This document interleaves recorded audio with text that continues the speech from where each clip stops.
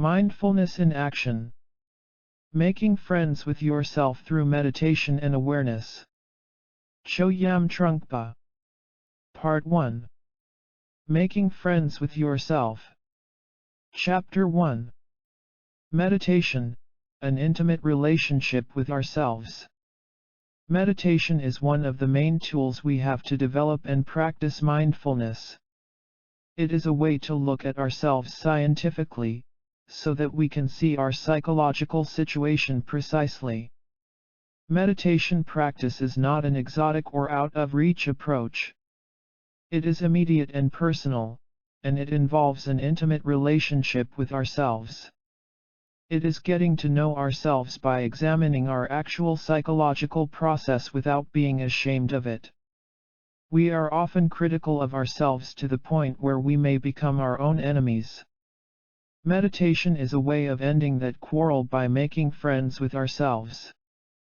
Then we may find that we are not as bad as we thought or had been told we were. Before we look at other aspects of mindfulness, I'd like to give you some idea of the benefits of meditation, as they relate to our relationship with ourselves in our everyday life. If we label ourselves as hopeless cases or see ourselves as villains, there is no way to use our own experience as a stepping stone. If we take the attitude that there is something wrong with us, we must constantly look outside ourselves for something better than we are.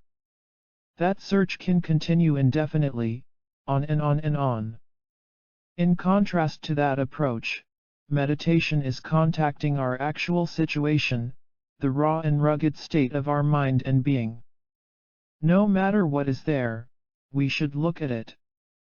It is similar to building a long-term friendship with someone. As part of the process of becoming friends, you get to know things that you do not like about someone, and you encounter parts of the relationship that are very uncomfortable. Acknowledging the problems and coming to terms with them is often the foundation for a long-term friendship. Having included those things from the beginning, you won't be shocked by them later on. Since you know all the negative aspects, you don't have to hide from that side of the relationship. Then you can cultivate the other side, the positive side, as well. That is also a very good way to start making friends with yourself. Otherwise, you might feel surprised and cheated later on, when you discover the things that you've been hiding from yourself. Whatever exists in us is a natural situation. It is another dimension of natural beauty. People sometimes go to great lengths to appreciate nature, by climbing mountains, going on safari to see giraffes and lions in Africa, or taking a cruise to Antarctica. It is much simpler and more immediate to appreciate the natural beauty of ourselves. This is actually far more beautiful than exotic flora and fauna, far more fantastic, painful, colorful, and delightful. Meditation is getting into this organic natural situation of what we are. It requires manual labor, individual effort, to do this. We can't rent a helicopter to fly us into the heart of the matter, without any inconvenience. We have to walk on our own feet. We have to walk into the countryside of this intimate natural beauty. That is the first step in developing mindfulness, going directly into our natural psychological situation without renting a fancy vehicle to get us there. We can't use an SUV or a helicopter. To begin with, we have to walk, which turns out to be worthwhile. The practice of meditation presents us with straightforward techniques for the development of mindfulness that are valid for our actual psychological situation. We work with the resources that we already have. Our present situation, what we are, is our stepping stone. We start with simple techniques such as sitting, walking, and breathing. These are natural things. We all have to breathe. We all have to sit down, and most of us can walk. These natural things are the starting point of developing mindfulness through the practice of meditation. We have to start small, in an ordinary, simple way. In that sense, meditating is like collecting vegetables from your backyard rather than going to the supermarket to buy them. We just walk out into the garden and collect fresh vegetables and cook them. That is an analogy for the direct, personal, and immediate quality of meditation. It involves simplifying our basic psychology and our basic problems. Simplifying in this case means having no expectations about what you will gain by meditating. You just begin. It might be best to think of developing mindfulness through meditation as a way of life rather than as a one-shot deal. To benefit from meditation you need more than a taste of it. You need to train yourself over a period of time. Otherwise there will be a lot of unnecessary confusion. So it's important to stick with the practice and follow the instructions that you receive. The practice as it will be presented in this book is not necessarily more enlightening or promising than other techniques. However, if you stick with this approach and you apply exertion and patience, then regardless of your background or beliefs, you will have a chance to understand yourself better. I should warn you that such understanding might be extremely boring. Also, such understanding might include seeing some things you don't want to see. Nevertheless, we can't reject ourselves before we know who or what we are. So I encourage you to be brave. Please don't chicken out. It won't help to reject yourself, or congratulate yourself. Rather, try to work simply with the technique as it's presented to you in the following chapters. Meditation is extremely down to earth, irritatingly down to earth. It can also be demanding. If you stick with it, you will understand things about yourself and others, and you will gain clarity. If you practice regularly and follow this discipline, your experiences won't necessarily be dramatic, but you will have a sense of discovering yourself. Through the down-to-earth practice of meditation you can see the colors of your own existence. The earth begins to speak to you rather than heaven sending you messages, so to speak. I personally learned something from this practice. This is not intended as a testimonial, but I want to share with you how I have benefited personally from the practice of meditation. In Chapter 3 I will give you instruction in the technique of meditation as I learned it myself. Meditation as I was taught it has several stages. The first stage is the development of basic mindfulness, which you can practice in a group or individually. At the beginning, this practice helps you to develop mindfulness by teaching you to pay attention to your breath, your ordinary breathing. When you're running around, you may get out of breath. Then, when you stop and sit down, the first thing you do is to try to regain your breath. At that point, you pay attention to your breathing. Or if you want to relax, you sit in a comfortable chair and say phew. So breathing is part of what we naturally associate with both exertion and relaxation. In Chapter 3 we will talk specifically about how to work with your breath in the practice of meditation. The technique of mindfulness meditation is associated with the development of peace. In fact, we might call it peaceful living meditation. Peace here doesn't mean a state without war. It has nothing to do with politics. Here we are talking about peace as non-action. Say we are having an intense time with some situation in life, such as our relationship with a friend, with our parents, or with our business. When we step back from the intensity, we might also sit down and say phew. Peace is that kind of flopping down. But please don't misunderstand what I'm saying. In the practice of meditation, you can't get this kind of peace without applying discipline and exertion. Mindfulness is a specific and almost eccentric application of effort. It is like building a staircase. Making a set of stairs requires a precise measurement of the boards, so that the steps are built properly. All the angles must be carefully measured and cut, and the right nails must be used and hammered in precisely. The staircase has to bear the weight of people walking up it. We might ask, a staircase to what? At this point, the destination doesn't really matter. Just building the staircase is good, with no promise and no blame. Let us simplify the situation. Let us build this staircase very simply and directly. That is the essence of mindfulness. Meditation can be a rather demanding process, but it is a very joyful situation, because we have the conviction that we are going to help ourselves by relying on our own effort and abilities. In that way, celebration is the heart of the practice of meditation. When you begin to practice meditation, you may find yourself asking a lot of questions. You may ask yourself, is this going to work? Am I doing the technique correctly? Am I making mistakes? As we continue to practice, we relax and go along with it more fully. Many of these concerns start to seem less relevant. The practice speaks for itself.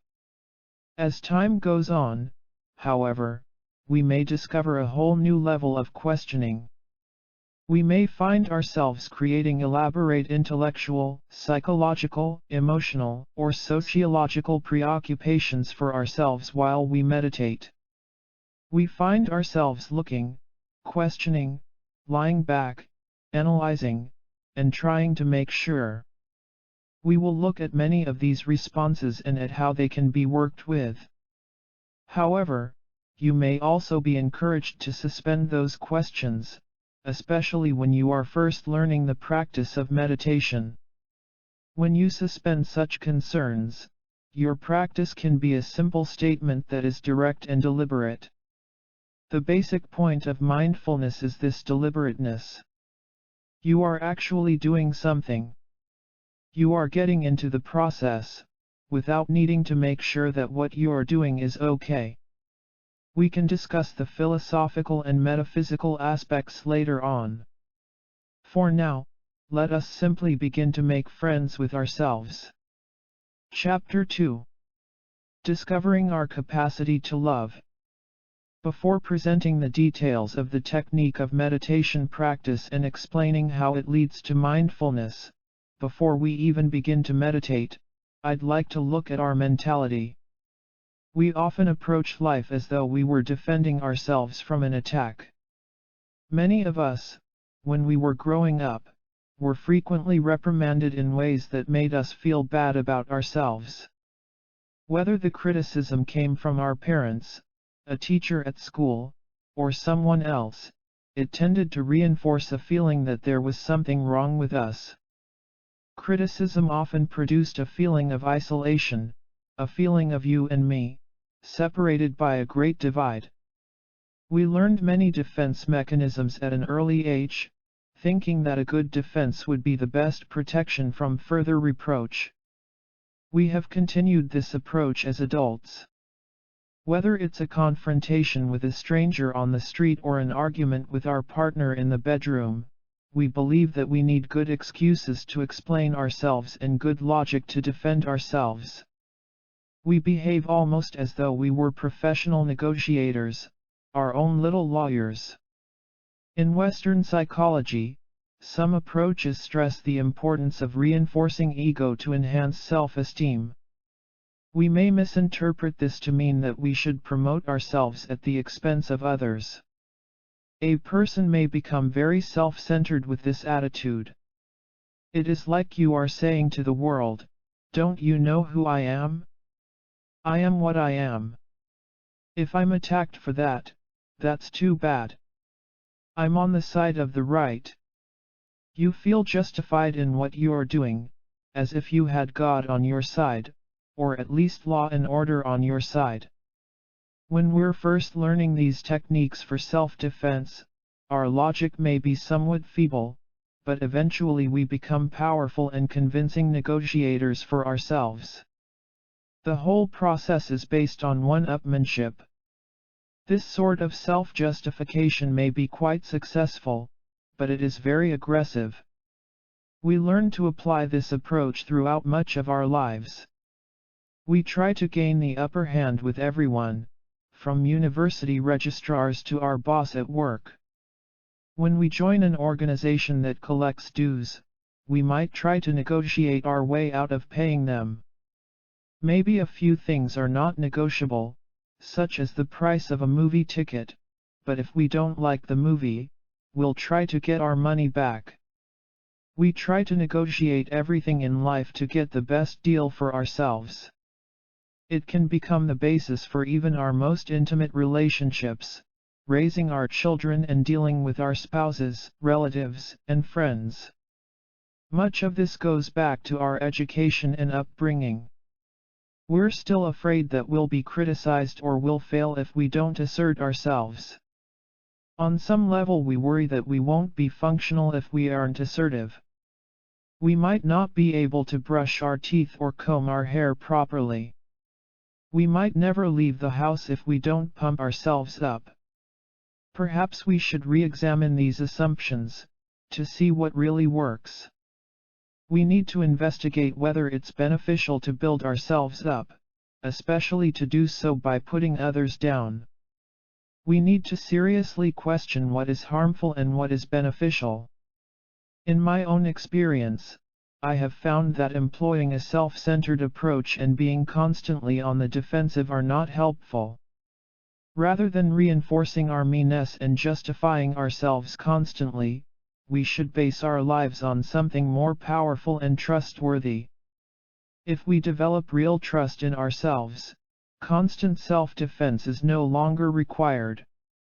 That may sound good, but what are we going to trust in ourselves? To begin with, we need to conduct another examination. We need to look within ourselves. When we look, what do we see? Ask yourself, is there something worthwhile and trustworthy in me? Of course there is. But it's so simple that we tend to miss it or discount it. When we look into ourselves we tend to fixate on our neurosis, restlessness, and aggression. Or we might fixate on how wonderful, accomplished, and invulnerable we are, but those feelings are usually superficial, covering up our insecurities. Take a look. There is something else, something more than all that. We are willing to wait, willing to smile, willing to be decent. We shouldn't discount that potential, that powerful seed of gentleness. Even the most vicious animals possess natural affection and gentleness for their young. That element of gentleness exists in every being. We don't have to be embarrassed about it or try to hide it. We don't need to cast ourselves as bad boys and girls or as heroines or tough guys. We can afford to acknowledge and cultivate gentleness and, first of all, to treat ourselves better. If we don't appreciate ourselves, we have no ground to work with ourselves. The alternative is extending aggression, arrogance, and resentment to our parents, our teachers, our relatives, our colleagues, our employees, our friends, and our lovers. The whole world seems full of thorns that cover the ground around us, and poisonous fumes are everywhere. Aggression is blind. Whenever there's a blind spot produced by your aggression, you don't see anything. Then, no appreciation or friendship is possible. When you don't accept yourself, you often feel that you have to lie and scheme in your self-defense. Once you start lying, you have to remember which lie you told to which person. But if you've told hundreds of lies, it takes a lot of energy to keep them straight, which puts a huge strain on you. It's neither effective nor maintainable in the long run. Eventually, you get caught in your own web of lies. There is a much simpler way. If you decide to buy a shirt, you go to a store and pick one out on the basis of the cut, the fabric, the size, and the pattern. If the shirt fits, you generally feel good in it. Your new clothes feel clean and fresh. They don't come with dirt on them. Everything in life comes that way, without any need for logic to defend it. You might have trouble seeing this sometimes, but you yourself are also fine, excellent, in fact. Rather than deceiving other people and, more important, deceiving yourself, you can be as you are, which is more than good enough. It is worth appreciating ourselves, having affection for ourselves, and taking care of ourselves. Genuineness, goodness, and appreciation are extraordinary gifts. Ultimately, that is where we place our trust.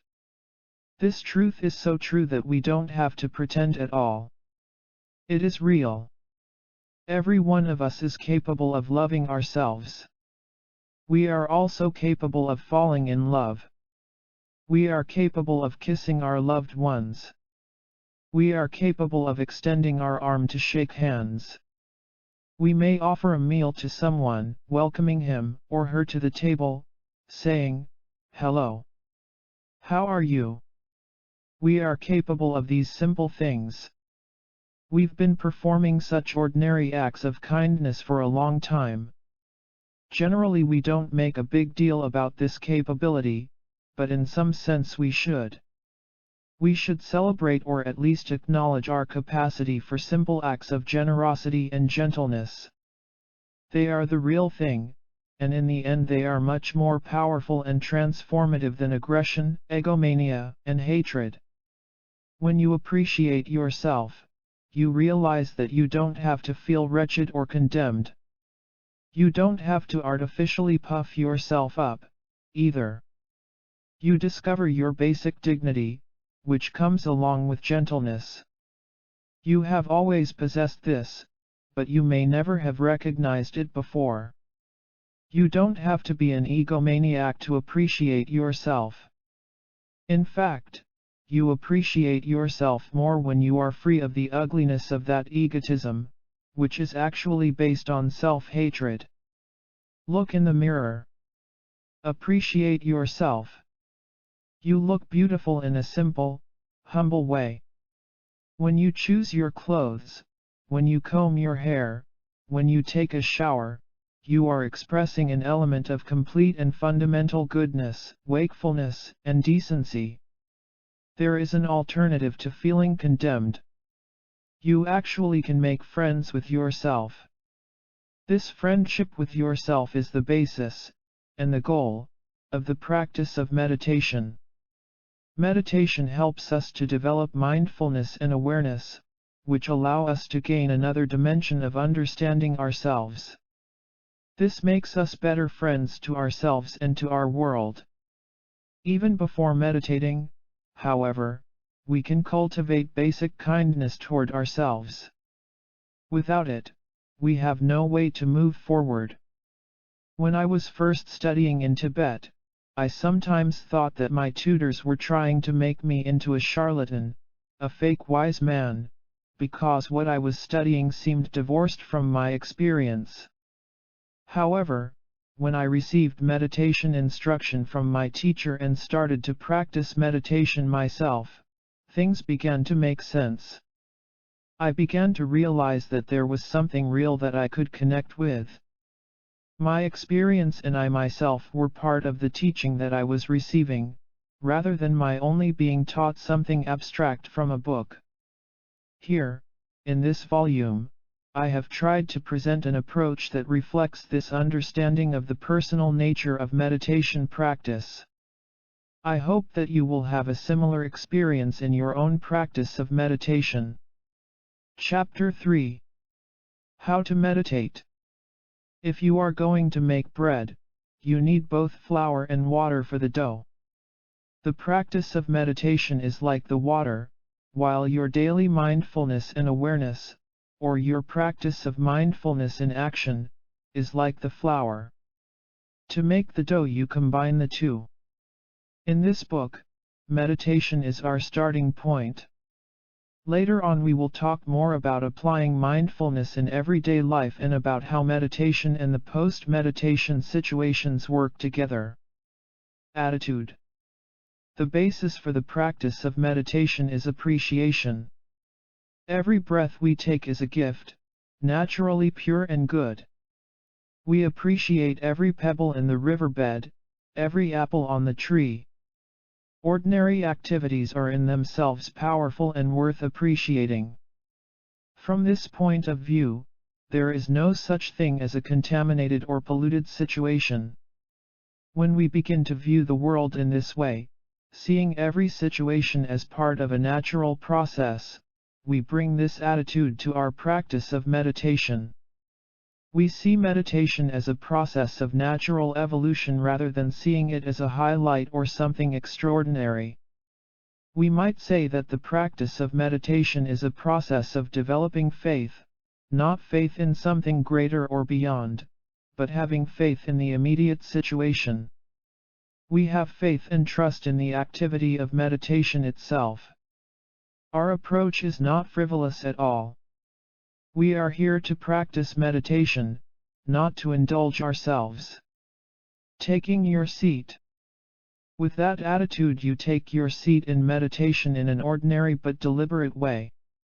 As you approach your seat, you should feel that it's good, trustworthy. You should arrange your chair or your meditation cushion carefully. If the space has already been arranged for you, check to be sure that your chair or cushion is in the right spot and that you have what you need, including extra cushions or things of that nature. Then sit down and experience yourself sitting there. Every time you sit down to practice, it should begin in the same way, with an attitude of appreciation. How you sit down and begin your practice is very telling. Sometimes when you go into a restaurant you storm through the door. There's a sign that says, "Seat yourself." You can sit wherever you like. You walk to your table with a garish swagger and sit down with a big plop. Hopefully, the chair or the booth doesn't collapse under you. You slump in your seat, and as you look at the menu, you blot out the world completely. Taking your seat in meditation is quite different. You choose your spot with respect. You bend down gently to sit on your cushion or chair, keeping that sense of respect. As soon as you put your weight on the seat, you feel that good posture is possible, and almost automatically you are inspired to sit up straight. When you are meditating, whether you are alone or sharing the space with others, you always hold your seat properly. Then you feel that you are doing the practice with dignity. When you sit down to meditate, you are making a connection with the earth, whether you sit in a chair or on a cushion. It's almost as if a message is coming from the earth, encouraging you to hold your seat properly. Posture. Posture is very important in the practice of meditation. This is equally true in everyday life, whether you are meditating or not. You may be driving a car, sitting in your living room, or reading a magazine in the dentist's waiting room. Your posture should always reflect an uplifted presence, wherever you take a seat. Your posture in meditation can actually produce a psychological change in you. You begin to understand that your purpose is already accomplished, just by taking the posture of wakefulness. In a certain sense there's nothing more to do. You don't need a future goal. You can accomplish your goal on the spot, simply by sitting with good posture. Posture in a chair. When you practice meditation, you can sit in a chair or you can sit on a cushion on the floor. If you sit in a chair, your feet should touch the ground, or you should put a cushion under your feet. This provides a sense of touching the earth or being grounded, having some foundation for your posture. Also, if possible, your knees should be slightly lower than your thighs. Depending on the chair, you may need to sit farther forward or you may need a cushion under part of your bottom. If you can, sit up straight so that your back is not leaning against the back of the chair. This will give you a more upright posture and will place less strain on your back and neck. It's also better not to use armrests unless absolutely necessary. You want your arms to be able to hang loosely from your shoulders. Posture on a cushion. When you sit on a meditation cushion, you cross your legs very simply. Your knees don't have to touch the ground, but it's helpful if they are at least slightly lower than your thighs. Otherwise, it causes a lot of strain on your lower back, and it's difficult to maintain an upright posture. If you find it difficult to lower your knees below the thighs, you probably need a higher cushion. Once you have taken your seat and adjusted your legs, you straighten your back, not to the extreme but in a deliberate fashion. If you usually have a tendency to hunch over, which could give you a hunched outlook, in meditation you may find that you can straighten up. You sit well balanced in the middle of your seat, not leaning too far forward or back. You feel that you are sitting up straight, almost as though there were a thread attached to the top of your head, which tugs on your head if you aren't sitting up straight and encourages you to sit upright. At the same time, you have a slight concave curve in your lower spine, which helps you to have a solid base where your hips and buttocks touch the cushion. You relax your belly. Your shoulders and your neck are also relaxed but held beautifully in place, so that there is no strain. You tuck your chin in just a little bit. The quality of your posture in meditation is similar to how you might hold yourself if you were going to ask someone to marry you. Your approach would be semi-relaxed, friendly, and slightly seductive, but also somewhat formal. That's how your posture should be here. I've noticed that when people see something very interesting or exciting in a movie, they all sit up with perfect posture. When the movie gets even slightly dull and uninteresting, people begin to slump and do all kinds of things with their hands and feet. But at first they have perfect posture. In meditation, we should feel like the moviegoer at the beginning of an engrossing scene. It is happening, it is your life, you are sitting up, and you are breathing. It is personal and direct. You are sitting upright, and with your head and shoulders you assume a dignified posture. Posture is extremely important. Placing your hands. Whether you are sitting in a chair or on a meditation cushion on the ground, your hands should rest lightly but deliberately, palms down, on your thighs, a little bit above or just touching your knees. Placing your hands is a statement of deliberateness, and it, too, brings a feeling of dignity. This is sometimes called the mind-relaxing posture. Your hands are somewhat open, not clenched, and your fingers are not held tightly together. There's a little space between them. The tips of your fingers are a little ways back from the bend in your knees. You want your arms to be relaxed, not pulled forward nor held too close to your hips. You may have to experiment to find the right spot to place your hands. Gaze. Your eyes are open, but you are looking somewhat down, about 4 to 6 feet in front of you. A traditional description is that you look ahead as if you were holding a plow yoked to a team of oxen. Your eyes might even be half closed, so that they're relaxed, but it is not a spaced-out approach. You are just there, looking ahead with an attitude that combines humility and positive pride, if you can imagine that. Sometimes if you pay too much attention to visual details and colors, you develop tightness in your neck and a headache. In ordinary life we walk and move and look around quite a lot, so the whole process is balanced. In this case, you sit without moving around. Often there's not much noise, either, so everything is concentrated visually. This may result in visual tension, which can become a problem. The idea is not to focus too intently on the visual situation, but just to open your eyes without focusing too precisely on anything. Your gaze should be somewhat soft. In your practice you can experiment and discover for yourself what this means. Mouth and tongue. When I was at the dentist recently, she encouraged me not to grind my teeth and not to hold my jaw too tightly.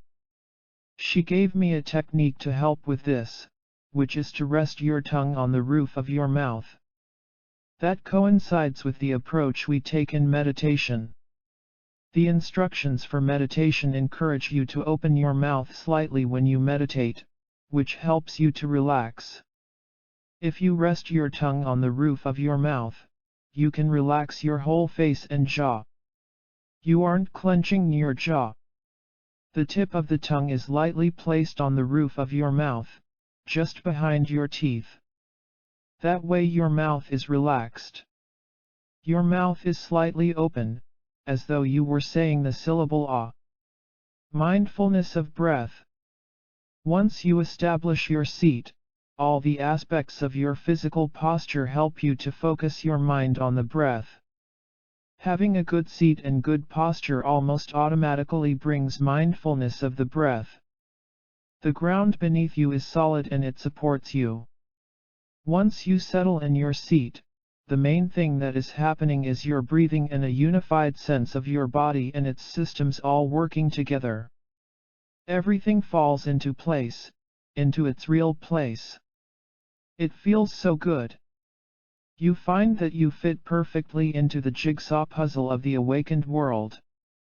There is no struggle or artificiality involved. The situation feels good and precise, almost ideal. Your breath is constantly going in and out. You can feel yourself inhaling and exhaling through your mouth and your nostrils. Just pay attention to your breath, your natural breath. It might be rough or deep if you had to run to get to the meditation hall. Or your breathing might be quite shallow. It doesn't really matter. Just feel your existing natural breathing. Sit quietly and listen to your breathing. To begin with, just listen to it. In that way you can settle down for a few minutes. When you feel a little familiar with the breath, without straining too much, put your attention on the out-breath. Go out with the out-breath. Out-breath is an experience of the life force. In the Lama's method of natural childbirth, they talk about breathing out and letting go as you are giving birth. This is a similar approach. The out-breath in meditation is like giving birth to the universe. You just let go. You follow the out-breath very simply. Go along with it. Don't particularly try to feel the temperature of the breath in your nostrils or anything like that. Just breathe out, and as your breath goes out, you go out, very simply. Then you are automatically willing to breathe in. You breathe out, and then you have a gap. Without extra effort, you will breath in naturally. When you look at a beautiful flower, you take in what you see, and then eventually you blink. That's like the gap at the end of the out-breath, which goes along with how you perceive your world. You project out, you perceive something, and then you give yourself a break, you blink. The break allows your brain to sort out and integrate your perceptions. So the whole process is project, perceive, and take a break. That's how we experience our phenomenal world altogether. Don't try to be too rigid and solemn about working with the breath. Keep everything simple and to the minimum. Working with the breath is a straightforward practice that is direct, real, and also revealing. You are simply being there. Working with thoughts. When you are in that space, holding your posture and following your breath, your mind will start to raise its own questions. Now what? What does this mean? What does that mean? When all those questions arise, you are reacting to hearing the sound of emptiness resounding in your mind. It is empty in the sense that there is no content in meditation. I'm not speaking literally about hearing a sound but about a reaction to slowing down and emptying out. Your reaction, or the echo of emptiness, may take the form of anticipation, anxiety, or questioning. You are sitting without an object, without an agenda. You have nothing to do. Your mind begins to question what is going on because it's not used to the stillness. It will start to manufacture all kinds of entertainment. You begin to realize that you have all sorts of thought patterns. What are you going to do about those? So many thoughts of past, present, and future will arise in your practice of meditation, thoughts about your life, your future plans, conversations with your friends and your relatives, all sorts of self-conscious gossip. Let all these things come through. Let them just come through. Don't try to say whether they are bad or for that matter whether they are particularly good. Just let them come through, as simply as you can. That approach brings a sense of openness. You don't find your thoughts threatening or particularly helpful. They just become the general gossip, the traffic of your thoughts. If you live in a city, you hear the traffic coming through your windows. There goes a motorcycle, there goes a truck. There goes a car, and then there's somebody shouting. At the beginning you might get involved in or distracted by the noise, but then you begin to think, so what? Similarly, the traffic of your thoughts and the verbosity of your mind are merely part of the basic chatter that goes on in the universe. Let it go through. You relate to sound, smell, sight, and every experience that you have in the sensorial world with exactly the same mindful approach. You see things simply and directly. You're just there, with them and with your breathing. Labeling thinking. It doesn't matter what comes up. You don't have to analyze anything when you are meditating. You can simply maintain your dignified posture and pay attention to your breath. The technique is that you look at the thoughts as they arise and say to yourself, thinking. Whatever goes through your mind is purely thinking, not mystical experience. Label it thinking and come back to your breath. So you are there. You are thinking. You don't try to get away from your thoughts, but you don't stick with them or encourage them either. Thought patterns are just ripples on the surface of the pond. They come and they go. They merge into each other, and you take the attitude that they are not a big deal. Aches and pains. Bodily aches and pains and physical irritations also come and go. They may seem more problematic than your thoughts. But in meditation practice you regard physical sensations as also thought patterns. Label them thinking. Aches, pains, pins and needles, all thinking. This keeps everything simple and straightforward, so that you can appreciate everything as part of one natural process. There might be a loud noise outside, the sound of a train, traffic, or a jet engine. For that matter, you might be sweating or you might feel cold and chilled. It's all thinking, from this point of view. When you begin to simplify everything in this way, it allows you to relax. However, often you come up with further complaints. You probably know the story of the princess and the pea. She couldn't sleep because there was a pea under her mattress. You may have a similar experience when you are meditating. You might think there is a little metal ball stuck in your cushion or on your chair that is causing you a lot of pain. Or you feel as if someone is sticking a knife between your shoulder blades. All kinds of discomforts arise. It doesn't matter. The discomfort comes and goes.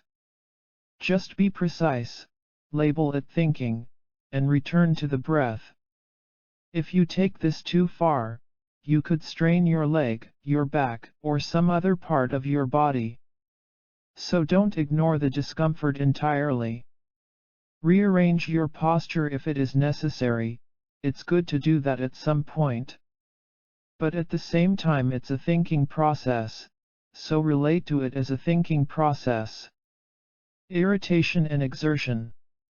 Even though everything is quite simple and straightforward in the practice of meditation, you are still likely to develop irritation.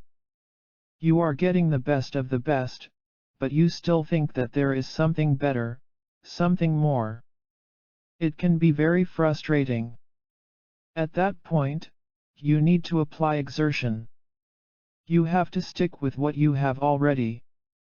You can't ask for more.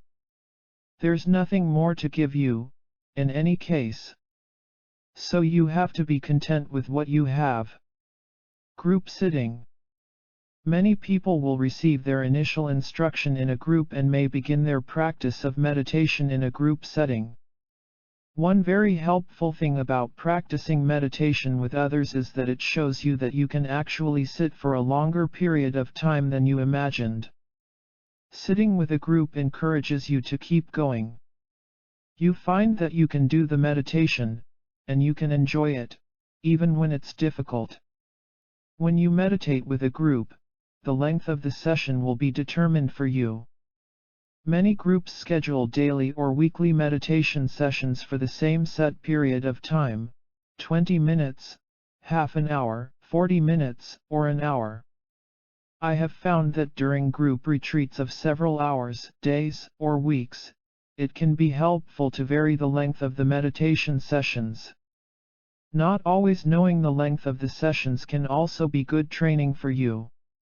For example, you might know that you will be practicing meditation from 9 a.m. until noon at your group retreat, but you don't necessarily know how long each meditation session will be. Sometimes you will sit for only 15 minutes. Other times you might meditate for an hour. This unpredictability encourages you to sit with fewer expectations, and it will help you find out just what your expectations are. Sitting by yourself. Daily practice.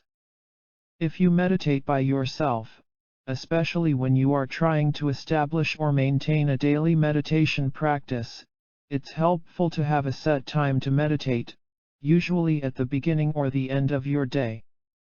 It's also helpful to have a separate space for meditation in your home or workplace, if you can.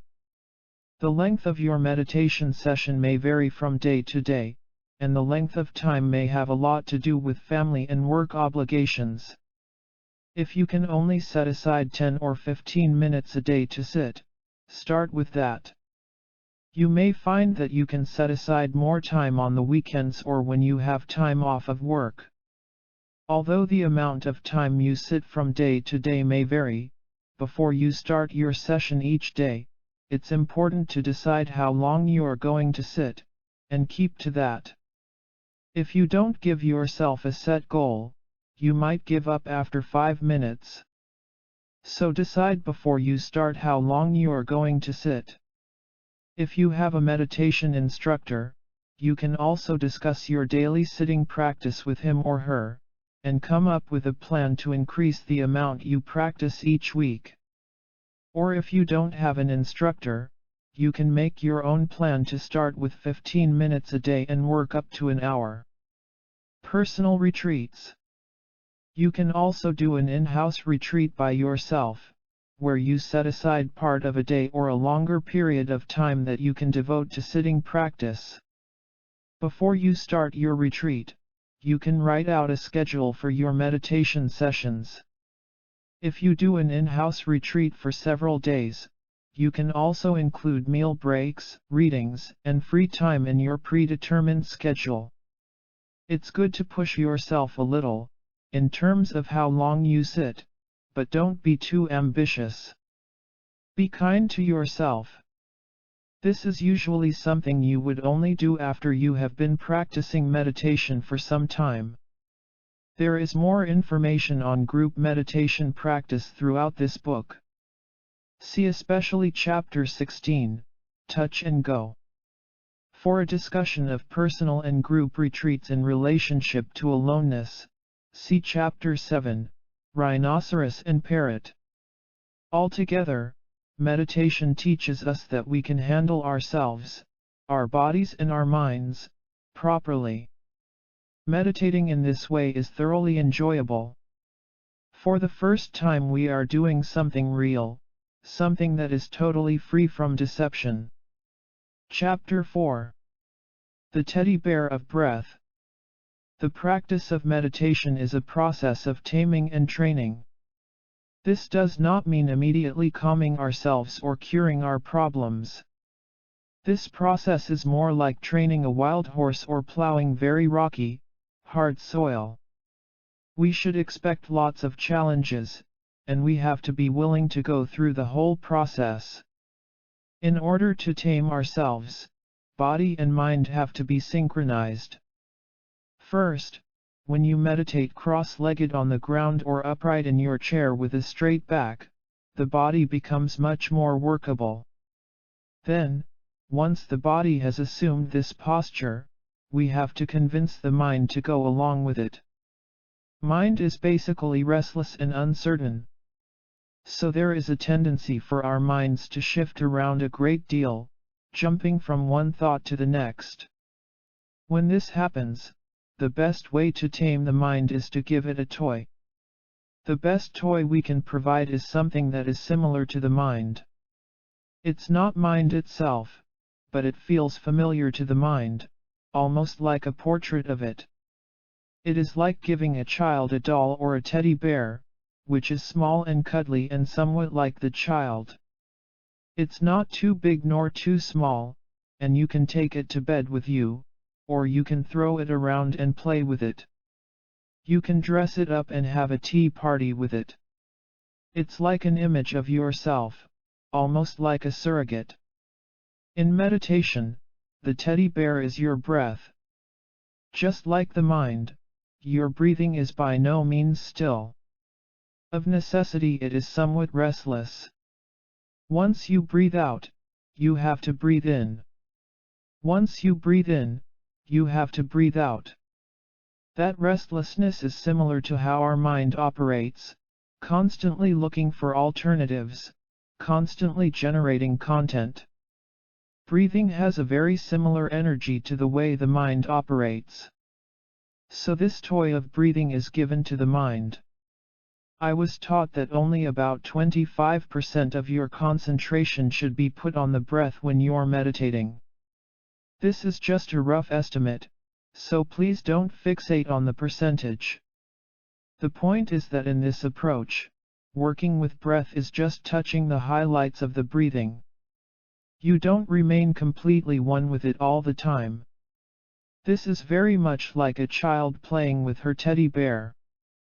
When the child is restless or unhappy, she is cheered up by her teddy bear. Then she once again becomes interested in other things. However, there is always something to come back to, her teddy bear. That is your breath. Putting more attention on the out-breath, which I recommend, is like going down a slide. You slide down, and then you have to walk around and climb the stairs back up the slide, and then you can slide down again.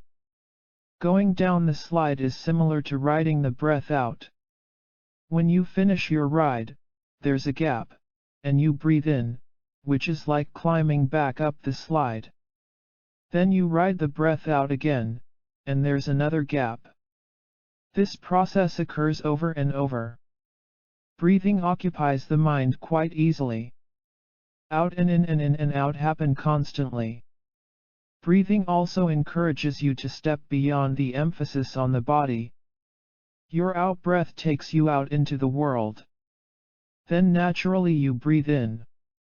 Then you want to step out again into the world, so you breathe out. There is a constant process of going in and out. In my tradition, this is known as mixing mind and breath together. The practice of mindfulness meditation is also a way to sharpen your mind. In many cases we are so stunned by the speed and the demands of reality that our minds have become dull. We have lost a lot of our mind's precision, and our perception is somewhat foggy and unclear. Our mental faculties have been overused, overtaxed. Jumping back and forth with thoughts of all kinds and trying to integrate a million thoughts at once makes us numb. The practice of meditation helps to sharpen our minds and allows us to see and experience things much more directly, by going along with the breathing and getting extraordinarily bored. There is nothing else happening when you practice, other than your breath and your body and the flickering of thoughts and visual entertainment. Even those flickers eventually become somewhat uninteresting. When the mind has no outside entertainment, interestingly enough, it becomes much sharper. If a child only has one toy, just one teddy bear, then he will know it from top to bottom, from outside to inside. He will completely investigate and memorize the look and feel of every inch of that toy. If you entertain him with hundreds of toys, he'll lose interest in all of them. He'll become cranky and demanding and throw tantrums. So having one thing at a time is better. When a person begins to work with the out-breath, without any other entertainments, the connection between mind and body becomes very real. Your mind becomes precise and sharp. The out-breath is like a whetstone, and the mind is like the knife or sword that is being sharpened on that stone. When you sharpen a knife, you draw the blade of the knife across the sharpening stone. Following your out-breath is like drawing the blade of mind across the breath. Then you breathe in, which is like bringing the knife blade back so that you can draw it across the stone again. You always sharpen the blade in the same direction, which is like placing the emphasis on the out-breath over and over again. When you sharpen a knife, you need a light touch. If you put too much pressure or incorrect pressure on the knife when you draw it across the stone, you may actually dull the blade. Similarly, in working with the breath, trying too hard to stick with mindfulness of breathing can result in feeling hypnotized by the breath or alternatively feeling unable to follow the breath at all. This is one reason that the recommendation is to place only 25% of your attention on the breath. You need that kind of light touch to sharpen the mind. Working with mind, body, and breath in this way is training ourselves in mindfulness. We sometimes think that being mindful means being critical of ourselves and very watchful. We think that meditation provides us with a big brother who is going to watch over us or whip us into shape if we do something wrong. But mindfulness practice is not about punishing yourself when you lose track of your breath or your thoughts. Mindfulness does not criticize or set conditions for you. Nor is it about rewarding you. Rather, it is helping you to discover the alertness that already exists in your mind, by dispelling the dullness that has covered it up. Working with the breath in your practice of meditation is very important training. It might seem insignificant at first. We might say, who doesn't know how to breathe? What's the big deal? However, sharpening our minds through working with our breathing develops tremendous precision. We often say that meditation practice is about the development of peace. By peace, we mean this experience of being precisely on the dot, which cools down the jumpiness of our minds and the heat of our emotional neurosis. Experiencing this precision is analogous to sitting under a waterfall and letting a cool mountain stream pour onto us, washing away our dirt and sweat. We need to take this shower and relate with the water pouring onto our body from head to toe. That is how we develop peace in meditation. Chapter 5. Cool boredom. In everyday life, we habitually try to conceal the gaps in our experience of mind and body. These gaps are a bit like an awkward silence around the table at a dinner party. A good host is supposed to keep the conversation going with his or her guests, to put them at ease. You might talk about the weather or the latest books you've read or what you are serving for dinner. We treat ourselves similarly.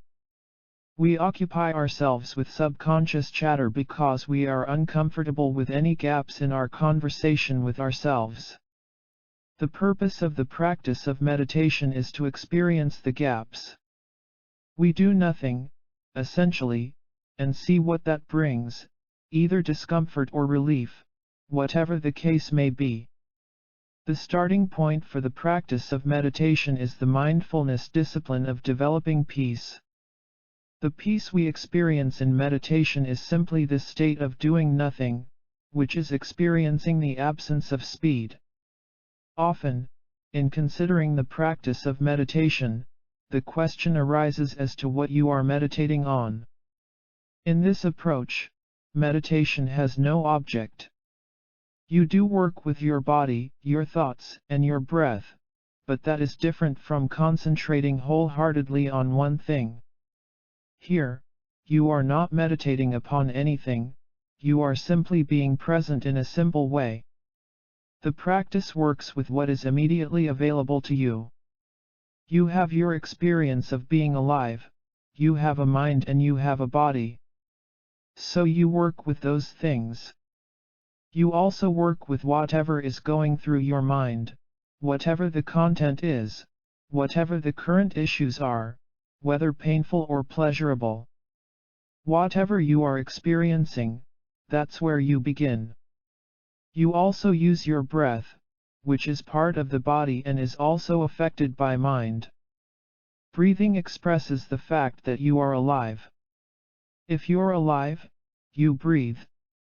The technique is basic and direct. You pay heed to breath. You don't try to use the mindfulness of the breathing to entertain yourself, but you use the mindfulness of breathing to simplify matters. You develop mindfulness of the rising and falling of the breath. You go along with the process of breathing. In particular, you go along with each exhalation. As the breath goes out, you go out with it. And when the out-breath dissolves, you feel that you are also dissolving.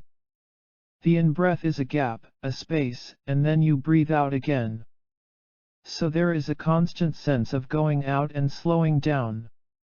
At the beginning, the technique may be somewhat fascinating, but it quickly becomes boring. You get tired of sitting and breathing, doing nothing again and again and again, and again. You may feel like an awkward fool. It is so uninteresting. You might resent having gotten yourself into this situation. You might also resent the people who encouraged you to do this. You may feel completely foolish, as if the cosmos were mocking you. Then, as you relax a little bit, you start to call up past experiences, memories of your life as well as your emotions, your aggression, and passion. Now you have a private cinema show, and you can review your autobiography while you sit. Then, after a while, you might come back to your breath, thinking that you should try to be a good child and apply the technique. In meditation we have the opportunity to meet ourselves, to see ourselves clearly for the first time. We have never met ourselves properly or spent this kind of time with ourselves before. Of course, we take time for ourselves, we go off to the country or the ocean for a vacation. But we always find things to do on vacation. We make little handicrafts or we read something. We cook, we talk, we take a walk, or we swim. We never just sit with ourselves. It's a difficult thing to do. The practice of meditation is not merely hanging out with ourselves, however.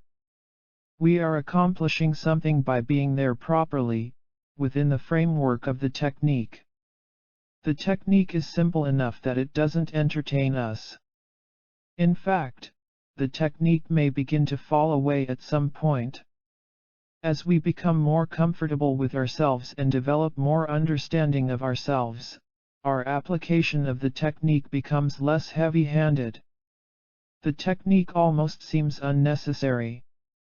In the beginning we need the technique, like using a crutch to help us walk when we're injured. Then, once we can walk without it, we don't need the crutch. In meditation it is similar. In the beginning we are very focused on the technique, but eventually we may find that we are just there, simply there. At that point, we may think that the efficient system we've organized around our practice is breaking down. It can be disconcerting, but it's also refreshing. We sense that there is more to us than our habitual patterns. We have more in us than our bundles of thoughts, emotions, and upheavals. There's something behind this whole facade. We discover the reservoir of softness within ourselves. At that point, we begin to truly befriend ourselves, which allows us to see ourselves much more honestly. We can see both aspects, not just the bright side of the picture, how fantastic and good we are, but also how terrible we are.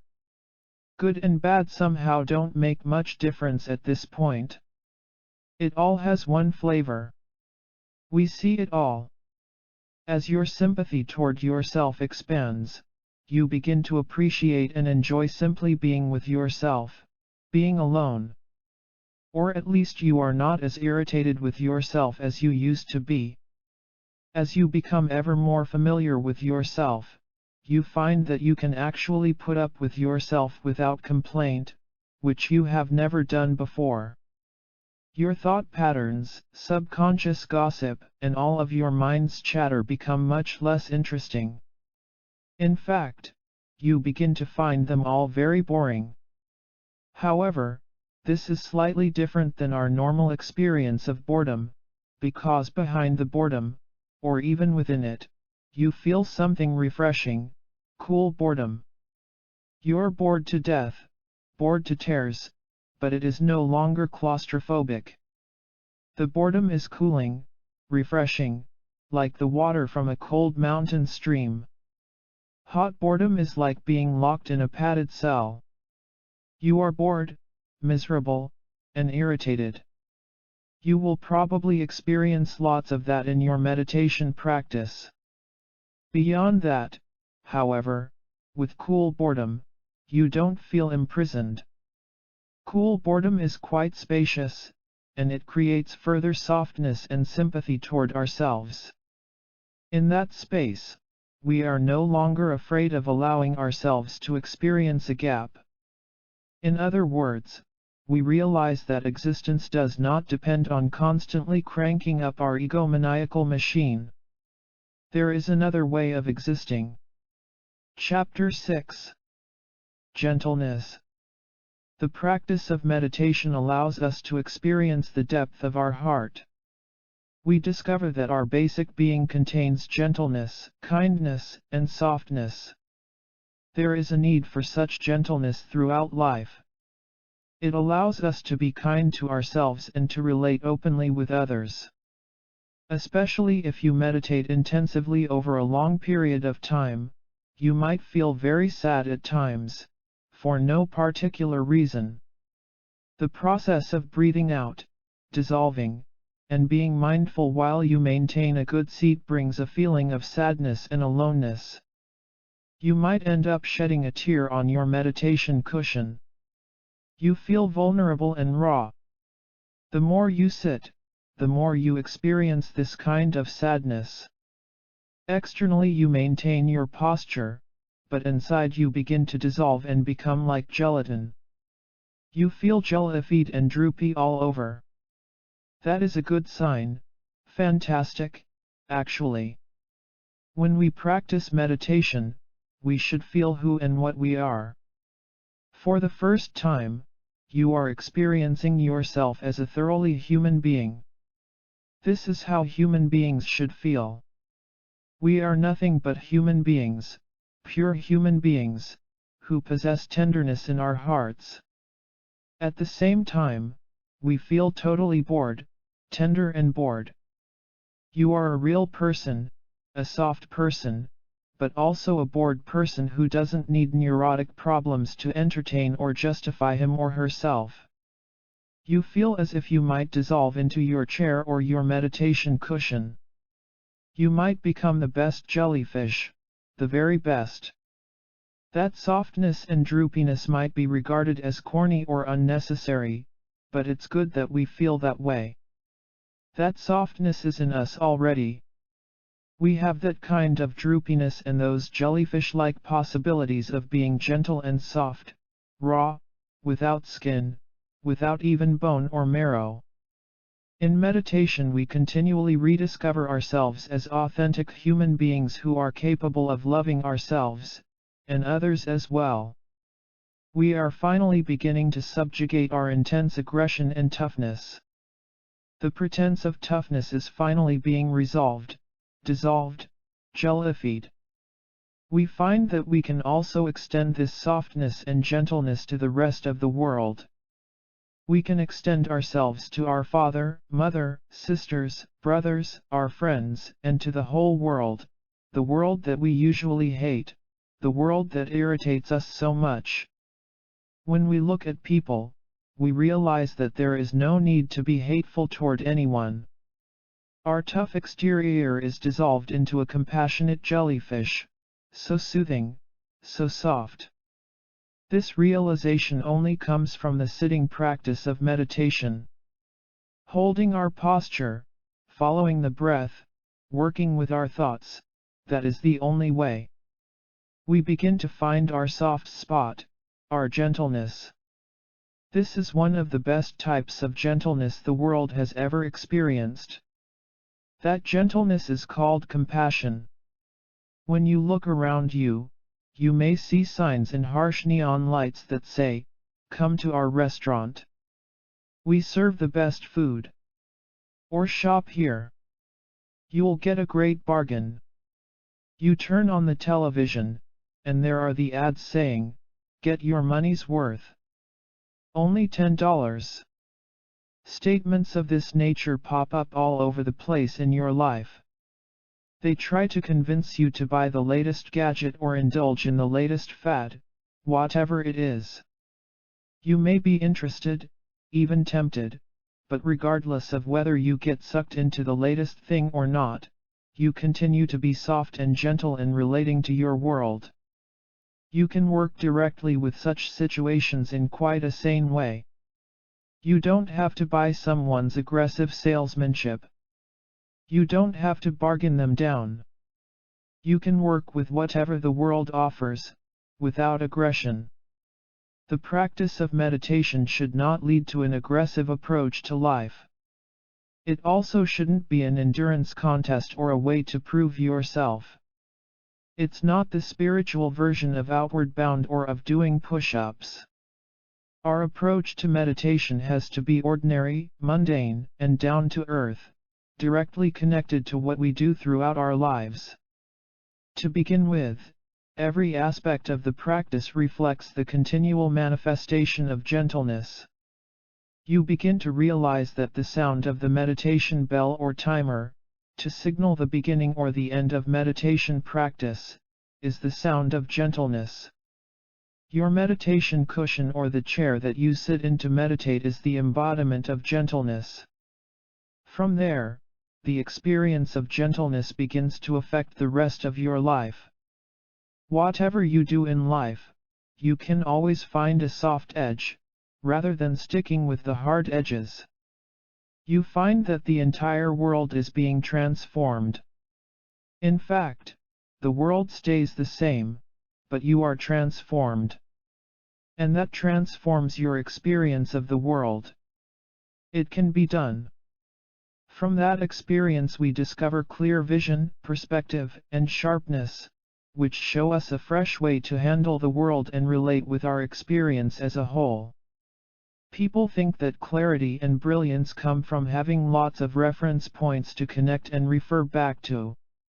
But the truth is that clarity does not need any originator or author at all.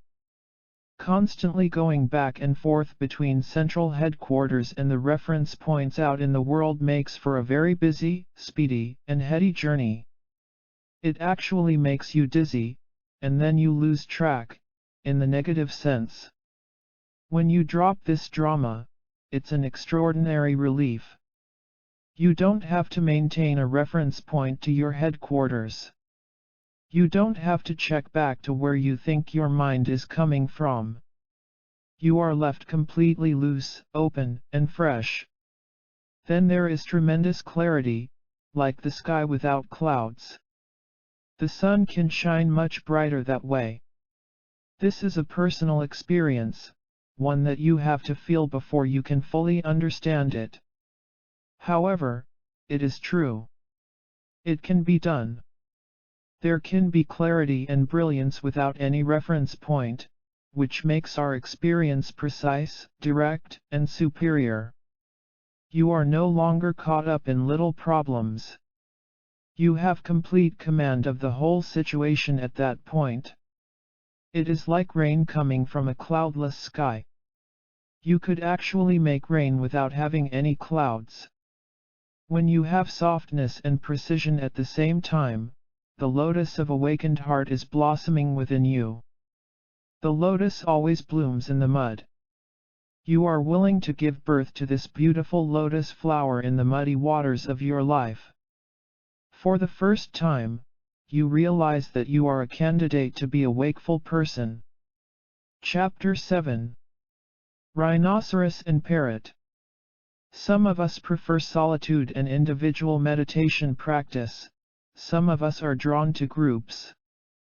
A meditator sitting and practicing meditation alone is like a rhinoceros, which is generally a solitary animal, while a group of meditators practicing together is more like a flock of parrots.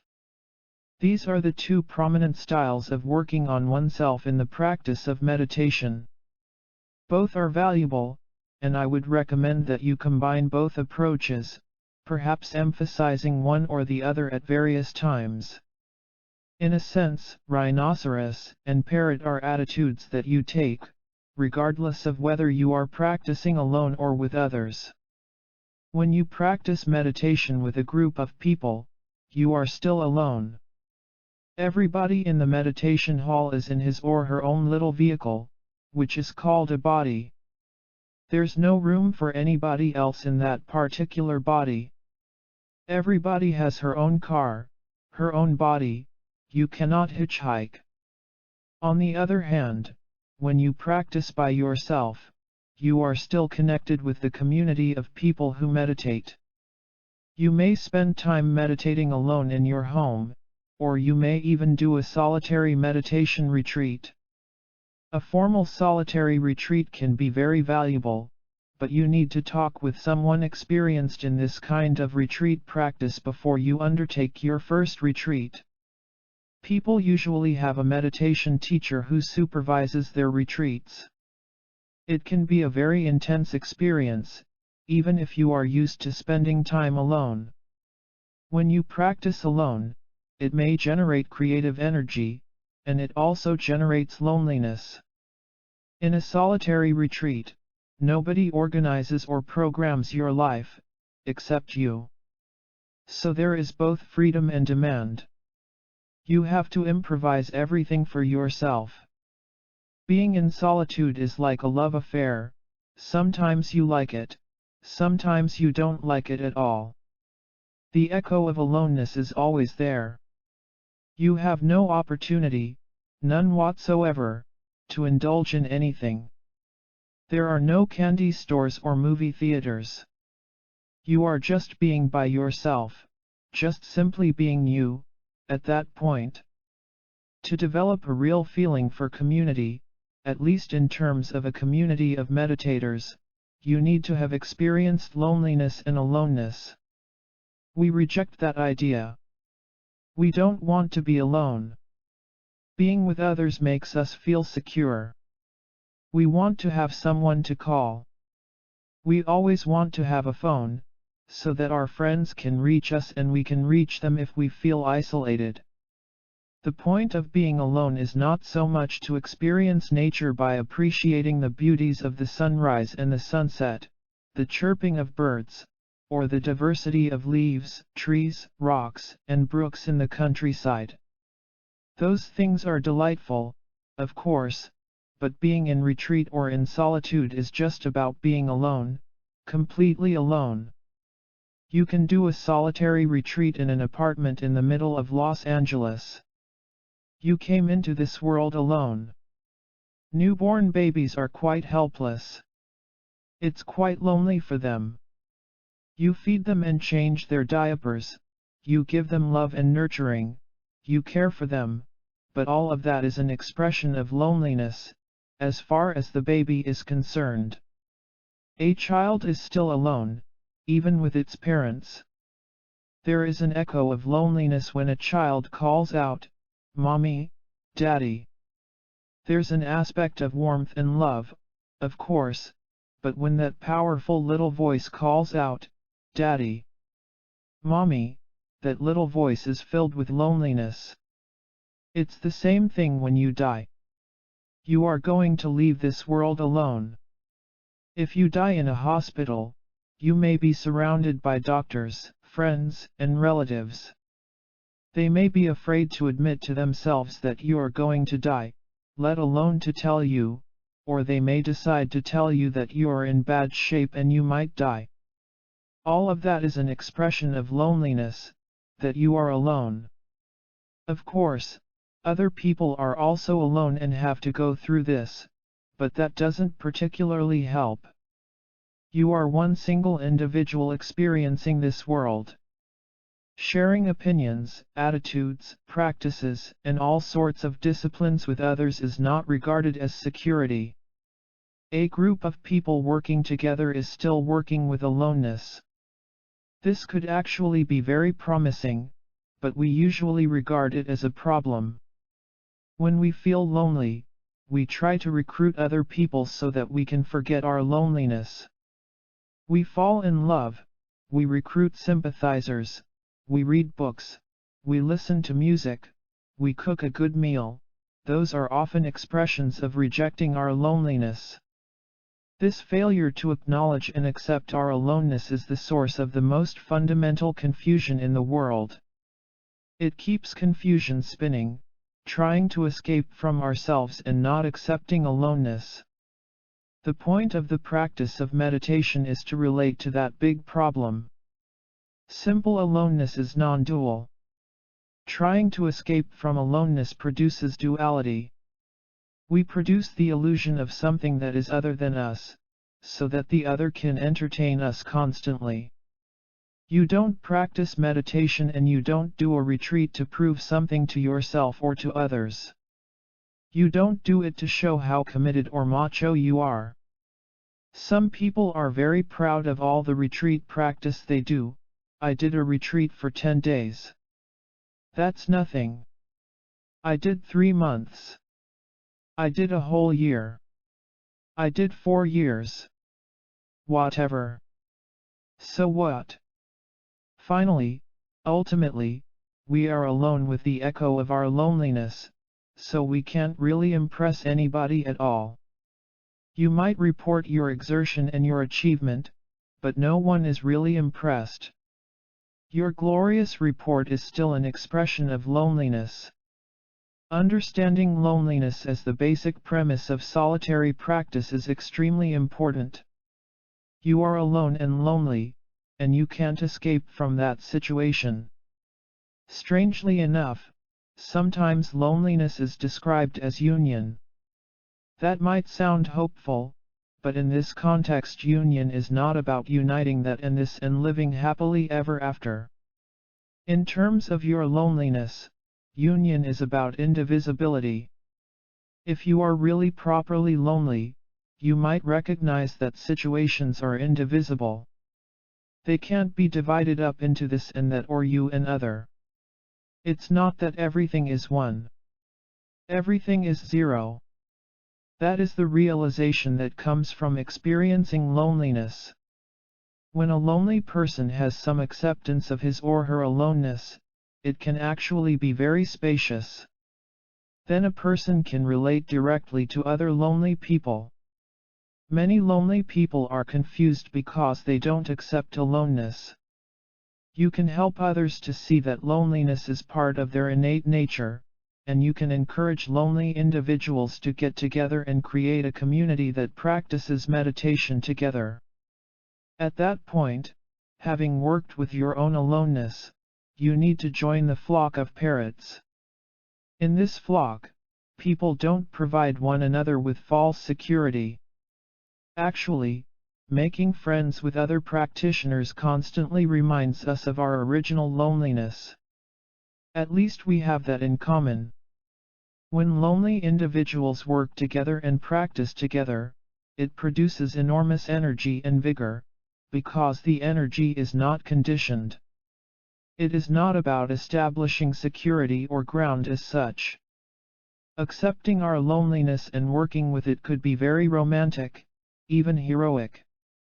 We should appreciate and praise the beauty of being in solitude, whether we are alone with ourselves or alone with others. You can't solve your basic problem of loneliness. It is always there. The good news is that it is the seed of wisdom. Chapter 8. The present moment. One of the effects of meditation is that you become more open-minded, and this gives rise to an interest in working with others. In that way, meditation practice can transform your lifestyle and your relationships with other people. Then, mindfulness practice becomes a reference point in dealing with the rest of the world. So we should look further at how to relate with the experience of everyday life. Sometimes we talk about the post-meditation experience, which refers to our experience after we meditate. We could say that it extends to our experience of our work life and our home life, the boardroom and the kitchen sink, when that experience is influenced by mindfulness. Beyond that, by applying mindfulness in post-meditation, or mindfulness in action, you begin to transcend or break down the boundary between meditating and not meditating. The benefits of meditation also begin to help you in your daily life. Daily problems and the pain of daily life may often feel almost poisonous. However, meditative awareness can help you to convert that poison into medicine, the medicine of cheerfulness. You begin to develop the ability to transform difficulties into delight, something delightfully workable. This transformation comes from appreciating your life, including its irritations and challenges. In order to work with difficulties from a mindful perspective, you need to be present in your life. So it is important not to dwell too much on your memories. You may have good memories or bad ones. Whatever has occurred, whether pleasurable or painful, you can't reside in that memory, or you will be stuck in the past. The basic thrust is to live in the present situation. The present is direct and straightforward. Your experience of it is heightened through mindfulness. When you are mindful of your breath in meditation, when you are mindful of your thoughts, or when you are mindful of going from the practice of meditation to dealing with the kitchen sink, all those situations are in the present. You don't borrow ideas from the past, and you don't try to fundraise from the future. You just stay on the spot, now. That may be easy to say, but it's not so easy to do. We often find it satisfying to have a reference point to what might happen in the future or what has happened in the past. We feel more relaxed when we can refer to past experiences to inform what is happening now. We borrow from the past and anticipate the future, and that makes us feel secure and cozy. We may think we are living in the present, but when we are preoccupied with past and future, we are blind to the current situation. Living in the present may seem like quite a foreign idea. What does that even mean?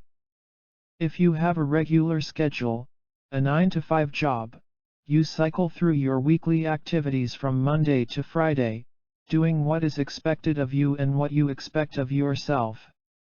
If something out of the ordinary occurs, something that is completely outside of the routine of your Monday to Friday world, it can be quite disconcerting. We are bewildered when something unexpected pops up. A flea jumps on your nose. What should you do? You swat at it or you ignore it if you can. If that doesn't work, then you search for a memory from the past to help you cope. You try to remember how you dealt with the last flea that landed on you. Or you may try to strategize how you'll prevent insects from bothering you in the future. None of that helps much. We can be much more present if we don't pay so much attention to the past or the expectations of the future. Then, we might discover that we can enjoy the present moment, which is always new and fresh. We might make friends with our fleas. A lot of us find it difficult to make decisions. It seems sensible, responsible, to base our decisions on what happened in the past or what is likely to occur in the future. On the other hand, we would like to be more spontaneous, but the idea of making a decision based on the present moment seems almost incomprehensible. Looking at the process of decision-making may help us to understand how to be in the present moment in everyday life. I can't tell you exactly how you should make decisions, because it's a very personal thing. I can tell you what I do myself. I wouldn't suggest that you mimic or copy me, particularly, but you might find my approach helpful. When I have to make a decision, I look closely at what is occurring right now, at the very point when I have to make up my mind. The idea is to approach looking at the situation with a complete freshness of mind. After that, consideration and responsibility come into play. Sometimes people ask my advice. Someone comes to me and asks, "I have this problem. What should I do?" I look at the person's face, at the messenger of the problem and how he or she manifests. I look directly at how the person presents the problem. From that I develop some understanding about what is really going on the spot. Only then do I ask the person what the case history of the situation is or what he or she thinks might happen in the future. The past and the future are like the cosmetics, so to speak, on the present situation. Then, when you put all that input together, you make your decision accordingly.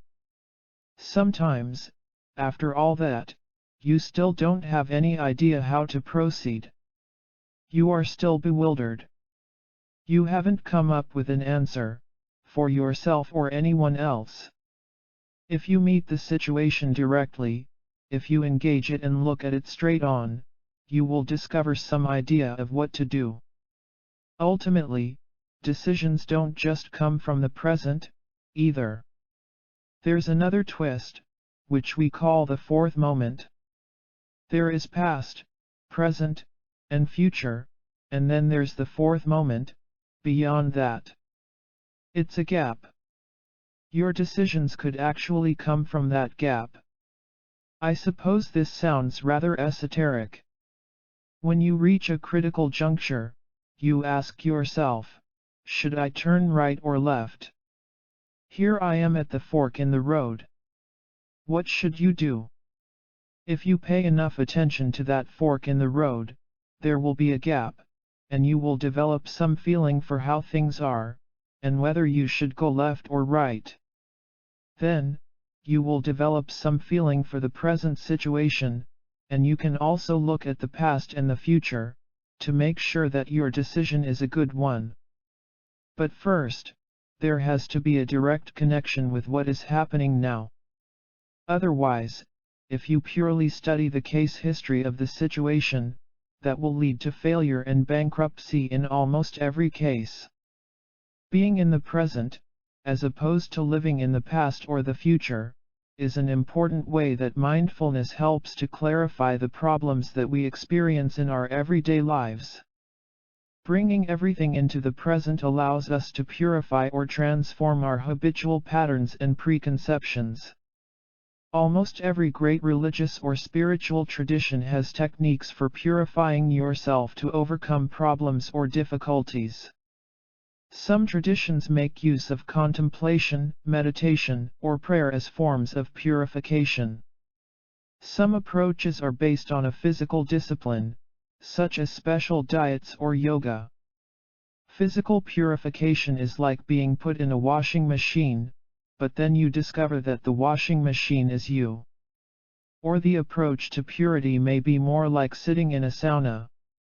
The longer you sit in that atmosphere, the more the pores in your skin are going to open, so that you can clean out all the dirt. Some forms of purification are severe, like exposing a wound to the air, or even washing it with water or vinegar to remove the germs. Some methods or rituals of physical purification may involve intentionally inflicting pain on yourself, such as walking on hot coals. When you have suffered enough pain, the absence of pain brings tremendous relief. When there is a gap in the pain, you feel so relieved and relaxed. You experience a gap in your self-centeredness. That approach underlies many mystical traditions. The practice of mindfulness may lead to a similar experience of a moment free from habitual thought, but it begins with an understanding that the purity is already there, within you. From that point of view, there is nothing to purify, therefore, you don't have to deliberately inflict pain on yourself. Of course, sometimes you may find the practice of meditation painful. If you're used to sitting in a chair and you decide to meditate on a cushion, the cross-legged posture may be uncomfortable. You may experience back pains when you meditate, or all kinds of physical discomfort, as well as visual or auditory distractions and extreme states of mind. None of that is regarded as a problem, something that you have to solve. We are not starting with the view that we are bad and we're trying to compensate for that by being good. In the practice of mindfulness, we are simply trying to let our basic quality of goodness shine through. So although you might find the practice painful at times, the pain that you experience is more like labor pain. It is as though you are about to give birth to a child. Mindfulness is working toward uncovering self-existing kindness and goodness. It may take a lot of breakthroughs, it may be painful to uncloud the sky in order to see the sun properly. But you can do it. As we discussed in earlier chapters, your journey begins with personal appreciation, with kindness, gentleness, and making friends with yourself. The more we trust ourselves, the more we acknowledge our friendship with ourselves, the more we uncover gentleness and kindness throughout our lives. That is the only way to overcome the fundamental obstacles in our lives. The breakthroughs won't come from combat. We won't uncover peacefulness by going to war with ourselves or others. We don't have to attack anybody, kill anybody, or destroy anybody in order to feel better about ourselves. The obstacle of self-hatred will fall away, by itself, when we have trust in ourselves. In that way, the experience of mindfulness can transform pain into freedom. Finally, we begin to feel that who we are and what we are is worthwhile. We are doing the right thing. We are being completely honest with ourselves, in spite of the temptation to deceive ourselves. Still we are here. We are doing our job fully, properly, and we are so delighted. Because of that delight, we can free ourselves. Freedom comes with a feeling of both dignity and of sadness, which help us to remain genuine. If we regard our problems as attacks from the outside, if we think that struggle or revolution is the solution, we are perpetuating aggression, and we can't free ourselves, let alone help anyone else. We don't gain freedom by fighting or paying our jailers to liberate us from our confusion.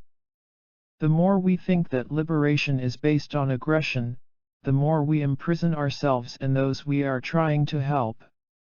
Rather, the only way to free ourselves is to be kind to ourselves and kind to the rest of the world. With that approach, we can do an excellent job. So the domestic, psychological, and sociological difficulties and irritations in everyday life are not regarded as imprisonment. There might be all kinds of inconvenience. When you want to meditate, you might be stuck with a screaming baby, and you might not be able to afford a babysitter. On your way to an important meeting, your car breaks down and you need to take a taxi, but you don't have the money for the cab. All kinds of situations like that will arise, but none of them are unworkable. Rather, life requires a sense of humor. There are always going to be problems. In fact, it would be very suspicious if things were smooth all the time. It's better not to be a millionaire. If you are rich, you may think you can pay your way into heaven. You think you can take a helicopter to the enlightened world. But it doesn't work that way. You have to improvise and do things manually in life. You have the choice and the chance to convert your problems into promises. Hopefully, you will take advantage of this opportunity. Chapter 9. The Bridge of Compassion. In the previous chapter we discussed the connection between our sitting practice of meditation and our day-to-day experience. On the one hand, there is your familiar everyday life. You know it quite well. You can see it clearly, filled with all the things that you have to handle in your life.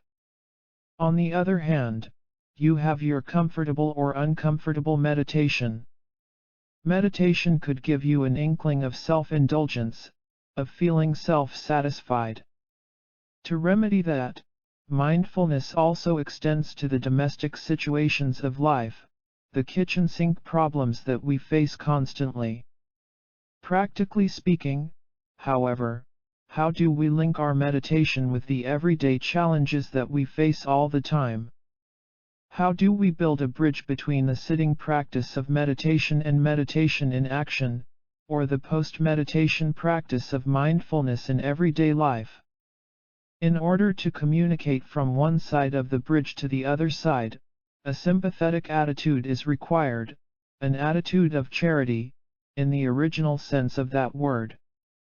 The word charity is derived from Latin and Sanskrit words for warmth and love. That is the real meaning of compassion, fundamental warmth. That, too, is the link between meditation practice and everyday life. The practice of meditation is about trusting yourself. As the practice becomes a more prominent feature of your daily life, you not only learn to trust yourself but you might begin to actually love yourself, or to have a compassionate attitude toward yourself. As much basic space as you discover in your practice, there is that much warmth in the space as well. There's a delightful feeling of positive things happening in you, constantly. Your meditation is no longer mechanical or a drag, but it is a delightful thing to do. Meditation is making friends with yourself. Having made friends with yourself in the practice of meditation, you can't just contain that warmth within yourself. You have to have an outlet for it. That outlet is communication with the world outside, with the other side of the bridge. Compassion acts as the bridge. Otherwise, it is possible that your practice of meditation might become self-satisfying. It might even become aggressive. Don't touch me. I know what I'm doing. Just let me meditate. You might become like an arrogant professor who thinks that she knows everything. If you ask her a question that she thinks is stupid, she will get angry at you rather than trying to answer your question. So if you exclusively practice meditation with no element of compassion in it, that kind of self-contained, self-satisfying practice could contain aggression. Compassion is not logical. It's basically spacious and generous. A compassionate person might not be sure whether he is being compassionate to you or whether you are being compassionate to him, because compassion creates a total environment of generosity. Generosity is implied, it just happens, rather than you making it happen. It's just there, without direction, without me, without for them. It's full of joy, a spontaneously existing grin of joy, constant joy. This joy also contains wealth and richness. Compassion could be said to be the ultimate attitude of richness. It is anti-poverty, the ultimate war on want. It contains all sorts of heroic, juicy, positive, visionary, expansive, bigger-scale thinking. It is a much bigger way of relating to yourself and to your world, your projections. The attitude of compassion is a larger way of thinking, thinking on a larger scale. The attitude is one of being born rich rather than becoming rich. It is a world of plenty. Without compassion, meditation cannot be transferred into action at all. We have a tendency, which almost feels automatic, to freeze up, to keep things frozen within ourselves. We preserve things in ourselves because we are afraid of losing them, afraid of losing our wealth. When we begin to experience fundamental warmth in our practice of meditation, that generous attitude and experience invite us to relate more openly with people. We begin to thaw out. People are no longer regarded as a drain on our energy at all. People recharge our energy. They make us feel wealthy, rich, plentiful. When you have to perform difficult tasks in your life, which may involve dealing with difficult people, you no longer feel that you are running out of resources. Each time a difficult task is presented to you, it's a delightful chance to demonstrate your richness, your wealth. With that attitude, you no longer draw into yourself or pull away. Rather, you become generous and available. Meditation in action, which we can also call mindfulness in action, comes from this mentality of richness. From this point of view, there is no poverty. Something is lacking in meditation if there is no compassion in it. Then meditation becomes isolated and unrelated. You feel orphaned with no father or mother to take care of you. You feel abandoned, and you cut yourself off from the world, because you don't like the rest of the world. So we need the bridge of compassion, to connect our meditation practice with everyday life. The cultivation of compassion begins with experiencing a cooling off of passion and aggression in the sitting practice of meditation. Passion implies urgency, you want to acquire something right now to satisfy your desire. When there's less desire, there's also less aggression and speed. The moment you start to relate to simplicity in the practice of meditation, you don't have to rush anymore. You're self-contained in that sense. Because you're not in a hurry, you can afford to relax. Then you can get to know yourself, and eventually you begin to love yourself. That is the source of warmth and compassion. It's quite simple, from that point of view. Everything that arises in your meditation practice, all the thoughts and emotions, lend an earthy quality to meditation practice. Meditation practice is realistic, it takes place in the real world, rather than on some ethereal plane. This earthiness in your practice is also embryonic compassion, because compassionate warmth is grounded. It's not in a hurry. It is not being hasty but instead relating to each situation in life as it is. There was a famous Native American leader in the 19th century, Sitting Bull, whose name is a vivid example of the earthiness of compassion. That name implies something solid, organic, and definite. It exemplifies definitely being there, resting. Action without compassion is like planting a dead tree. It will never grow. But any action that contains compassion is planting a living tree that grows endlessly and never dies. Or even if the tree dies, it always leaves a seed behind, which will grow into another tree. That organic quality of compassion goes on and on and on. You don't have to nurse compassion. It is like making yogurt.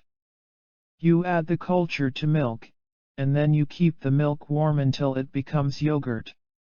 Sometimes you try to speed the yogurt along by increasing the temperature of the milk. But that usually doesn't make good yogurt at all. If you had left it at the right temperature and just abandoned it for a while, it would have made good yogurt. Similarly, you needn't constantly micromanage your life. Disowning is necessary at a certain point. You don't have to constantly meddle in situations that don't require further maintenance. Part of compassion is trust. If something positive is happening, you don't have to check up on it all the time. The more you check up, the more possibilities there are of interrupting the growth. It requires fearlessness to let things be. In a sense, it's a form of positive thinking. It's the true mentality of wealth and richness. Fear comes from panic and the bewilderment of uncertainty, which is related to lack of trust in oneself.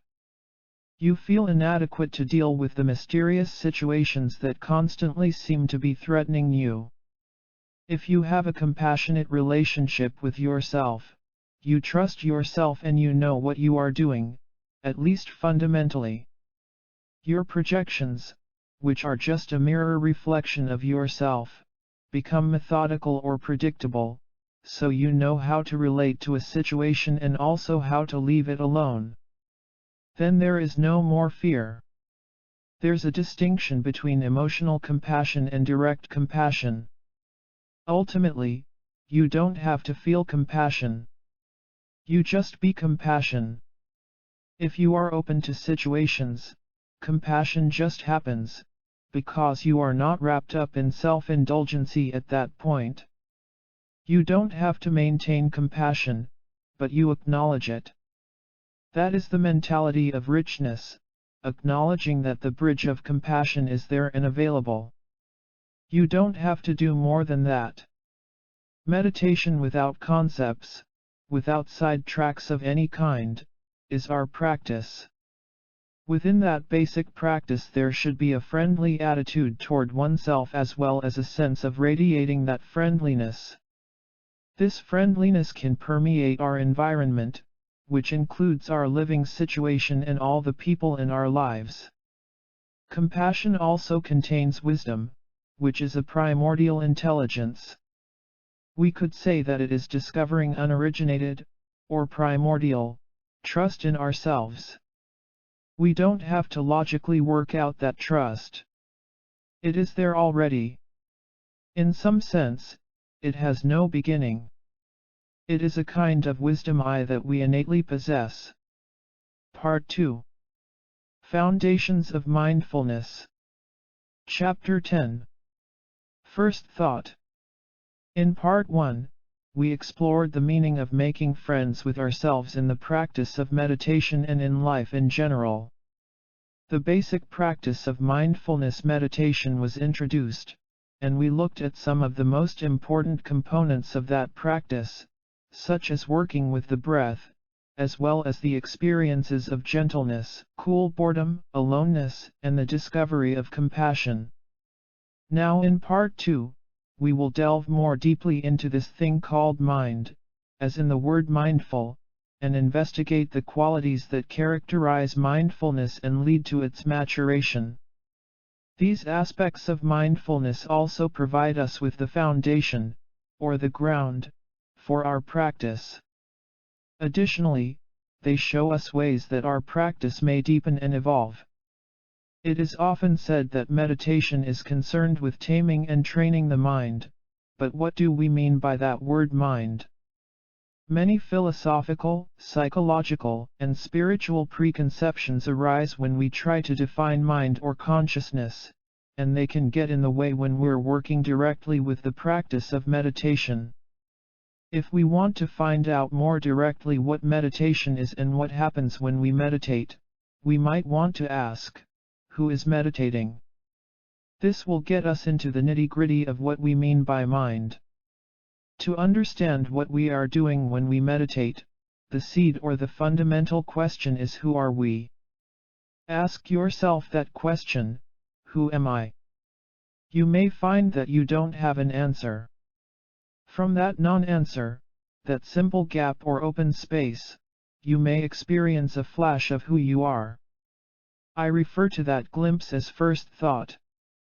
That first thought may be a realization of confusion or neurosis, not necessarily a pleasant or highly evolved thought.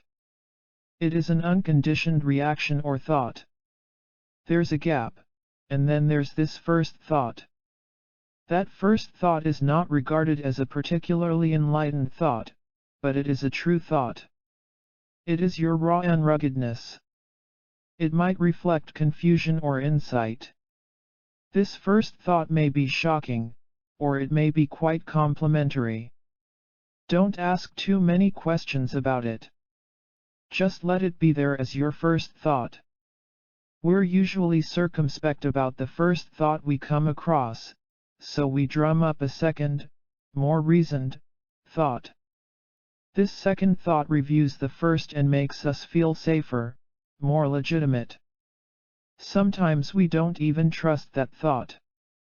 So we go out of our way to ask someone, a parent, teacher, or perhaps a friend, to reassure us that our insight is legitimate. I have this thought, but I don't know whether it's good or not. What do you think? We have created layer after layer of these security mechanisms. In fact, life often encourages us to do things this way. We are taught to consult authorities or experts about almost everything. If you feel sick, you ask a professional for advice, who is called a doctor. If you feel mentally unwell, you ask a professional called a psychiatrist or a therapist to help you. If you have a leak in the roof or something is wrong with the plumbing in your house, you call in a professional roofer, a plumber, or a general contractor to fix the problem. In our practice of meditation, this need for professional advice may lead us to reject our first thought. First thought is an intuition that we pick up on in ourselves, but we often don't accept it. We're not prepared to accept our own experience without outside validation.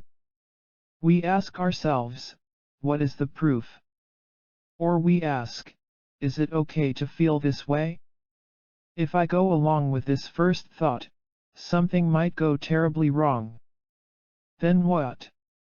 That second guessing of ourselves is precisely the problem, the second thought that gets in the way. First thought is a direct experience before good, bad, and indifferent arise. You are still in no man's land. The area is not yet occupied by this or that. There is still a field of openness. Working with first thought is not a matter of practicing something or rehearsing something until you get good at it. It is much more immediate than that. It is a spontaneous starting point. First thought is a flash or a spark of what you are about, who you are, and what you are. On the spot, you can rediscover your mind, what your mind might be, what your mind really is. The approach of seeing first thought as best thought, a phrase that I coined for accepting the workability of our first thought, is a very ordinary, sensible way of looking at oneself and finding out what one's mind is. Do we have a mind at all or not? Look and see. That first thought, the first thing you see, is your mind. The experience of first thought happens simply and directly. It is not some higher ideal state. Rather, in order to begin training the mind, we need to start with seeing the basic ground, the foundation. The only way to find out who we are is to just look. There you are. You might hate what you see or you might love it. So what? That's it. That's you. That's good old you. That is the basic mind that we're talking about. Look at you and find out about you. Just look. What you find doesn't particularly lead to ecstasy or depression. You know yourself already anyway. The basic point is to have an attitude of openness toward who you are, what you are. You might want to ask me or someone else whether what you discover is good or bad. My response is no comment. We haven't gotten to the level of good and bad. We have to find out who we are at the beginning. We really have to look into that. In your everyday life or as part of your upbringing, you may have been told that you should try to be good before you had any idea who you are. This just creates obstacles for you. If you try to reform yourself before you look into who you are, you already feel condemned, you feel terrible. That approach undermines your intelligence, sharpness, and insightfulness. You can be crippled by condemnation. You don't know how to carry yourself. Try to be more graceful. Or, try to be intelligent. If you follow that advice, you end up with no idea who you actually are or who is doing those recommended things. So before we acquire any of those affectations, so to speak, we need to examine ourselves. Or, if we've already been conditioned in that way, we need to let go of that baggage. The way to do that, or at least to begin to do that, is simply to see our first thought. And that's why it's the best thought, because it comes before any discussion of good and bad. The word best here is neutral, it's about fundamental insight and energy. It is the best flash you can have of who you are, without any reference point. It doesn't tell you whether you are a good person or a bad person. On a very ordinary level, if someone asks you who you are, you might give her your name and tell her where you were born. You provide that kind of information when you fill out a form to apply for a passport or a visa to visit another country. However, that kind of information is irrelevant here. We're planning to settle down in our own country, in our own spot, and practice meditation where we are. When we look inside ourselves and examine what we feel, we might discover that there is something in ourselves that feels I am myself. You feel yourself so powerfully, so strongly. It seems that there is no other choice. I feel that I am what I am, beyond even my name. I feel my thingness inside me. I feel me. This is fundamentally an emotional statement. If you feel lonely, you make a statement of your aloneness, I am what I am, all by myself. If you are angry, you assert yourself in another way as me. I'm angry and I have the right to fight, to show my stuff and share my storyline with the object of my anger. If you feel lustful or passionate, you want your lover to acknowledge you. I feel so passionate. You should surrender to me. We have to work things out together. In all of these cases, the main point is I am what I am. I have this strong message of me, which I'm going to tell you. You have this first strong flash of who you are, acknowledging yourself before you do anything further. Then you might try to be generous to another person. You might say, maybe you would like to say something about me? Please come and say it. You become more ingratiating, but that's largely an afterthought. We try to show interest in what others think about us or even think about themselves. That interchange, however, just whets your appetite to talk more about yourself with your friends. You want to get together with someone again because the discussion makes you feel very powerful. To continue the dialogue, you might try to make a deal: you can make me happy, and I will make you happy. Or, you can make me feel wretched, and I'll make you feel wretched. Or, let's have a duel, a fight to the death. What is that really about? It is about discovering this particular point, this thing that is highly strung like a wild horse or a paranoid dog. This is in us, this is us. It is so tough and so seductive. It is sometimes extremely good and sometimes extremely wicked. We have this thing, we talk about this thing, and this thing that we are talking about is mind, obviously. We are not talking about our body or our situation in life. We are talking about our mind. The definition of mind being used here is that which experiences the sense of separateness. As long as that attitude of thisness is involved, there is also the otherness, automatically. That could not survive without this, and vice versa. We are always hanging on to something or other, that something is called mind. Mind in this sense also has a quality of heart, actually, because our emotions and connections to others are involved. The fundamental idea of mind here is that which feels the need for something, the need to reinforce your existence. We are eagerly looking for enemies and lovers in life, to different degrees. That's what it boils down to. Your enemy is not necessarily someone you hate to the nth degree. You don't even have to feel totally sick of that person. On the other side, you don't have to be in love with everyone you like. There are large areas of love and hate, and sometimes it's a mixed bag. The borderlines are mixed up. The main emphasis is your need to reinforce your strength. You can show your enemies or your friends that you are a powerful person. If you strike somebody, literally or metaphorically, that person has to acknowledge you, and you hope that he or she will give in to you.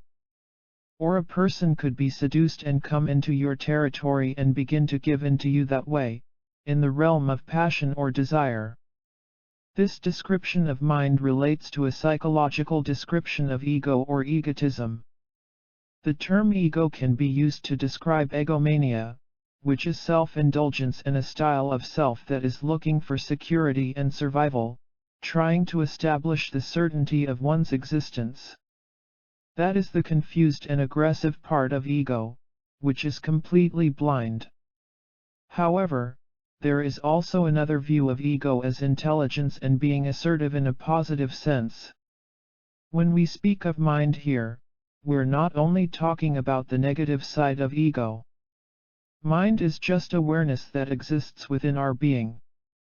It is awareness that is capable of relating with reference points of all kinds. Passion and aggression, love and hate, are included in those reference points, but the basic idea of mind here is that which is capable of experiencing reference points altogether. It is just a mechanical thing. Mind in this sense is like using your antennae. It is a basic mechanism, although the idea of mind being mechanical dilutes its power somewhat. It is basic intelligence, something constant, which exists in us all the time. Then we begin to color it, by saying that if that or this is the case, we want to change ourselves in this way or that way. After the first thought, you begin to change your mind, which is second thought. You begin to make it into something else, rather than acknowledging what you have actually seen. When we use the word mind as a noun, it sounds static, somewhat isolated from action. The verb form minding expresses the sense of mind as a continual activity. Your mind is minding constantly. It is constantly looking for a reference point, looking for a connection to something. Why is that? Fundamentally, in spite of all our assertions of me-ness, we fear that we may not exist. We feel inadequate. We don't feel so good about ourselves, basically. Your sense of self is like a hat you see in a store window. You think it looks fantastic and you want to buy it, so you go into the store and ask the salesperson to show it to you. When you can actually hold it, try it on, and look at it up close, it turns out that it's not so great. You feel that you were conned. You change your mind about that fantastic hat. Similarly, you may say, I'm having a fantastic life. I'm doing lots of exciting things and having a great time. I feel terrific. I feel like a new person. Sure. Still, why do we have to keep telling ourselves those things again and again? Why? If everything is so amazing already, there is no reason to say so and to reflect back, again and again, on those highlights. Why do you need to reassure yourself? That need for reassurance is precisely the point. We feel that something is leaking, but we don't want to acknowledge it as such. There is a hole somewhere in our life that we try to plug up. All our posturing is a sign that we are just about to realize that we don't exist in the way we thought we did. We actually know that intuitively. Yet we keep on trying to prove ourselves to ourselves, to ensure that we will survive. In the practice of meditation and contemplative discipline in general, it is important to admit at the beginning that this fortress, or shrine, of our self-existence doesn't hold true. If we are honest with ourselves, we may realize that we are trying to turn a sand castle into a permanent structure. It keeps getting washed away, but we make many attempts to rebuild the castle, hoping to reassure ourselves. Many people use meditation to make themselves feel better or more uplifted. Some people like the idea of a spiritual search because if we are searching for something, at least we have purpose in our lives. But search here is a euphemism for uncertainty and panic. You may tell yourself that you'll find something, once you begin to search. You can exist. You don't have to give anything up after all. You will get something out of your search.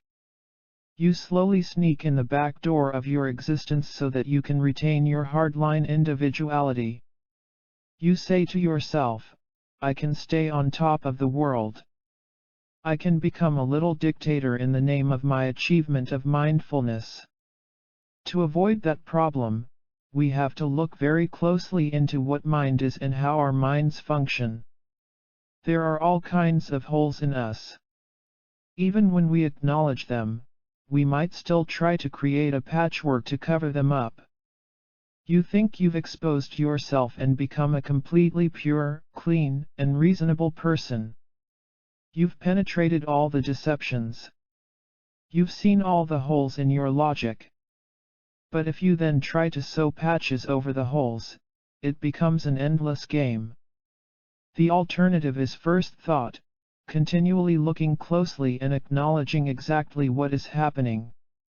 When you practice meditation, you need to understand your motivation and look at what you are doing.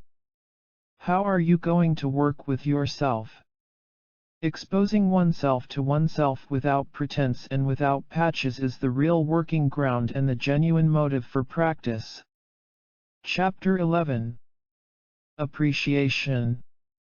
The discipline of meditation is a dignified approach to learning how to be here. Engaging in a practice that is so definite, concrete, and personal brings a feeling of joy. This is somewhat selfless joy, because it is not glorifying anybody, oneself, or others. You are just appreciating that you have made a genuine connection to the practice of meditation and to yourself.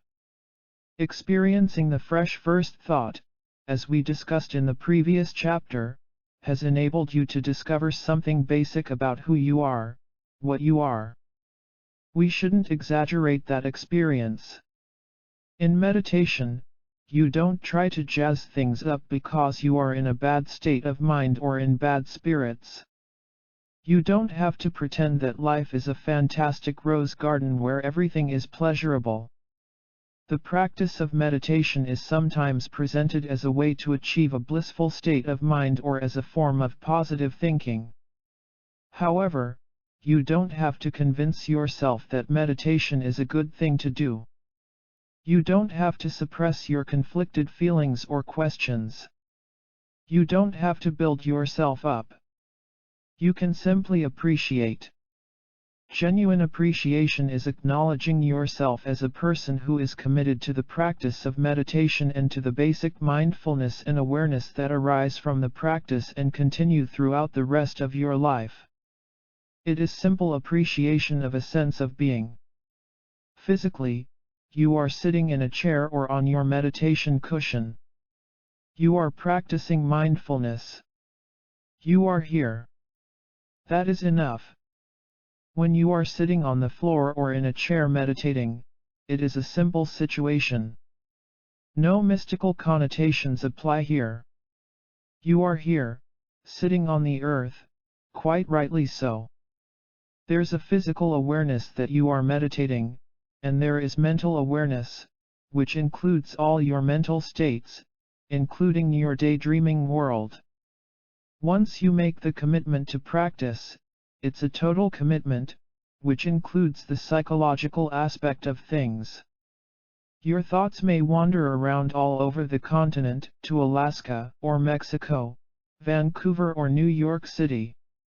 Nevertheless, in actual fact, you are here. Being psychologically present may be a big project, but it helps that you are physically here in your body. When you practice meditation, you should sit without a plan. It should be meaningful without it being a big deal. You simply sit on the floor or in your chair.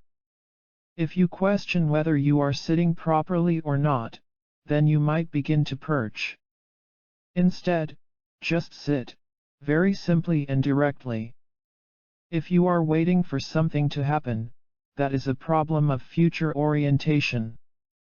If you are oriented to the present, you just do it. It's a very blunt approach to life, blunt and realistic. There's no romance involved, except for the joy of the present. You feel that you are there, you are breathing, you are sitting. You feel your head, your shoulders, and your arms. You don't have to go through a special sequence or program of building up your awareness. Keep it extremely simple. There is almost a quality of carelessness.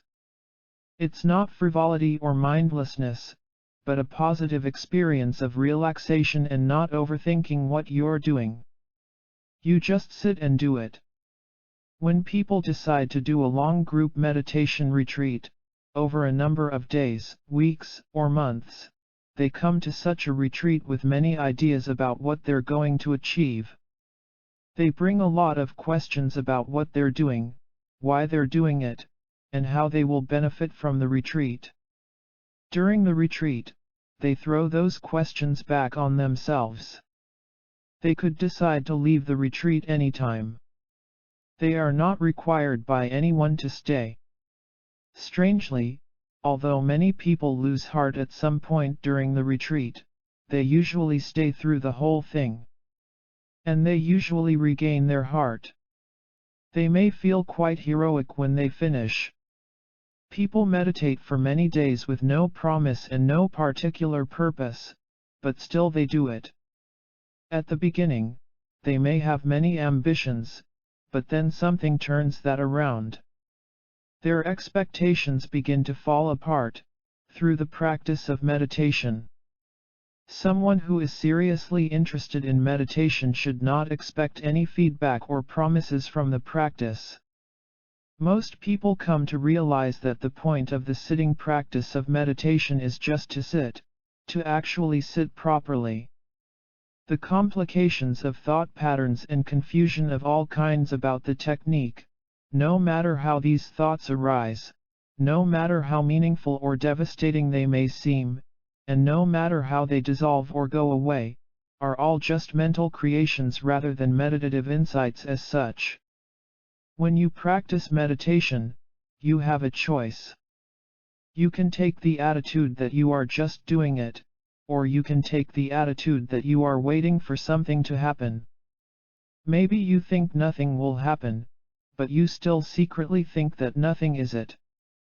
So you're still waiting for something or other. The other attitude is just to be, which is the recommended approach. One should just sit and be. A great teacher of meditation once said, meditating is trying to look at your own eyes without using a mirror. That's a very mysterious statement. How can we look at our own eyes without a mirror? The idea stops us in our tracks. But maybe we can explore that in our practice. The only way to solve this riddle is just to be there. Nowness is a good word to describe the experience of simply being present. There is no other reference point involved. You might think that nowness is a choice between now and then or between this and that. But the state of nowness is choiceless. Now includes emptiness and non-existence as well as fullness, all at the same time. Now is powerful because it doesn't have any connections with past or future. We might feel threatened by now, because we prefer to stick with what has occurred or what might occur. We have difficulty ungluing ourselves from past and future. It's not particularly pleasant to be now. It is demanding, but it is also very genuine. In the practice of meditation, the development of peace is the expression of nowness. Peace is the experience of simplicity rather than pleasure or happiness as such. We are not discussing lofty ideas about peace, such as peace on earth. Being in a state of peace or tranquility is being simple, direct, and uncomplicated. The state of being of nowness has no extra attachments, and therefore it is peaceful. Peace is like a rock simply sitting on the ground. In the state of peace, you don't need to make an inventory. Now I am feeling my toes, now I am feeling my ears, my temple, my shoulders, my heart. You simply feel your body as a whole. Body is sitting there on the ground, and you are that body. In discussing meditation, sometimes we talk about the psychosomatic body, which is made up of both the somatic part, the body, and the psychological or mental part, the mind. Your mind and your body are sitting together. In meditation, it isn't important to sort out which part is mind and which part is body. Really, what difference does it make? The point is that, altogether, life is experiential. If you don't have an experience of life, you don't have life. As long as you are not a corpse, you have experience. You might experience life as 75% pleasurable and 25% painful, or the other way around. Those percentages are not purely abstract measurements, they are in reference to your experience of pain and pleasure. You may draw logical or objective conclusions from your experience, to prove that you exist or that things exist independent of your imagination or your mind. That may be the scientific approach. However, scientific observations are also experiential. In order to have an observation, there has to be an observer or at least an observing of something, which is an experience. In meditation, we work directly with our experience, without having to draw conclusions. When your body sits, you have that experience of body sitting.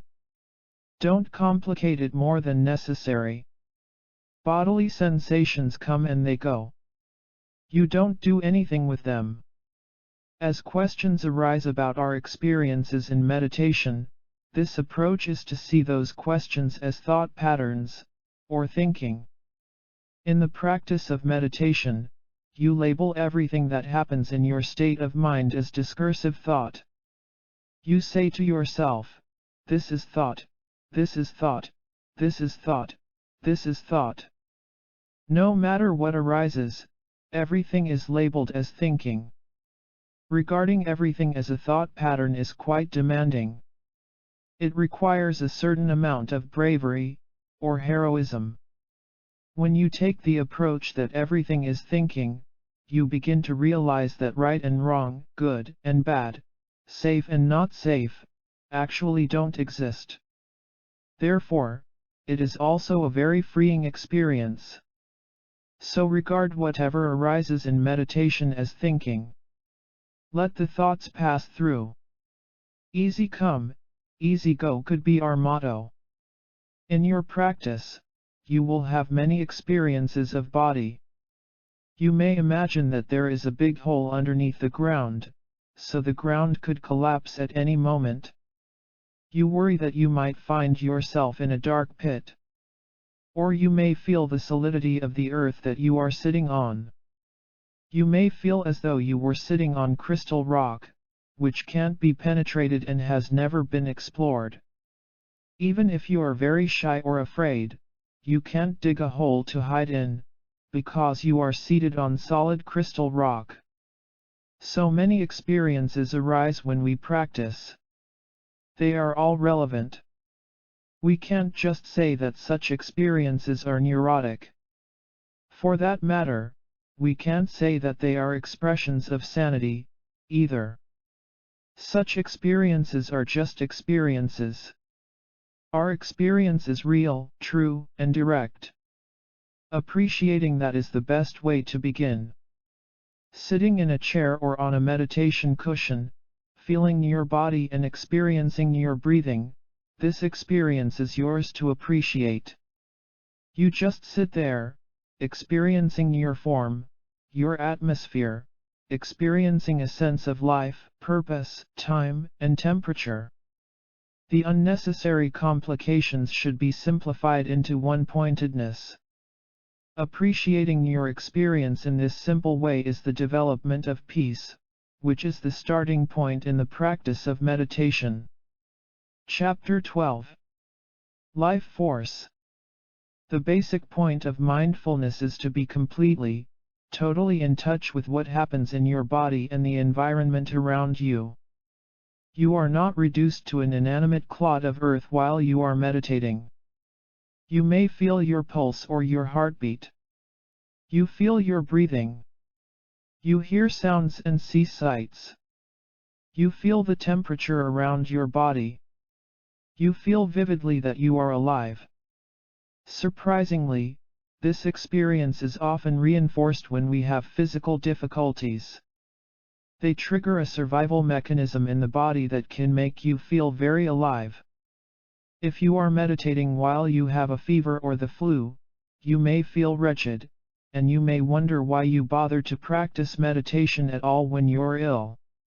You may find, however, that meditating in the midst of physical discomfort actually helps you to be in your body, and it may help you to connect with the aliveness or the living quality of your practice. Similarly, when you have pain in your joints while you're sitting, in your legs, your knees, your back, or your neck, those sensations provoke awareness. The experience of pain may remind you of the possibility of death. We know that we usually get sick before we die. So sickness or any kind of physical weakness or unpleasant sensations in the body may trigger an almost automatic warning system. You might be dying. When you're sick or injured, people may treat you as if you are quite pathetic, even if you just have a splinter in your thumb. Your friend might say to you, "Poor thing." Somebody rushes to pull the splinter out with tweezers, as though he were saving you from death. Any chaos that comes up in your life may remind you of your inevitably approaching demise. However, when you feel concern or even panic in reaction to sickness, it also triggers a feeling of life. It awakens your life force and inspires you to push back. You try to re-establish your feeling of well-being or balance. Particularly in the practice of meditation, discomfort can increase an appreciation of being alive. In fact, the fear of death can only be experienced in relationship to the appreciation of life. An unpleasant feeling that reminds you of death also reminds you of the preciousness of life. In the sitting practice of meditation, when you feel an ache in your body, which makes you feel crummy, it may also inspire you or fuel your practice. So there is a sympathetic interchange between pain and pleasure here. When you are in pain, something in you takes over and drives you to survive. That's the life force. In fact, you are not all that delicate. You are somewhat tough. You have the force of life within you. Obstacles may evoke the force of death, and there is a constant struggle between the two. But there's a lot of vigor in that interplay. When you feel affected by pain, when your legs hurt while you are meditating, for example, a certain vitality comes out of trying to compensate for the pain. Working with this interplay in the practice of meditation is working with the life force, which is also referred to as the mindfulness of life. Sometimes, physical discomfort in meditation goes beyond one focal point and becomes generalized. You may feel as if a powerful sickness were being transmitted from the earth through your body. Your entire body hurts. You feel the pain in the base of your body, your seat, and then this painful irritation comes up your spine, your arms and your legs, until it reaches your head and even your eyelids. This is just one of the natural, and somewhat unpleasant, ways in which we experience pain and discomfort. At the same time, this experience evokes a powerful sense of life. It's like holding a hot cup of tea and feeling the heat being transmitted from the teacup through your hand. It's as though you can feel the magic of reality transmitting the heat. It's very real and personal. When you feel the heat, you might be afraid of getting burned. You may worry that you might spill the tea on your chest or in your lap. Should you hold on or should you let go? If you panic and let go, you'll spill the tea, but if you hold on more tightly, the cup might get so hot that you will also drop it and spill the tea all over yourself. It's an uncertain situation.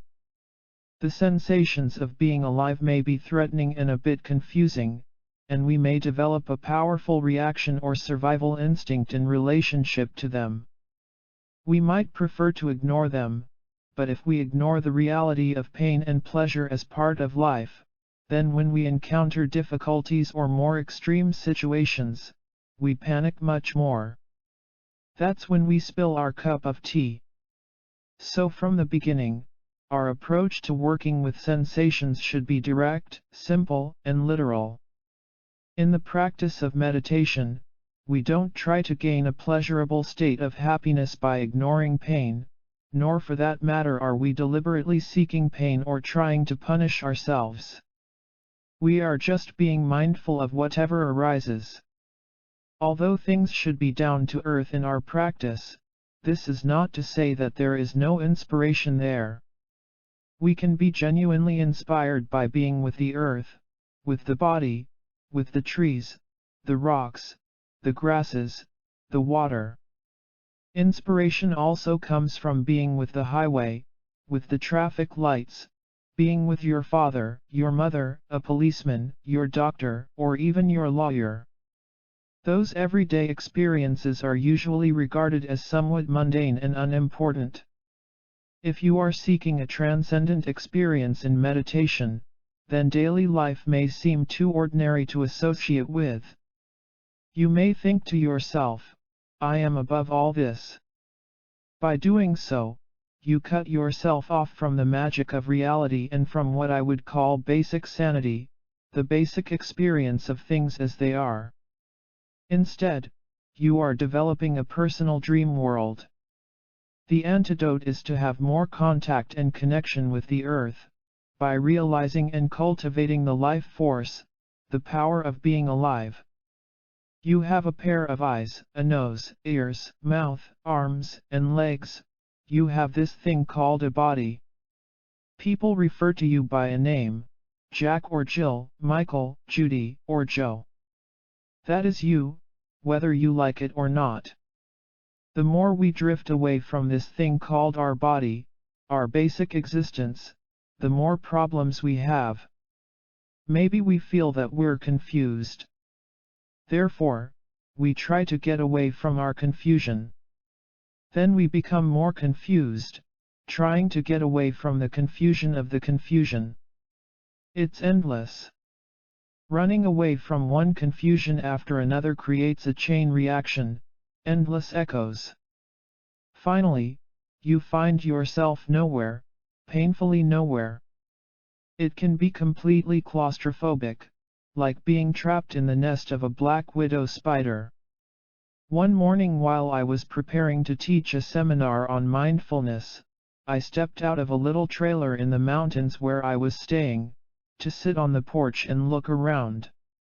I had a beautiful view of the hills in the distance, and I could see a big tent in the valley where people were practicing meditation. I said to myself, how beautiful this place is, so many beautiful clouds and trees and greenery. There is the tent where people are meditating. It's fantastic, ideal, a perfect world. But then a message arrived that someone was coming up to the trailer to talk business with me.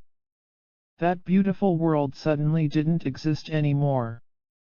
It had shrunk up into a concept of feeling hassled. The clouds and the trees were still there. Everything in my ideal setting was still there, but somehow they didn't exist for me anymore. They'd been reduced to irritation and timing, programming and scheduling. After a little while of being in that irritated frame of mind, I found myself smiling at myself, as I reflected on my upcoming talk that evening. I realized that, since I was going to talk about life force and the mindfulness of life, the message I had received was the best possible one. My dreamy level of appreciating nature was brought down to the ordinary level where one has to relate with one's schedule. That was the best possibility of all. You can't hover in your dreams forever. Eventually, you are going to be brought down to earth. I realized that it was my duty to keep to my schedule. There was no choice. People had arrived for the seminar. I couldn't kick them out or ignore them. Sometimes, the truth of life makes us indignant. We feel that we deserve more happiness, less hassle, or whatever it is that we want. So we complain about our life. But in the midst of that complaining process, we find that we are suddenly quite connected to reality, quite sane. In the midst of enormous bundles of insanity, there's a sudden realization of sanity. We have to face facts, simply and precisely. That is what we're talking about in terms of the mindfulness of life. It is the experience of being alive, which can happen in the midst of irritation or chaos. When there is more chaos, we have a tendency to check back with ourselves, to be sure we're coping okay with the chaos. The process of checking back or checking in with ourselves connects us with immediate reality. It's good to do this, just check in, without any purpose. The checking in is a kind of jerk. When you check in and evaluate the whole thing, the situation may seem extremely messy. You may find some leaks in your pipes. But just check in. Just look, constantly. This checking in process is part of the practice of meditation. When you meditate, you may find a lot of chaos in your thoughts and feelings, as well as conflict, uncertainty, and a feeling of being a fool.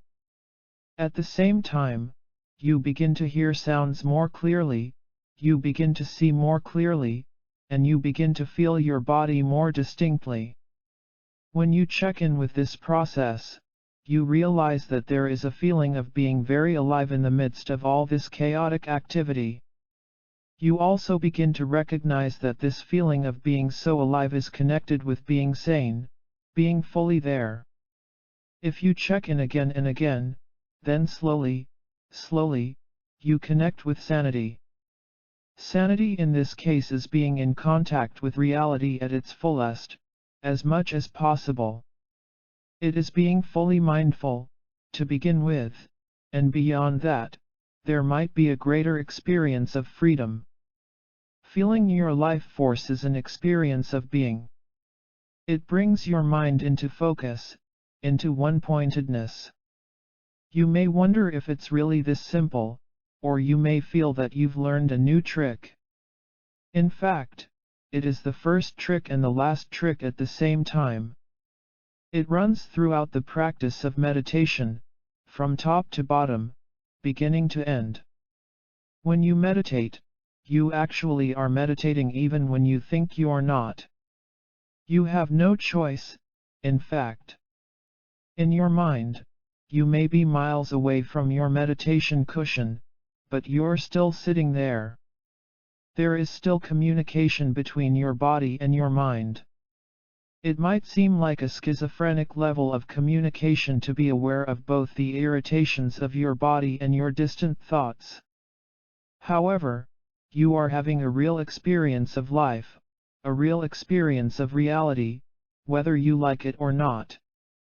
There is some magic, if you'd like to put it that way, some force of life that takes place. It doesn't matter whether you have an enormous pornographic show going on in your mind or whether you are having a delicious mental meal miles from the meditation hall. In actual fact, you are still sitting on your meditation cushion or in your chair. If you check in with yourself, you'll realize this. When you have a lot of mental distraction, it is very helpful and necessary to relate with the breath.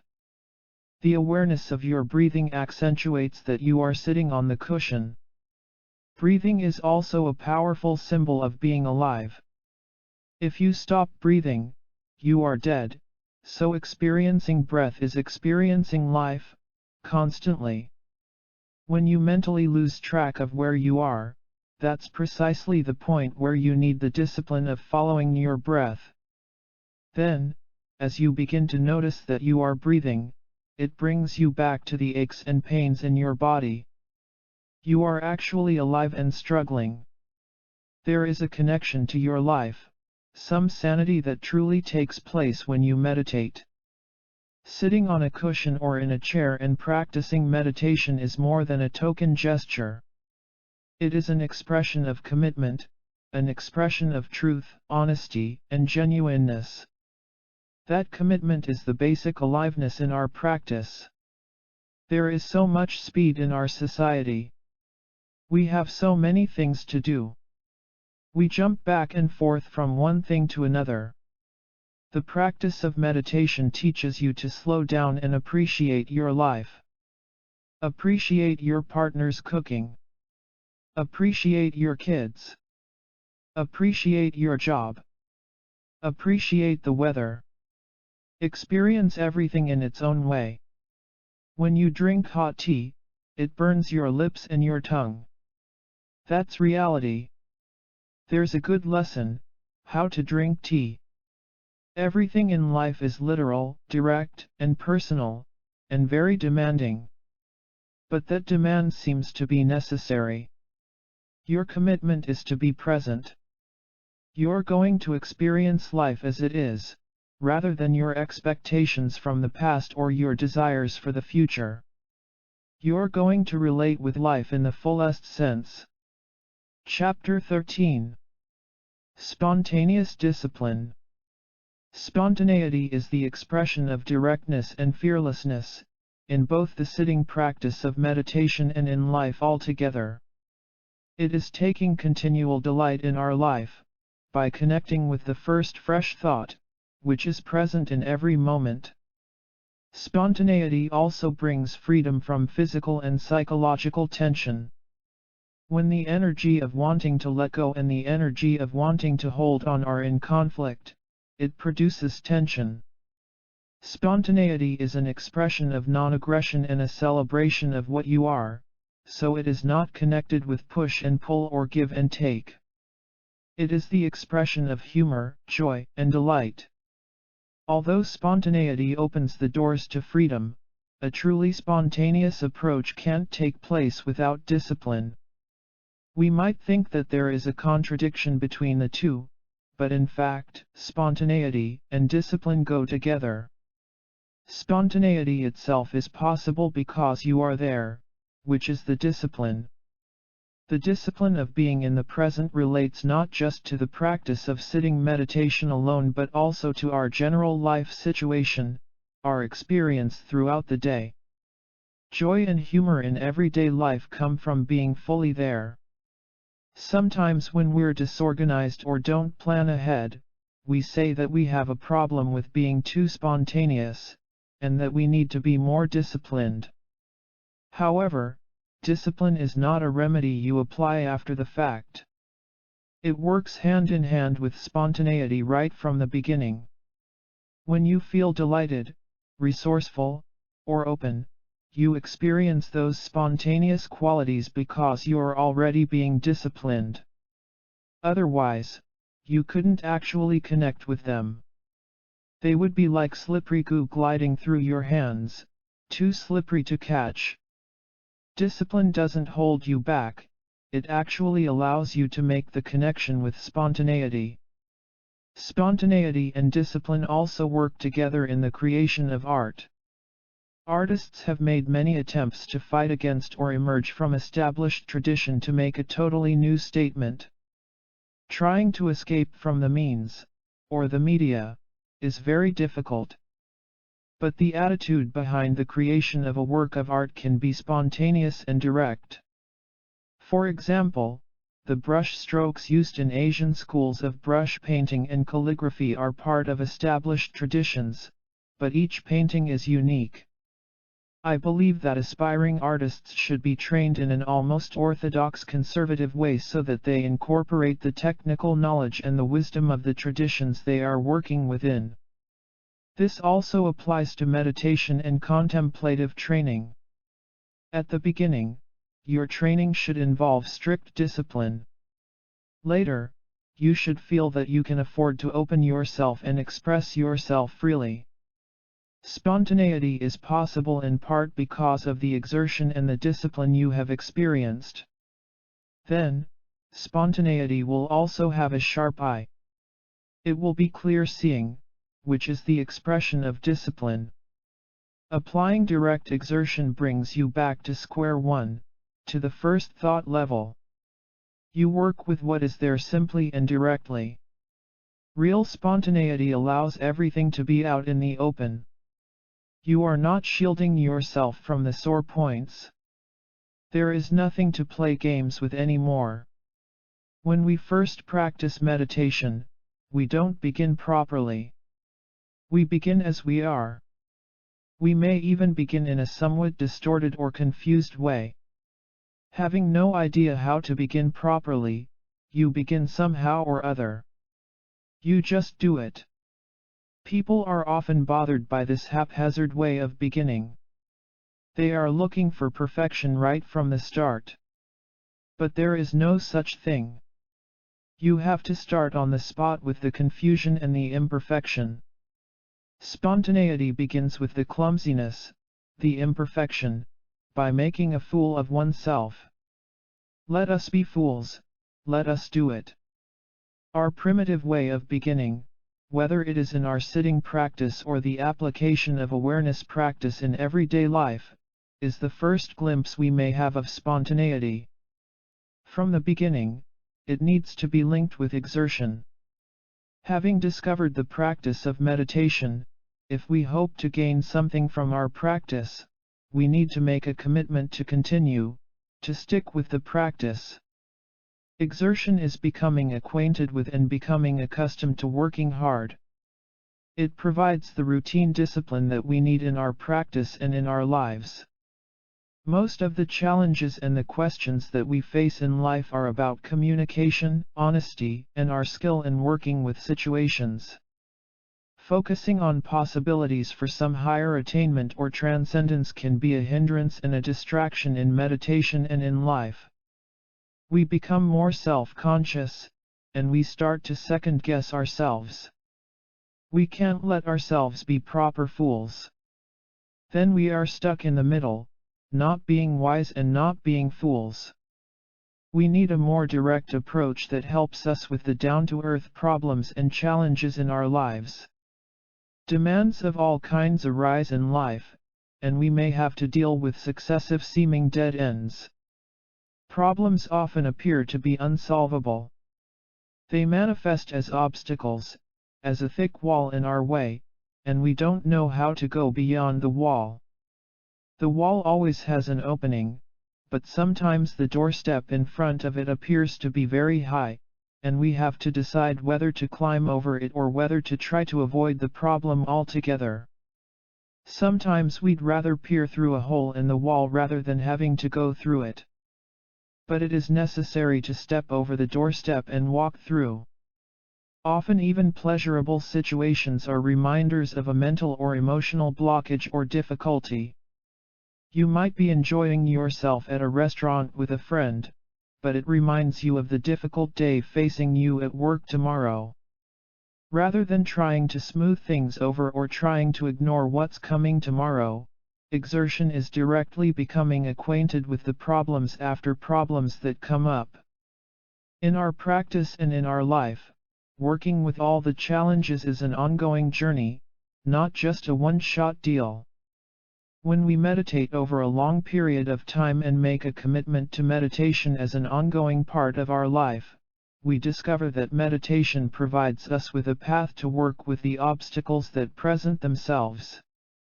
We could speak of walking on the path of meditation. This is taking a lifelong journey through the obstacles and the challenges that arise. In fact, the path is made out of obstacles. The path exists because of what we don't know as well as what we already know. If you want to go to New York City, you take the journey to New York because you are not there. Otherwise, it would be unnecessary and redundant. But because you are not there, therefore you go on this journey. You have no idea what will happen once you get there. Still, you are inspired to make the trip. You usually don't know exactly what the goal is, but you keep going. As you walk on the path, at the beginning your vision may be clouded, but still you are seeing something, which encourages you to keep going. Then, as you go along, you start to see certain aspects of your experience quite clearly. So you can look at your journey in both ways. You are ignorant, so you go on a journey to become better informed. On the other hand, some existing intelligence or insight inspires you to make the journey in the first place. Experiencing physical or psychological weakness in yourself is an obstacle that frequently arises on the path. Sometimes, you feel that you have run out of resources, you don't have enough energy to take another step. That experience is like running out of gasoline on the road. Or you may have a feeling of being a helpless child calling for his mommy. You feel so confused. The way to deal with feeling weak is to just be with it. Just be weak. Then you will begin to regenerate energy. In fact, when you let yourself be weak, you start to appreciate that some energy is already there. You realize that your weakness is very energetic. In fact, one doesn't have to put out that much effort. One just has to be open, and then the reference points, the effort, or the energy, will come to you. You acknowledge the effort and go with it, rather than working yourself up, or cranking yourself into high gear. You may view your practice as overcoming obstacles that appear on the path, or you may regard the obstacles themselves as the path. Perhaps this is a subtle distinction, but it's an important one. Experiencing physical and psychological blockages in your practice is discovering the textures of the path. Sometimes, the road is smooth and covered with asphalt, sometimes it's rocky and strewn with boulders, sometimes it's a dirt track through the forest. You should try to follow the path rather than destroy it. In fact, if you want to have a path to follow, it has to be made out of something. So you've got to have those problems. They are not particularly regarded as bad or good. They simply bring you down to earth, so that you feel that you are actually there, rather than drifting up among the clouds. We've talked a great deal about just letting yourself be, but in fact, when you encounter doubt or a blockage on the path, some exertion is required. You have to exert yourself to let go. We often think there's a conflict between exertion and just letting ourselves be there. However, exertion is letting yourself be there, in this case. To experience openness and letting things be, you yourself have to let go, which is the exertion part. Freedom, the spontaneity we've been discussing, is the outcome of taking a leap. You have to push yourself to leap into freedom. The language here could be problematic. Exerting or pushing yourself to let go doesn't imply being aggressive. Aggression would be pushing against something to get what you want. In this case, when we push, we are not getting anything back. Rather, we find ourselves having leapt and being freed, but we can't even hold on to that. You can't freeze yourself in midair. Try it. The leap we're talking about here is not deliberately pushing yourself on an extreme physical or mental level. Rather, it's your attitude. You take the attitude that a potential leap is available. Then the opportunity will actually approach you, so that you can let go, still with a certain amount of exertion. It's as though you are walking along a path, and then you find that there's no more ground ahead of you. You arrive at an enormous cliff. You've lost your ground, and the only way to proceed is to leap, to go along with the groundlessness. I'm not speaking literally, but metaphorically, or psychologically, of course. I wouldn't recommend actually jumping off a cliff. In working with obstacles on the path of mindfulness, outside feedback is not always that helpful. It's often better to rely on the internal feedback from your struggle or obstacles. Our own efforts in our practice and in our life show us the path. We certainly don't need to get outside advice too often. Rather, we can work with our immediate experience. There is a pattern to our experience, there is a texture to our path. There is a style in which the energies begin to flow by themselves, so there is constant feedback built into our experience, which is quite apparent and obvious. So you don't need to be dependent on a parental or authority figure. When you ask yourself a question about your practice, you often find that the answer is already available to you, if you really look into the situation. Rather than checking with someone else for confirmation, you should be willing to stick your neck out, relying on your own impetus and insight. We do this all the time. We stick our necks out, we take chances, but then we pretend that we're not doing so. If we feel that we have the safe, reliable security of relying on our parents, a teacher, or another authority figure, we pretend to be helpless and wretched in order to get their help. But as soon as we are out of their sight, we stick our necks out again anyway. Everybody involved knows what's going on, so we might as well admit it to ourselves. The advisor in your life will often give you the same advice that you can provide to yourself. The fluctuations of life are always there, situations are always there, your experience is always there, and you will find that there are predictable or obvious patterns. Instead of being preoccupied with asking somebody else to confirm what this is all about, you might rely on your own experience. The purpose of a good teacher in any case is that he or she will push you back on yourself, to square one. From this point of view, the practice of mindfulness is particularly designed for people who practice meditation on their own. Some people live in remote areas, where contact with a meditation instructor or teacher is limited, and only limited contact with fellow meditators is possible. This approach is also aimed at people who are consumed and challenged by their domestic lives and may be under financial, career, and family pressures. They don't always have a lot of time to attend meditation programs. The practice of mindfulness is applicable precisely when there are constant demands in your life. You might be working in an office, a restaurant, or a factory, or you might be a college professor. Mindfulness can be applied in all the many occupations that exist in the world. The practice of meditation is geared for lonely people, and everybody's a lonely person, from this point of view. As soon as your umbilical cord was cut, you were alone. As you began to grow up and dissociate yourself from your mother and father, you grew into a lonely person. The more poetic or maybe polite way of saying loneliness is aloneness, I suppose, but actually the two words are pointing to the same thing. Loneliness is both an attitude that we can cultivate and a given fact of the human situation.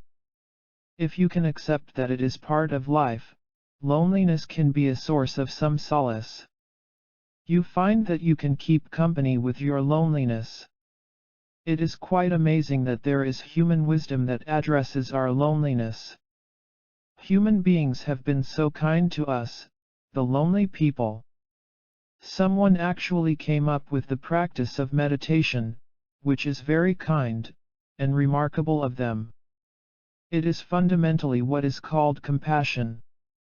It is necessary to work with these areas of loneliness, exertion, spontaneity, and discipline in our lives. These aspects of our experience can provide a very real path, because these experiences are connected with everyday life and its challenges, and the mindful approach is designed for that life. Chapter 14. Touching the surface of mind. Another foundation of mindfulness practice is being mindful of the mind itself. This is not as mysterious as it may at first sound. Mind reflects our thoughts, feelings, sensations, and emotions, which is its experiential or experience-based aspect. Gaps, or glimpses of clarity without any particular content, also appear in our minds. I refer to these as the intuitive aspect of the mind. These glimpses are just part of our basic makeup, rather than being particularly insightful. We experience both aspects of mind, the experience-based aspect and the intuitive glimpses, in the practice of meditation. It may be somewhat challenging to sort out how to relate to these two qualities in our practice. We may wonder whether we should focus on the experiential or the intuitive aspects of our minds. Should we pay attention to the mental and emotional upsurges or to the momentary clarity without content? This can be a source of restlessness in the practice of meditation. We are unable to decide which of these to rest with. In the sitting practice of meditation, thoughts and emotions come in the form of memories, habitual thought patterns, fantasies, and expectations for the future. This experiential aspect of our minds is quite provocative and entertaining, and it is an easy source of preoccupation. The intuitive aspect, or the clarity, is refreshing and provides relief from the torrent of thoughts and emotions. The emotional reference points in our minds change from one topic to another, and they also alternate with this sense of relief. We experience the gears shifting from one mood to another. Occasional clarity occurs between one mood or fantasy and the next. We ask ourselves whether we should pull back from those preoccupations and try to be a good boy or girl, clean and pure. However, sometimes our boredom suggests to us that we might enjoy these little entertainments. If we can involve ourselves in fantasies of this and that in our practice, it almost provides a break from the tension of sitting. Sometimes we feel hypnotized by our memories, and we find that we can kill time this way. 3 minutes go by, 5 minutes go by, or maybe even 10 minutes go by. When we indulge in this way, we feel both some satisfaction and a sense of guilt at the same time. Is there a conflict between the emotional and mental content and the occasional gap? Which should we focus on? When you experience mental confusion and emotional cloudiness, you might hesitate to come back to the awareness of the breath. You might like to remain there exploring, finding out about the emotional cloudiness. In fact, you can relate to both of these situations, the empty clarity and the emotional and mental content. In working with the mindfulness of mind, you don't need to choose one or the other. The intensity of our conflicting emotions is a workable situation, and it is also a source of developing our mindfulness. Without some juicy material to work on, as we discussed in the previous chapter, there's no journey. The practice of meditation consists of working mindfully with those conflicting thoughts and emotions as well as with the occasional gaps that may create a feeling of relief. Without those two, there is actually no meditation. I think people often have the wrong concept of meditation, thinking that once you become a professional meditator, you won't have to think a single thought. The only activity will just be to breathe. But that could be quite zombie-like, quite horrific. You utilize the conflicting emotions, you don't cut them off. You may cut through the hard core of ego. But the emotions are just the tentacles, which could be pickled. 1. So the technique of mindfulness of mind is to be with whatever happens. The movement of breath, the experience of the body, and the fickleness of thoughts all take place simultaneously. Obviously, you don't stop breathing when you think. Mindfulness here is a larger notion of covering all the areas of breathing and the thought patterns. Concentration usually implies that we have one focus rather than splitting our awareness between more than one object at a time. But in this case, at the level of mindfulness of mind, our concentration or overall awareness can develop a more panoramic quality. It's a beam of light that expands or widens when it reflects off an object. With our light beam of mindfulness, we touch the highlights of the emotions and the thoughts, we touch the highlights of the breath, and both are seen simultaneously by the mindfulness of mind. You may hear sounds, you may see visions and sights of all kinds, you may have thought patterns of all kinds. All of those are connected by a binding factor, which is the mind. Therefore, whenever there is mind, there are possibilities of being aware of whatever is happening, rather than reducing the focus of our concentration to one level alone. Overall, this is what we mean by mindfulness of mind, where the cognitive mind is actually functioning in its utter precision. Awareness of the glimpses of clarity in the mind is also direct and simple. When mind is preoccupied with an emotional theme that involves you personally, you are very taken up with those preoccupations that arise. In contrast to those thoughts, there are gaps, which don't make a big deal about you. The gap is just a change or a shift. It's like transferring the weight from your right leg to your left leg. When that transfer is taking place, there's a gap where the weight isn't exactly on either foot. It is not particularly mystical. It is just a shift, a change of emphasis. That gap in our meditation is also touched by the presence of awareness. The totality of the mindfulness of mind is like sunlight simultaneously reflecting on both the mountain peaks and the valleys. Such awareness isn't regarded as a big deal, as such. You don't constantly refer back and tell yourself, I'm being aware now. Now, I'm being fully mindful. Nevertheless, a quality of being there takes place, which goes along with a quality of what could be called touching. One touches the thoughts. One touches the emotions. One touches the gaps. An even distribution of mindfulness takes place, in that whatever one is touching, there is also the simultaneous experience of touching the other aspect, or the other shore. You are gently touching everything throughout your state of mind. It's like stroking a kitty cat. As your fingers move down the cat's back, you feel the individuality of each hair, but you also feel the continuity, the totality of the hair. This approach involves sharpness, precision, and simultaneous awareness of many different individual components. It's like looking at your toothbrush. You don't have the actual, literal, gross awareness of each bristle on the toothbrush. Yet you see all of those bristles, all of the toothbrush, completely, at once. Your mindfulness is direct and literal, but at the same time it is panoramic. There is total awareness without being selective. You might find this idea of mindfulness rather perplexing, and you might ask what being mindful really means in this context. Are we still talking about being fully committed to the very moment? In the practice of the mindfulness of mind, if you try to be selective and find the famous experience of mindfulness, as you look harder and harder, you begin to lose the sense of mindfulness altogether. There seems to be no such thing as real mindfulness at all. The whole thing becomes illusory.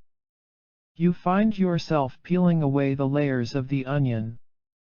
You think you are being mindful, but you are watching yourself being mindful.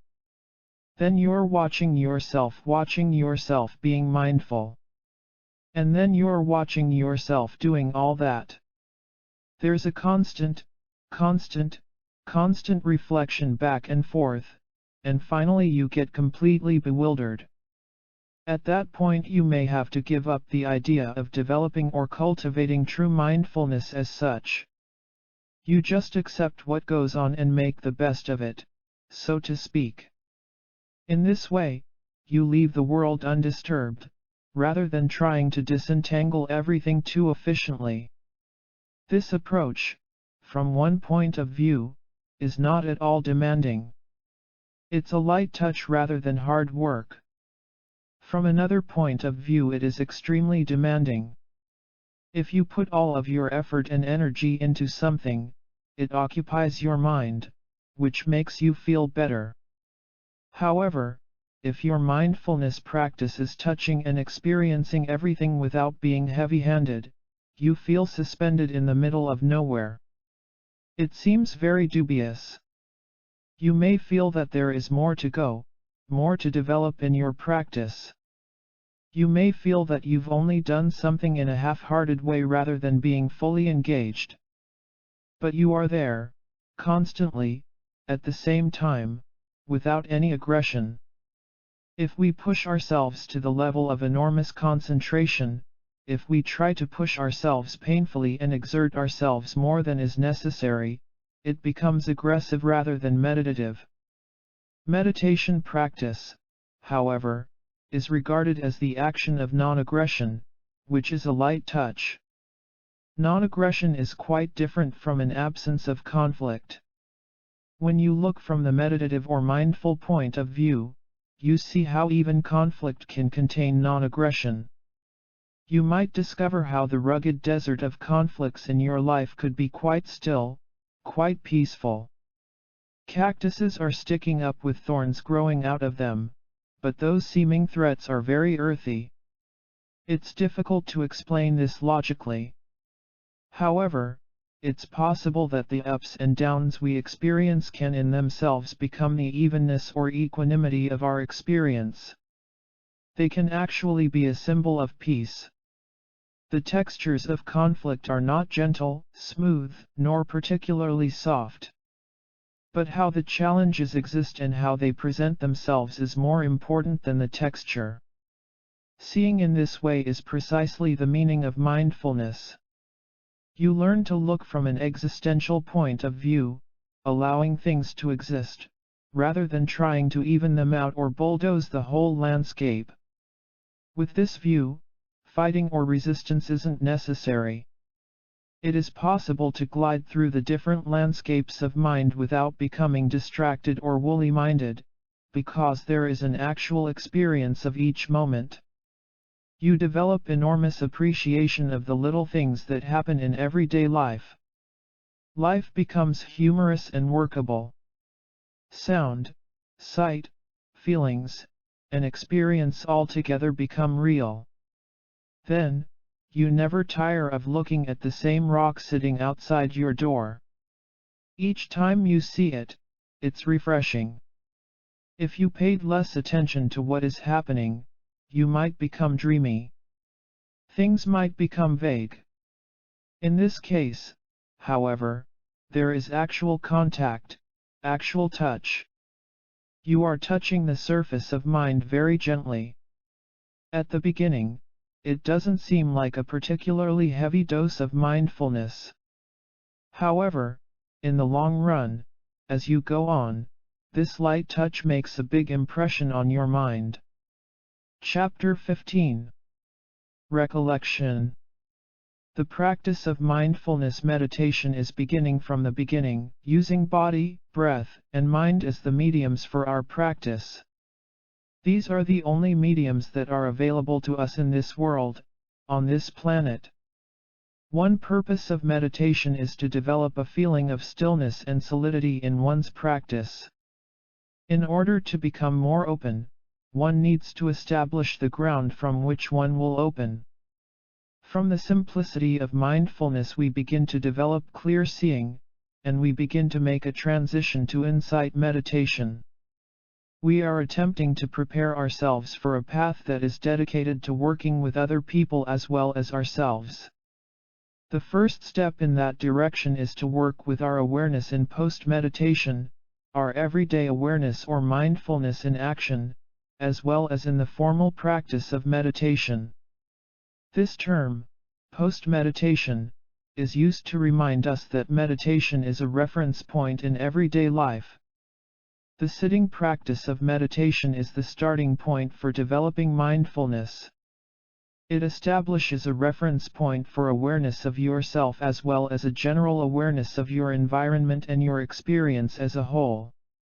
From the general pattern of basic awareness in your practice, you step out and expand yourself into everyday life, using the mindfulness you develop in meditation as the starting point for mindfulness throughout life.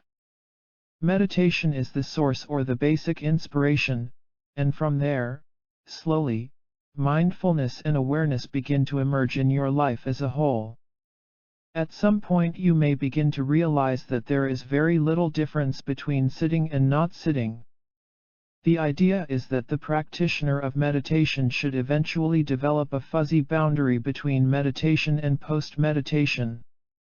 In that way, there is continuity, which is the continuity of mindfulness, or the precision of one's practice, throughout one's life. The basic post-meditation practice is to cultivate glimpses of awareness in everyday life. The approach of post-meditation or mindfulness in action is not so much trying to recreate the meditative state of awareness in everyday life, but it is reflecting back on the awareness you experience in mindfulness meditation. You might wonder how to reflect back and what you reflect back on. It's rather vague at the beginning. One has to try it and see what happens. The recollection of awareness throughout the day is an unconditional experience. By that we mean that it's a sudden glimpse of something that doesn't have a description. It's not a certain, particular experience that you remember, but simply remembering to be aware, so this practice is called the practice of recollection. Awareness does exist, and the memory or the recollection of that awareness acts as a reminder. From that memory a jerk takes place, a very short glimpse, in a microsecond. When you have that glimpse, you might want to hold on to it or possess it and try to inquisitively investigate it. Holding on is not advisable, because then you might try to create artificial awareness based on reinforcing a watcher or self-consciousness, which is not what we're trying to encourage. This experience of recollection can't be captured. We can't even sustain it. In fact, you should disown it. So, first there is recollection, then you disown this glimpse, and then you just continue whatever you are doing, cooking, or brushing your teeth or driving your car. You don't have to be startled or unsettled by the glimpse. Sometimes there is some slight recollection that is hardly noticeable. Some awareness happens, but you may think it is just your imagination. You think that probably nothing is happening at all. It doesn't really matter whether something is happening or not. You're not trying to document your awareness. You are trying to practice it. The practice of recollection may seem like an insignificant thing to do. You might wonder what it does for you. In our lives, the chain reaction of our mental processes and the network of our habitual reactions often create a whirlpool of confusion. We are not just subject to or living in this whirlpool at this moment, we are also manufacturing confusion for the future. We keep generating a chain reaction of confusion because we think that it provides us with security for the next minute, the next month, the next year. We want to make sure that there is something to hang on to. It's quite amazing that we manage to manufacture our own future confusion using our present experiences of hanging on to neurosis. With our present actions and attitudes we create the seeds that blossom in the future. The present situation is inescapable. You are somewhat settled or habituated to it, so you don't want to do something different in the future. You don't want to have to change gears. Generally people enjoy living in the world of confusion because it is much more entertaining. Even suffering itself is entertaining in a strange way. Therefore, we create further neurotic security over and over again on that ground. Although we may complain and we suffer, we also feel quite satisfied with our lives. We've chosen our own self-existence. The practice of recollecting awareness throughout the day is the main way that we can prevent ourselves from sowing these further seeds of habitual cause and effect. In the present moment we can disrupt these chain reactions. The memory or recollection of awareness creates a gap. Earlier we talked about the gap between one mood and another. Here we are talking about another kind of gap. Awareness that can cut through the continuity of our struggle to survive. The practice of recollecting our awareness shortens the life of that fixation. And that seems to be one of the basic but powerful points of meditation practice. With meditation we don't reject the present situation. Beyond that, the application of awareness is the way to sabotage confusion's hold on the future. Awareness is a simple matter. It just happens. You don't have to analyze it, justify it, or try to understand it. In the midst of enormous chaos, recollection is a simple action. There may be problems, but you can simplify the situation rather than focusing on the problems. Natural gaps in our experience are there all the time. Our post-meditation experiences will be clouded with all kinds of ups and downs. Sometimes there is a sense of enormous excitement. You feel that you are actually making some progress, whatever that is. Sometimes you feel that you are regressing and that everything is going wrong. And then there are neutral periods where nothing happens and things are somewhat flat. Those signs of progress or regression are just temporary meditative experiences, which occur both in the practice of meditation and in our daily awareness practice. Sometimes people worry that their practice is actually regressing, but that never happens. Sometimes, if you push yourself too hard, your ambition will begin to slow down the speed of your journey. But as long as meditation is not conjuring up something imaginary, there aren't any problems with regression. You can't fail at practicing meditation. You would have to give up your mind, and you can't do that. Meditation practice is a haunting experience. Once you begin, you can't give up. The more you try to give up, the more spontaneous openness comes to you. It's a very powerful thing. Often, having practiced mindfulness for a while, people describe temporary meditative experiences of pleasure or joy, emptiness, and clarity, which is sometimes called luminosity. It's as though light is finally being cast on your life. These three experiences, emptiness, clarity, and joy, are not regarded as extraordinary signs of progress. They are simply experiences or phases in your practice. When these experiences arise, you just go on practicing and cultivating the continual practice of awareness. What you work on is checking your basic awareness, cultivating that jerk of awareness. You don't have to have complete comprehension of what awareness is all about in order to experience a glimpse of awareness. It may feel like a very primitive glimpse, but that's why it's workable in some sense. In fact, recollection is almost a memory of bewilderment, which brings a jerk of awareness and puts you back to square one each time it happens.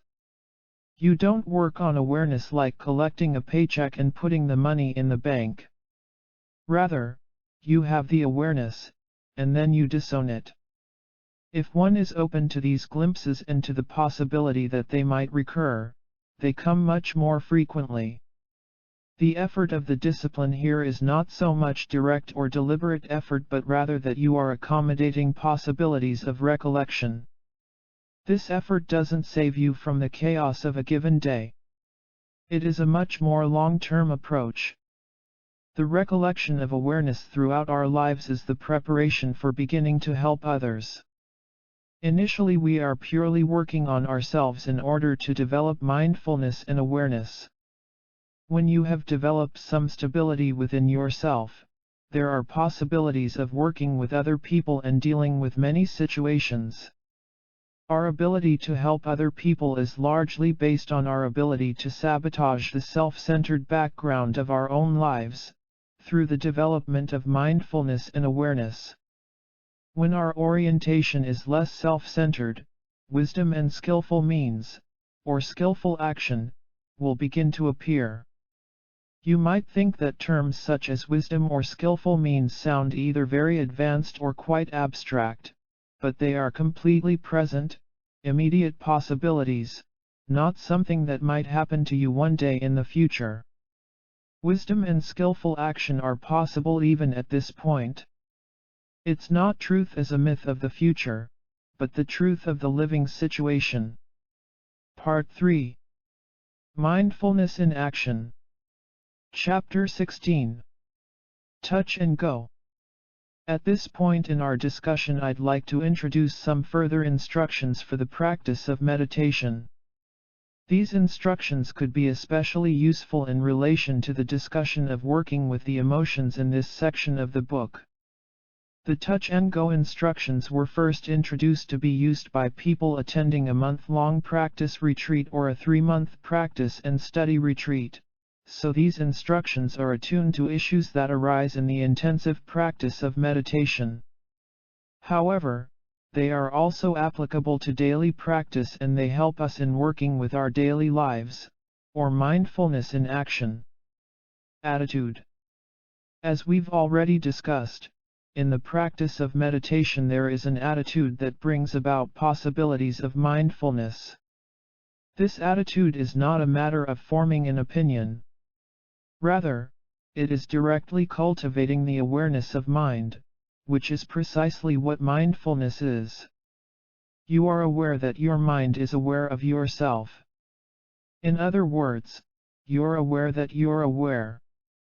You are not a machine, you are an individual person relating to what's happening around you. Touch and go. We could use the phrase touch and go to describe the cultivation of mindfulness and awareness.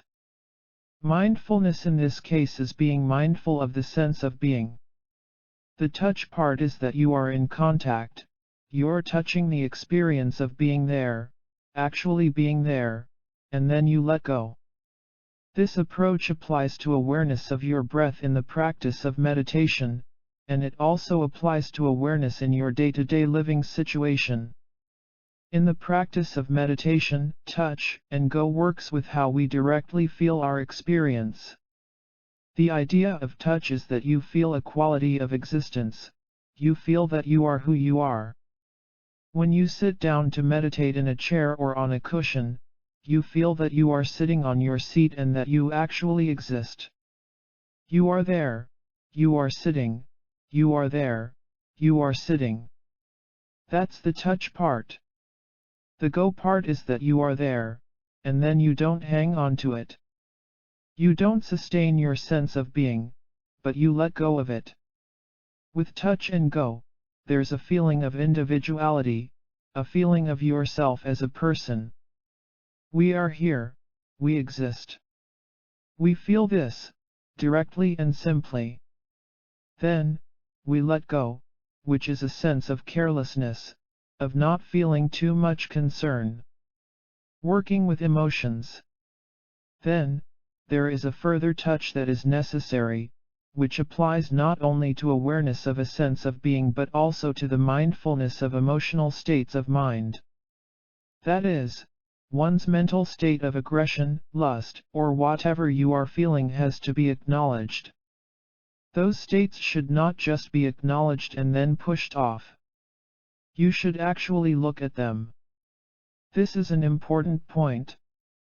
There should be no suppression or shying away. You have the experience of being utterly aggressive and angry, or being utterly lustful, envious, jealous, or whatever you feel. You don't just say, "Oh, it's okay.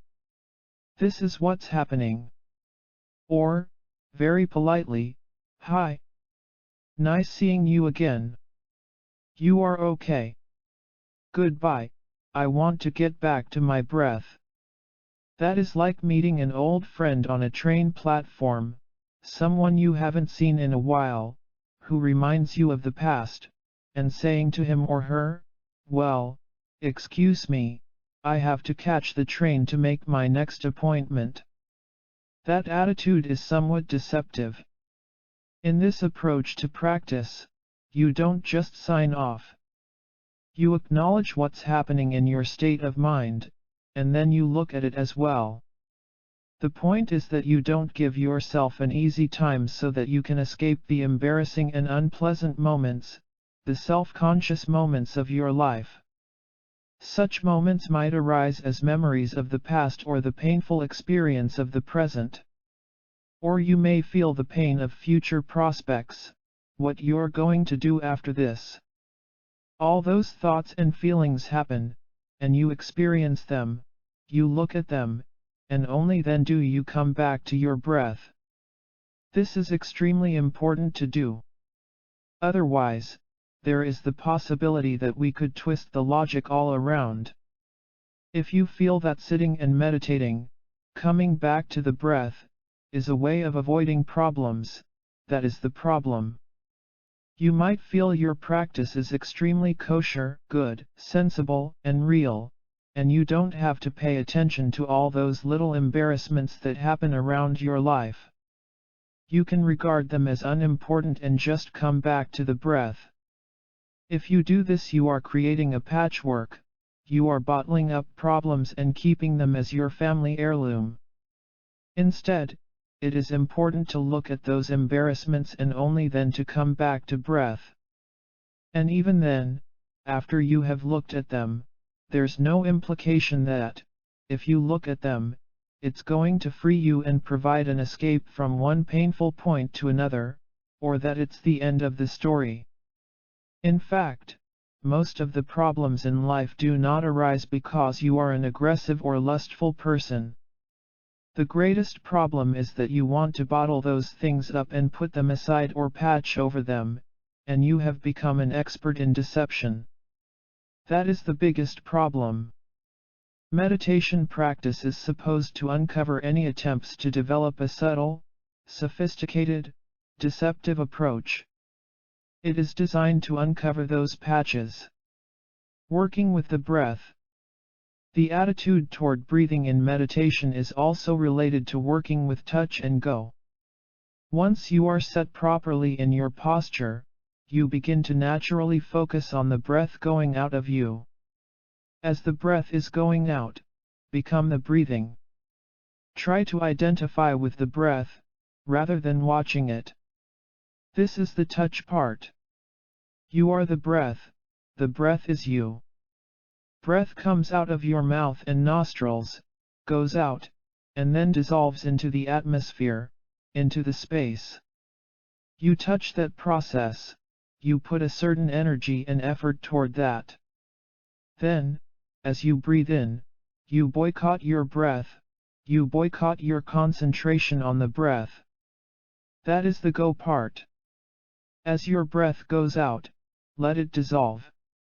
Then, just abandon it, boycott it. So breathing in is just space.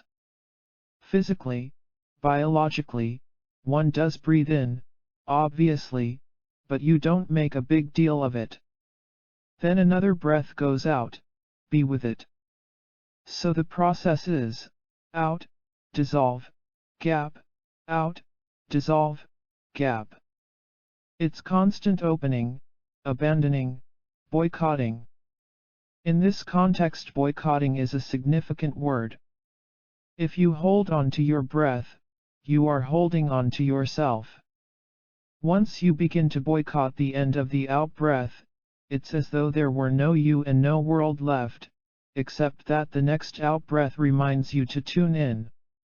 So you tune in, dissolve, tune in, dissolve, tune in, dissolve. This is another way of saying touch and go, touch and go, touch and go. Labeling thoughts. As we know, many thoughts arise in the midst of practice. Well, back at home, what are they doing? When should I do my homework? What should I write about next? What should I paint? What's happening with my investments? I hate that guy who was so terrible to me. I would like to make love. What's the story with my parents? All kinds of thoughts arise naturally. If you have lots of time to sit, endless thoughts occur. We have already talked about labeling thoughts as part of the practice of meditation. It is a very simple technique. We reduce everything to thinking. Having discussed relating to the emotions in terms of touch and go, we should address the importance of also labeling emotions as thinking. Usually, if you have low-level mental chatter, you are willing to label this as thought. But if you have deeply involved emotional chatter, or fights and struggles in your mind, you call those emotions, and you want to give them special prestige. Acknowledging emotional states of mind through the technique of touch and go does not mean that emotions deserve special privileges in our practice. We might say to ourselves, I'm actually angry, it's more than my thought. I feel so horny, it's more than my thought. That can easily become self-indulgence or a means of avoidance, a way of avoiding the realm of actual mind. In the practice of labeling our thoughts, it's important to view whatever arises as just thinking. You're thinking you're horny, you're thinking you're angry. As far as meditation practice is concerned, none of your thoughts are regarded as VIPs. You think, you sit, you think, you sit, you think, you sit. You have thoughts about thoughts, and further thoughts about those thoughts. Call them thoughts. You are thinking, you are constantly thinking, nothing but thinking. Everything is included in the thinking process, the constant thinking process, thought, nothing but thoughts and thought patterns. Walking meditation. Up to this point we have been focusing entirely on the sitting practice of meditation. However, there is also a practice of walking meditation. If you take part in a group retreat, it's very likely that you will be introduced to walking meditation as a practice that you do between sessions of sitting meditation. You may also do walking meditation practice at home by yourself, between sessions of sitting meditation, when you want to practice for a longer period of time. In group situations, sometimes people treat walking meditation as an opportunity for dramatic display, to compensate for the fact that when you sit, you can't do very much, whereas when you stand up and walk, you can at least exercise your self-existence.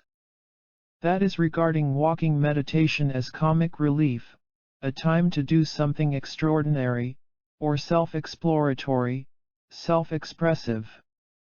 That is not advisable. Walking practice is still practice. Instead of paying attention to your breath, you work with the movement of your legs and the overall awareness of walking. Your body still has good posture.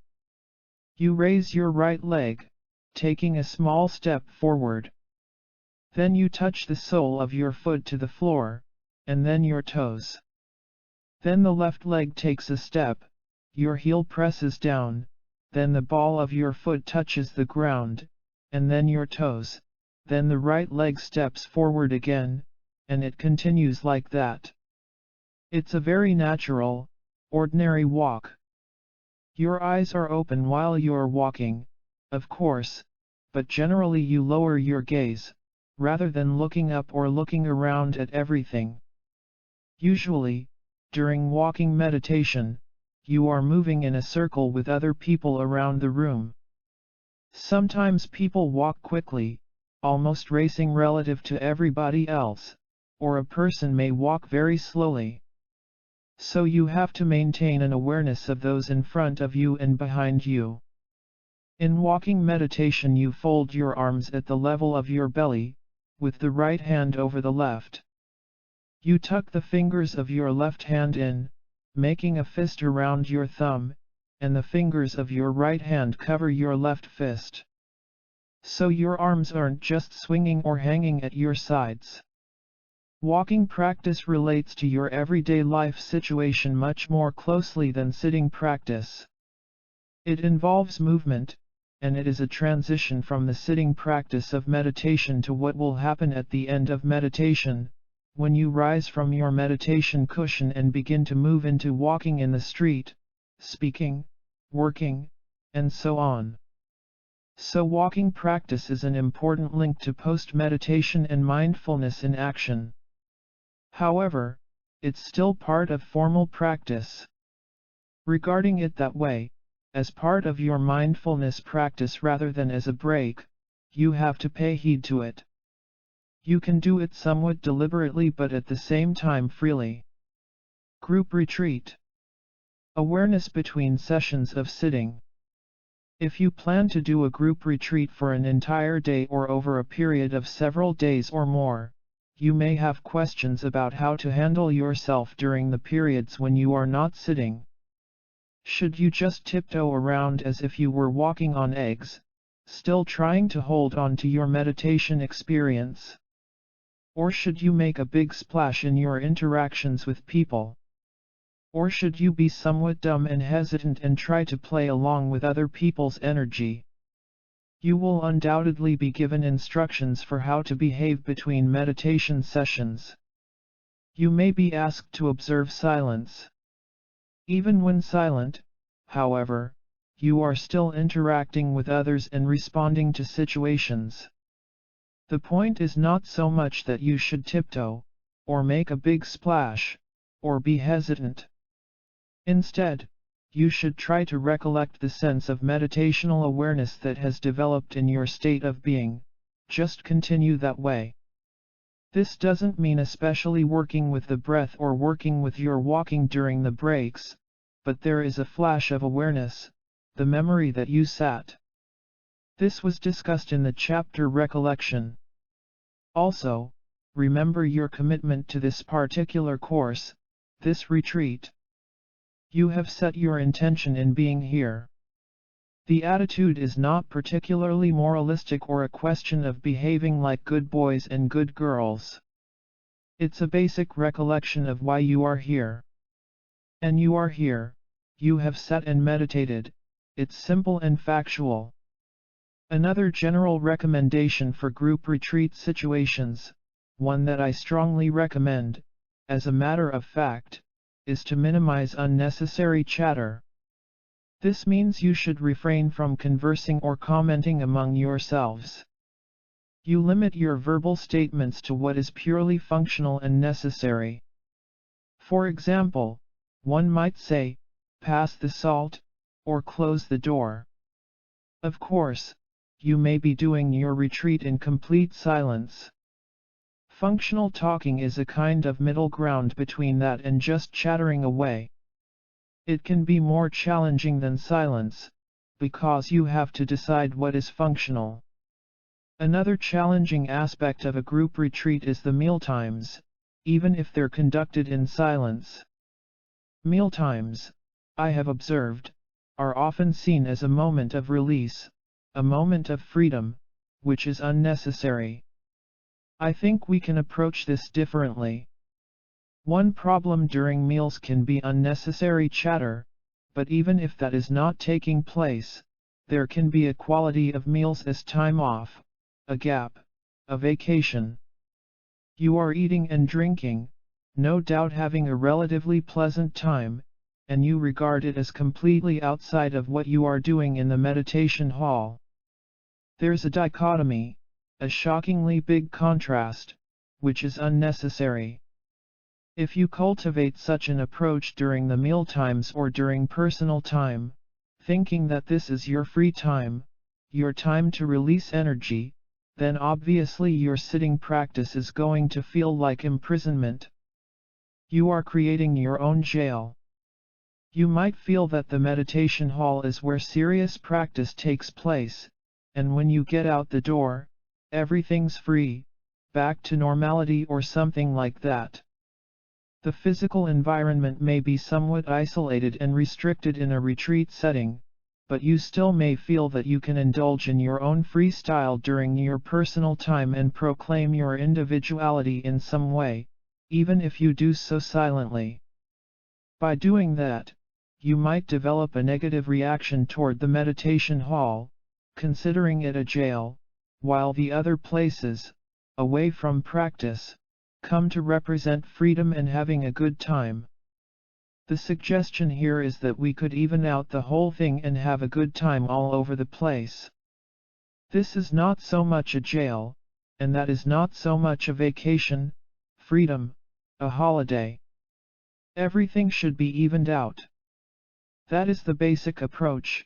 If you sit, if you stand, if you eat, if you walk, whatever you do is all part of the same good old world. You are carrying your world with you in any case. You cannot cut your world into different slices and put them into different pigeonholes. We don't have to be so poverty-stricken about our life. We don't have to try to get a little chocolate chip from just one part of our life. All the rest will be sour, but here I can take a dip in pleasure. If your body is hot and you dip your finger in ice water, it feels good. In actual fact, it's painful at the same time, not completely pleasurable. If you really know the meaning of pleasure in the total sense, this dip in pleasure is a further punishment and an unnecessary trick that we play on ourselves. In sum, the practice of meditation is not so much about a hypothetical attainment of enlightenment as it is about leading a good life. In order to learn how to lead a good life, a spotless life, we need continual awareness that relates directly and simply with life. Chapter 17. Meditation and the Fourth Moment.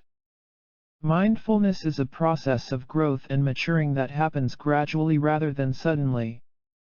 You may celebrate your birthday on a particular day, but this doesn't mean that you suddenly go from being 2 years old to being 3 when you blow your candles out at your party. In growing up, there is a process of evolution and development. Meditation practice is a similar evolutionary process, one that takes place within you in accordance with your life situation. There is continuity in the journey. You begin solidly, you progress solidly, and you evolve solidly. Don't expect magic on the meditation cushion. The idea of a sudden magical zap is purely mythical. In reality, nothing can save us from a state of chaos or confusion unless we have acknowledged it and actually experienced it. Otherwise, even though we may be in the midst of chaos, we don't even notice it, although we are subject to it. On the path of meditation, the first real glimpse of our confusion and the general chaos is when we begin to feel uncomfortable. We feel that something is a nuisance. Something is bugging us constantly. What is that? Eventually we discover that we are the nuisance. We begin to see ourselves being a nuisance to ourselves when we uncover all kinds of thought problems, emotional hang-ups, and physical problems in meditation. Before we work with anyone else, we have to deal with being a nuisance to ourselves. We have to pull ourselves together. We might get angry with ourselves, saying, "I could do better than this. What's wrong with me? I seem to be getting worse.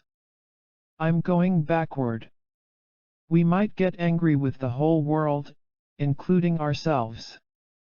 Everything, the entire universe, becomes the expression of total insult. We have to relate to that experience rather than rejecting it. If you hope to be helpful to others, first you have to work with yourself. The first step, as you certainly know by this time, is to make friends with yourself. That is almost the motto of mindfulness experience. Making friends with yourself means accepting and acknowledging yourself. You work with subconscious gossip, fantasies, dreams, everything that comes up in your mind. And everything that you learn about yourself you bring back to the simple awareness of your body, your breath, and your thoughts. Beginning to make friends with yourself brings relief and excitement. However, you should be careful not to get overly excited about your accomplishment. If last night's homework assignment was done well, it doesn't mean that you are finished with school. You are still a schoolboy or a schoolgirl. You have to come back to class, you have to work with your teacher, and you have to do more homework, precisely because you were successful. You have more work to do. You begin to experience a greater sense of fundamental awareness. Such awareness acknowledges the boundaries of non-awareness, the boundaries of wandering mind. You begin to realize the boundary and the contrast. Your mindfulness is taking place, and your confusion, your mindlessness, is also taking place. You see both, but you don't make a big deal about it. You accept the whole situation as part of the basic overall awareness. Not only are you mindful of your breath, your posture, and your thought process, you are also fundamentally aware. There is a quality of totality. You are aware of the room, you are aware of the rug, you are aware of your meditation cushion, you are aware of what color hair you have, you are aware of what you did earlier that day. You are constantly aware of such things. Beyond that there is a non-verbal, non-conceptual awareness, an awareness that doesn't rely on facts and figures. You discover a fundamental, somewhat abstract level of awareness and of being. There is a feeling that this is taking place. Something is happening right here. A sense of being, experience without words, without terms, without concepts, and without visualization, takes place. It is unnameable. We can't call it consciousness exactly, because consciousness implies that you are evaluating or conscious of sensory inputs. We can't even really call it awareness, which could be misunderstood. It's not simply awareness.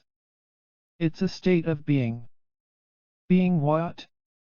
It is just being without any qualification. Are you being Jack? Are you being Jill? Are you being Smith? One never knows. This may sound rather vague, but the experience is not as vague as all that. You experience a powerful energy, a shock, the electricity of being pulled back into the present constantly, here, here, here. It's happening. It's really taking place. There is an interesting dichotomy in this situation. On the one hand, we don't know what it's all about. On the other hand, there is enormous precision, directness, and understanding. That is the state of fundamental awareness, or insight. You begin to see inside your mind on the level of nonverbal awareness. Nonverbal cognitive mind is functioning. You may say, now I hear the traffic, now I hear the cuckoo clock. Now I hear my wristwatch ticking. Now I hear my boss yelling at me. But you also have to say, I hear, but I don't hear at the same time. Such totality is taking place. A very precise something or other is happening. That is the ultimate state of awareness. It is non-verbal, non-conceptual, and very electric. It is neither ecstasy nor a state of dullness. Rather, a state of here-ness is taking place, which we have referred to earlier as nowness. Nowness in this sense is very similar to the fourth moment, which was introduced in Chapter 8, the present moment. This term, the fourth moment, may sound more mystical than what is meant. You have the past, present, and future, which are the three moments. Then you have something else taking place, a gap in time, which is called the fourth moment. The fourth moment is not a far-out or extraordinary experience. It is a state of experience that doesn't even belong to now. It doesn't belong to what might be, either. It belongs to a non-category. We have to call it something, however. Thus, it is called the fourth moment. The fourth moment is the state of non-ego, going beyond the limitations of your habitual self. It is a very real experience, an overwhelming experience, in which nothing can be misunderstood. It is sometimes called the knowledge of egoless insight. The experience comes at you rather than you searching for it. You are able to work with yourself and your life on the basis of that experience, through the constant reminders arising in everyday life, all your little daily hassles. You forgot to pay the telephone bill, and the message from the phone company is getting heavier and heavier. They are about to turn off your phone or sue you. Your motorcycle is about to catch fire, because you are over-revving the engine. Your grandmother is dying. Your family is demanding your attention. You can't afford to forget about them. All kinds of past and present reminders appear. Many problematic situations or even a general state of turmoil may arise in your life. When you look closely at where the problems came from and what they are all about, you may begin to experience the fourth moment. Problems come and problems go, but still remain problematic. That may seem like a cryptic statement, but in that enigma you may encounter the fourth moment. Even when you appear to have solved it, a problem remains a problem. Nothing dissolves into a love and lighty beautiful creamy honey lotus lake. The problems remain potent, slightly painful, and sour, as if the world, the universe, were staring at you with a disapproving look. You haven't been quite as good or as wakeful as you should be. The world gives you that look of disapproval. When the sun shines, it looks at you. When the rooster cries cock-a-doodle-doo, it is saying the same thing. When someone's car honks, when the telephone rings, they are saying the same thing. There are ironic mockeries all over the place. It is not that the devil is against you and trying to destroy you. It is not that some magicians have put a spell on you and are trying to get at you. Rather, the world is very powerfully in a subtle way trying to remind you to remember your fourth moment, the fourth moment. That moment is the essence of insight and awareness. Experience becomes so real and precise that it transcends any reference point of any doctrine that you are practicing.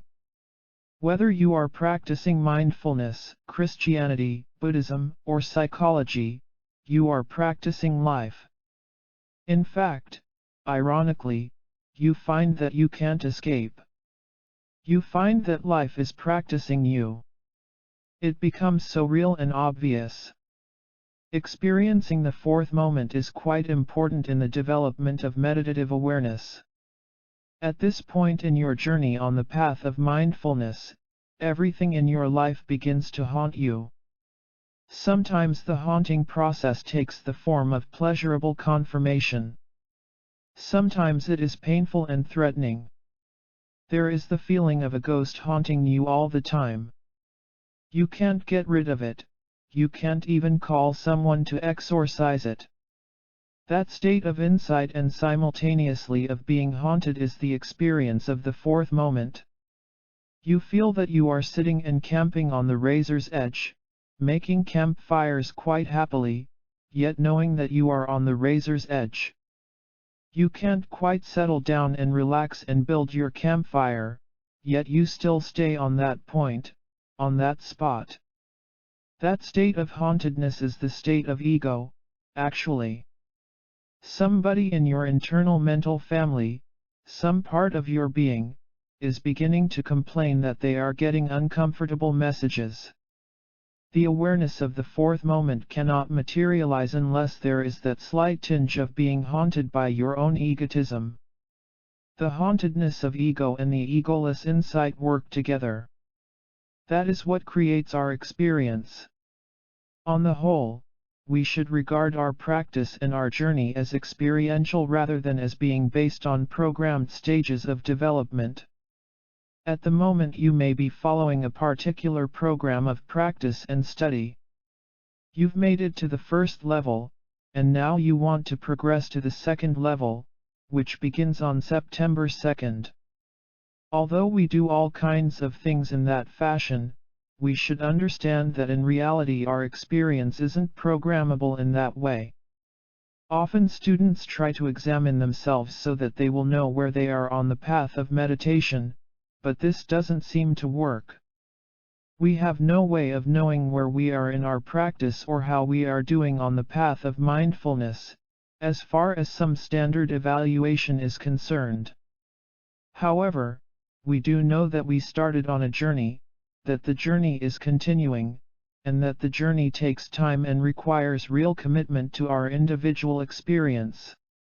Experience cannot happen unless both black and white, sweet and sour, work together. Otherwise, you are just absorbed into the sweet, or you are absorbed into the sour, and there is no experience. You have no way of working with yourself at all. We should be a little circumspect, however, when we use the term experience to describe our journey on the path of meditation. Conventionally speaking, when you refer to a future experience, you have an idea and an expectation, some premonition of what the experience might be. Somebody tells you about it, you know roughly what it is and you prepare for it. You wait for that experience to come to you. When it does, you exert yourself to fully experience whatever arises. In this scenario, everything is quite predictable. But the experience of the fourth moment is not a programmable experience at all. It is an unconditioned experience that comes from the unconscious mind. This underlying consciousness, or the unconscious, is an abstract state of mind, a state of literal thinking that doesn't have logic formulated yet. It is an ape instinct or a radar instinct. In fact, we don't know where this experience comes from. It just comes. There is no point in trying to track it back to a source. The fourth moment doesn't come from anywhere. It simply exists. It is as if you are taking a cold shower, and suddenly hot burning water starts to come out of the shower head. It is so instant and so real. For a moment, when the hot water first hits your body, you still think it's cold. Then you begin to feel that something is not quite right with that particular coldness. It begins to burn you. It is unprogrammed experience, where you simultaneously experience hot and cold water, each in its own individuality. The present is the third moment. It has a sense of presence. You might say, I can feel your presence. Or I can feel the presence of the light when it's turned on. Now there is no darkness. The present provides security, you know where you are, right here. You keep your flashlight in your pocket. If you encounter darkness, you take out your flashlight and shine the light to show yourself where you are going. You feel enormous relief, created by that little spot of light in front of you. The fourth moment, on the other hand, is a state of totality and total awareness that doesn't need reassurance. It is happening. It is there. You feel the totality. You perceive not only the beam of light from the flashlight but also the space all around you at the same time. The fourth moment is a much larger version of the present. The experience of the fourth moment sharpens your intelligence. Without this experience of egoless insight, you may just accept things naively, and such naivete may be the basis for self-deception. You turn on the cold shower, and you expect everything to be okay. Everything seems predictable. You are not prepared for any reminders. Then this little twist of hot water takes place. Whenever there is that kind of a reminder, it is part of the fourth moment. If there is a reminder, everything becomes very real. If you don't have any reminders, you are at the mercy of chaos and confusion. The sitting practice of meditation provides constant reminders, and that is why it is so important.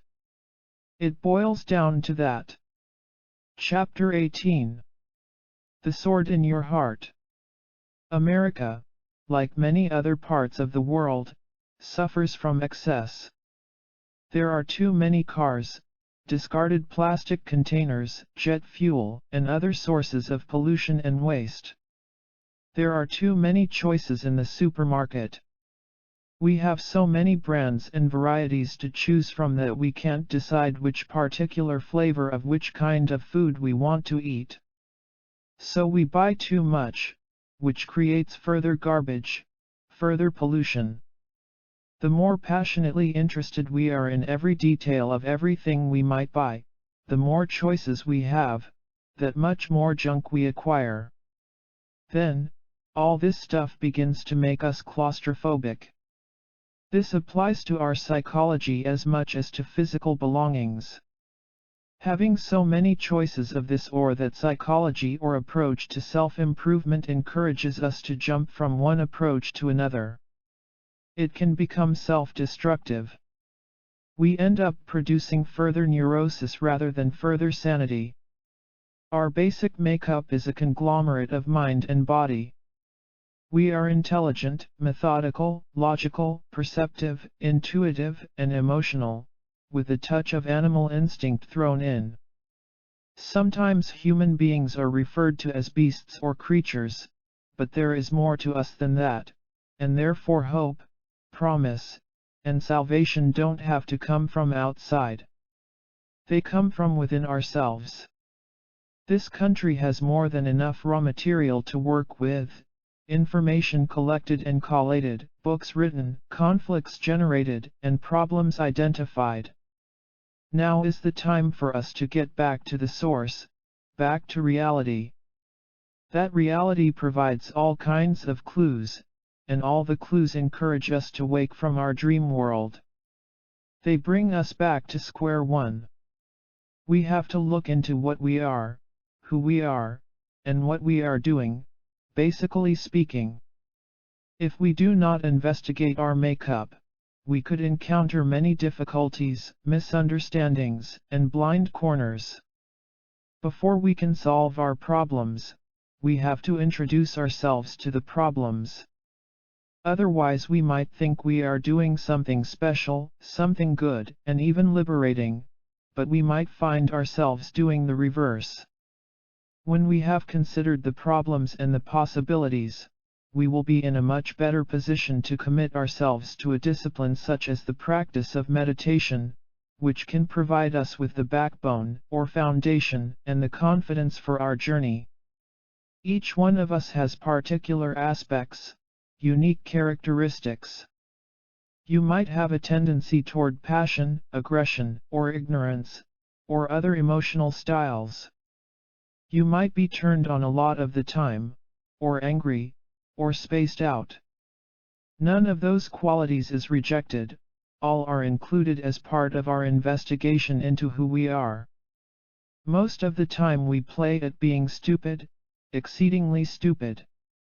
That stupidity manifests in a number of ways. When we don't want to hear or see the real truth, we close ourselves off and make ourselves deaf and dumb to situations. We play at being extraordinarily naive, with no interest in exploring the sharp points in our world. We ignore any uncomfortable messages provided by the world. We become completely numb. On the other hand, sometimes we use our intellect to confuse the whole issue, which becomes another form of numbness. Those habitual patterns are ways that we reject parts of ourselves and prevent ourselves from discovering inherent wisdom. Such wisdom could penetrate the shell that we usually create around ourselves.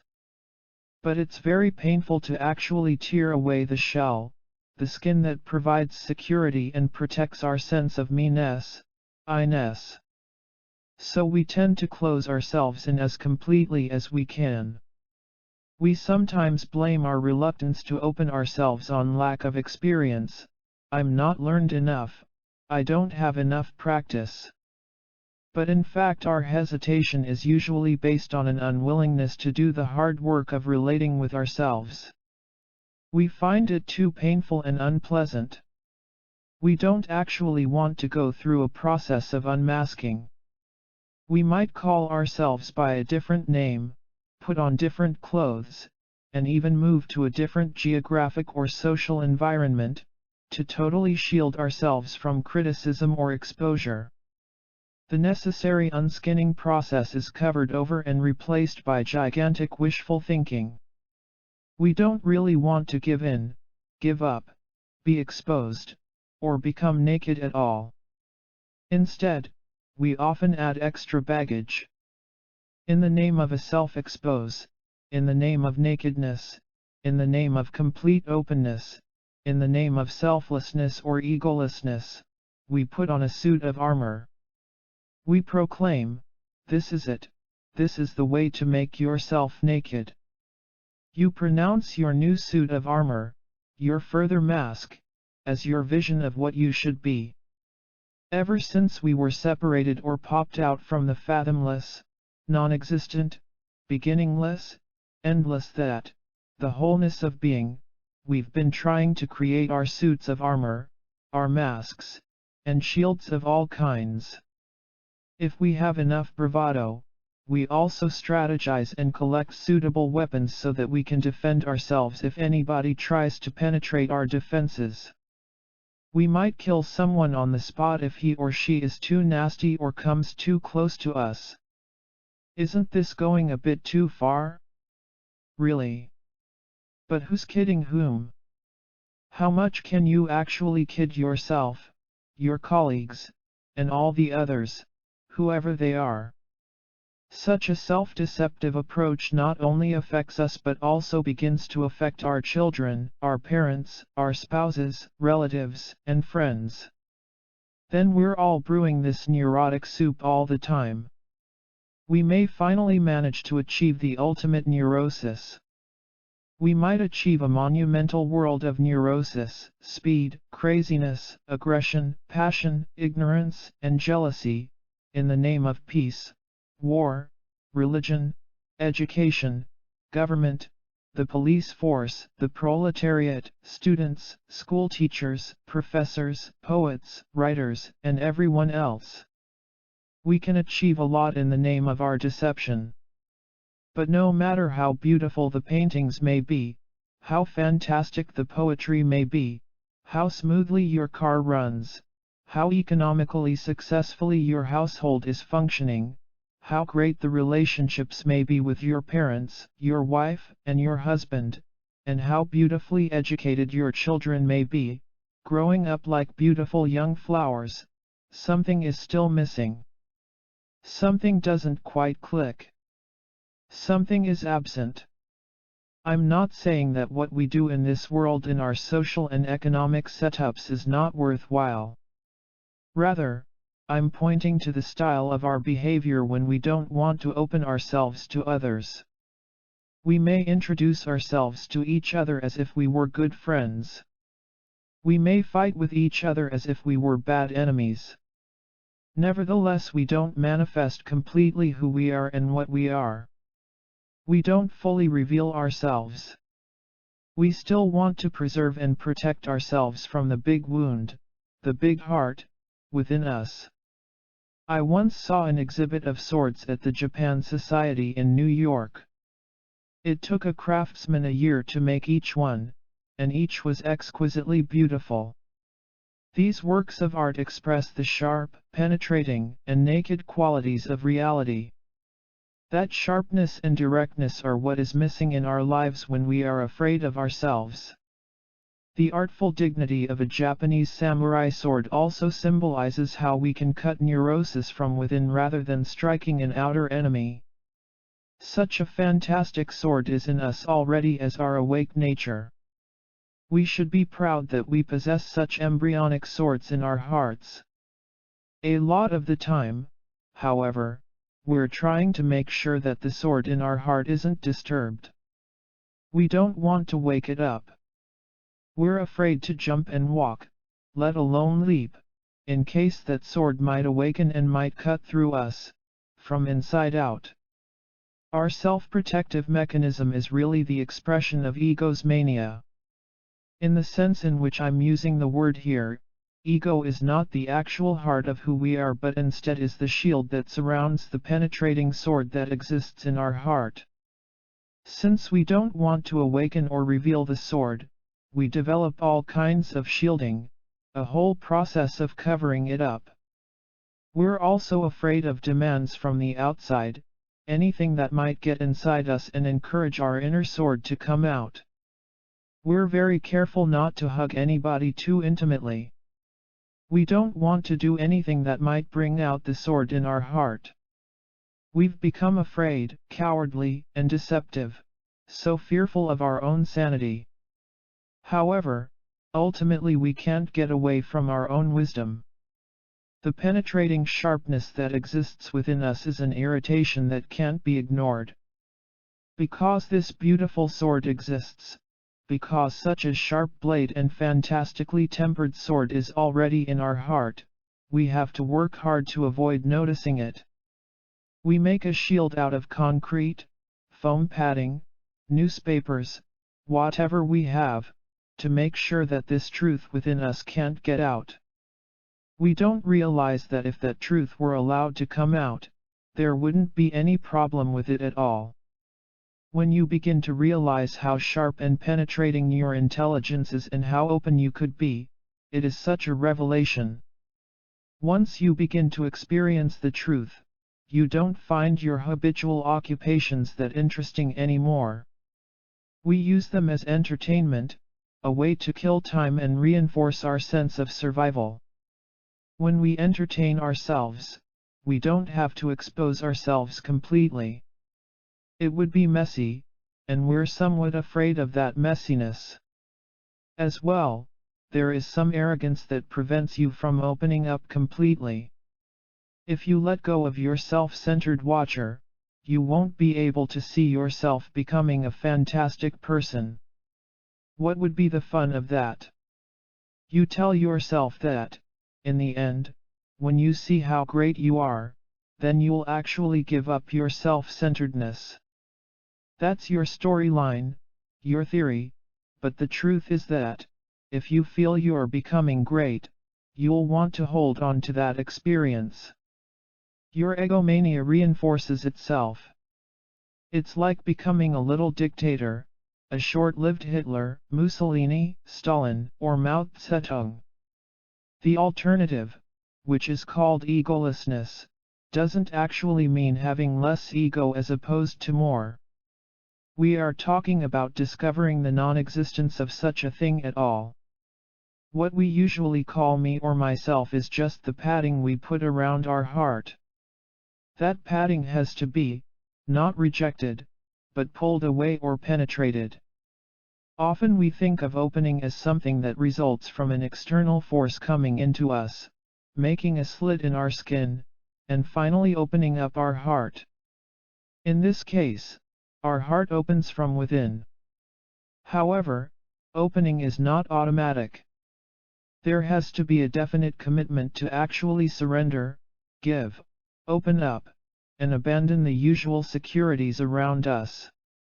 That ongoing dedication to openness is an important part of the journey, or the path, of meditation. Sometimes you might waffle in your commitment, feeling that your goal or destination is unclear. You hope that if you just keep on going, you'll get somewhere. You'll achieve something worthwhile. In actuality, if you aren't willing to work on yourself and you don't have a desire to open and to shed your self-centered egotism, you are getting nowhere. All the meditation instruction that is provided to you may be fantastic, wonderful. Nevertheless, it could be a waste of time. It's up to you.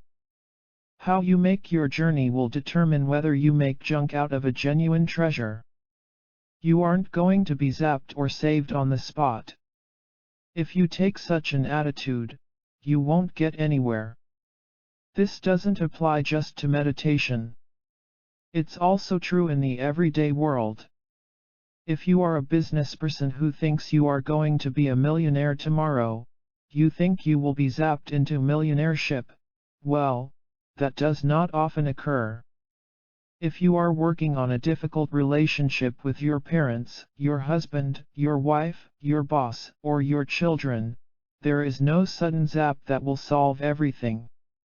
You might hope for a breakthrough, so that tomorrow you can just relax and smile and everything will be all right. That's not going to work. A sudden zap only works in your microwave oven. You put your food in, you zap it, and it gets cooked instantly. Even that requires preparation, however. You have to buy the food first. Then you can put it in the oven, but the result may not be all that exciting. Often, the dish tastes rather strange. Similarly, in the realm of mindfulness and meditation you can't expect a transcendental microwave oven. No achievement happens all of a sudden. There is a process of growth, a gradual process of developing ourselves. The process is systematic. No one is going to save us on the spot. Our progress is up to us.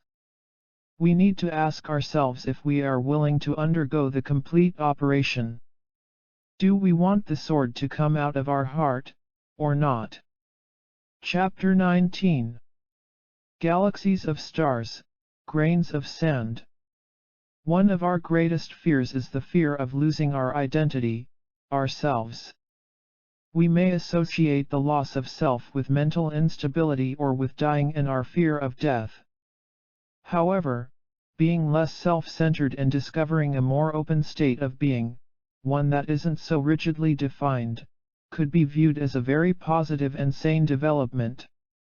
On a very mundane level, we may experience a momentary unexpected gap in our storyline or thought process. We might consider this a moment of freedom, but our usual response is to panic and try to cover up the fact that we've lost the thread. Our panic takes the form of bewilderment and confusion, which enable us to play deaf and dumb, ignoring what we've seen. In meditation practice, people sometimes equate dwelling in bewilderment with a meditative state of being. They may confuse being spaced out with experiencing openness and relaxation. They may try to make bewilderment into a comfortable home or nest in their practice. We often have a tendency to try to solidify our confusion as the proof that we exist, not just in meditation but in many aspects of life. We try to maintain the solid sense of self because we mistakenly think that we can't function or thrive if we don't have a solid, self-centered ego.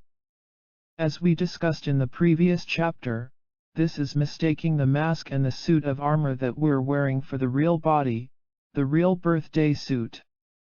At some point, in order to maintain ourselves, we may even decide to upgrade our armor, because the original patchwork is not doing a perfect job. Occasional glimpses of uncharted territory are getting through, which is disconcerting. So we look for a brand new and improved stainless steel suit of armor, beautifully painted, with an expressive lacquered mask. We may try to buy our armor wholesale, or we may have to pay a hefty price for it. We may be able to use mail order or get it at a spiritual supermarket. Sometimes we can even get our armor for free. But whether we pay for it or receive it as a personal gift, we are still purchasing a way to shield ourselves from our basic bewilderment about ourselves and our lives. Then, we learn to incorporate that new armor into our lives, so that we can walk around in that suit and even fight in it. Our approach is like that of the medieval knights, whose armor was so cumbersome and heavy that they had to be cranked up onto their horses, and then their spears and swords were handed to them. Similarly, we try to protect our facade all the time, at any cost, in the name of religious, social, educational, technological, and domestic realities. There are a number of aspects or stages in the development of this mistaken sense of self or ego. This development does not take place over time, like a baby growing up into an adult. We create all the complications almost simultaneously, all the time, over and over again. We solidify the fundamental basic deception into a patchwork suit, and then we layer on other patchworks immediately, one after another. The first patchwork is connected with the panic that was already alluded to. It is based on our reaction to our basic bewilderment. Altogether, the construction of the false self, or the ego, is a response to feeling confused and lost. We want to find ourselves. We think that we can prove ourselves to ourselves. The truth is that we cannot say that we are one entity, one existence. Our individuality is really a heap or a pile of experiences. We are made out of experiences of achievement, disappointment, hope, fear, and millions and billions and trillions of other things. All these little fragments put together are what we call our self and our life. Our pride of self-existence or sense of being is by no means one entity. It is a heap, a pile of stuff. It has some similarities to a pile of garbage. When we refer to something as garbage, we are speaking not about one thing but about a collection of many different things that make up the garbage-ness. All these elements are collected and mixed with one another. As they decay, they become extremely smelly. What we call ourselves or our ego is similarly an amalgam of many things put together. So who we are and what we are is uncertain. We think we exist. We think our name is so and so. We think we have a soul or ego of some kind, but really we have no idea how and why and what is exactly the case. Logically we may be able to justify our existence in detail, but experientially, we are much more uncertain. This me, this seeming experiencer, seems to be experiencing its me-ness, this-ness. Something seems to be happening here. Something is cooking, as they say. This uncertainty and our attempts to secure ourselves in response to it make up the first aspect or layer of ego, which is a sense of form. The creation of form here is like a blue cheese that is constantly fermenting, growing one mold on top of another, all the time. Because you don't really exist in the way that you think you do, you are constantly trying to secure your existence. You are like that blue cheese, which tries to maintain itself by continually growing more mold, until the mold consumes the cheese, which dissolves into nothingness, a pile of moldy dust. We are not one wholesome, whole entity at all. We are a collection of things, all of which are uncertain as to whether they exist or not. So every cell of this consciousness is defeating itself and uncertain about itself. It's a dream we unsuccessfully try to maintain. That is the basic quality of form, a fermenting blue cheese that eventually consumes itself. Although the struggle is futile and illusory, we still fight for our existence, trying to gain our glory by existing. We may even try to implicate religion in our plot.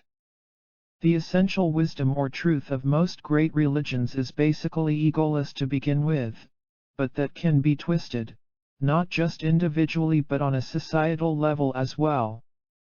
Societies may grow out of a particular religious outlook, and then the state may become the instrument to protect religion and persecute non-believers. I'm not talking in terms of a particular tradition as ego-oriented, but I am speaking in terms of how egotism affects people's minds, affects them personally. I'm not saying that we should tear down the churches or knock down the idols. That approach won't work. If we are at all interested in a genuine contemplative or meditative journey, we can't start by attacking things from the outside. We have to start from within. We need to look at where something went wrong or where something went right. We have to start from the inside, which is our mind, our consciousness, our state of being. We may ask ourselves, how on earth did we get ourselves into this mess? And who did it? Whom can we blame? Who made the first big mistake? Who's responsible? You may ask these questions, but I don't think you'll find a single individual who made a gigantic enormous mistake. You might be tempted to blame organized religion.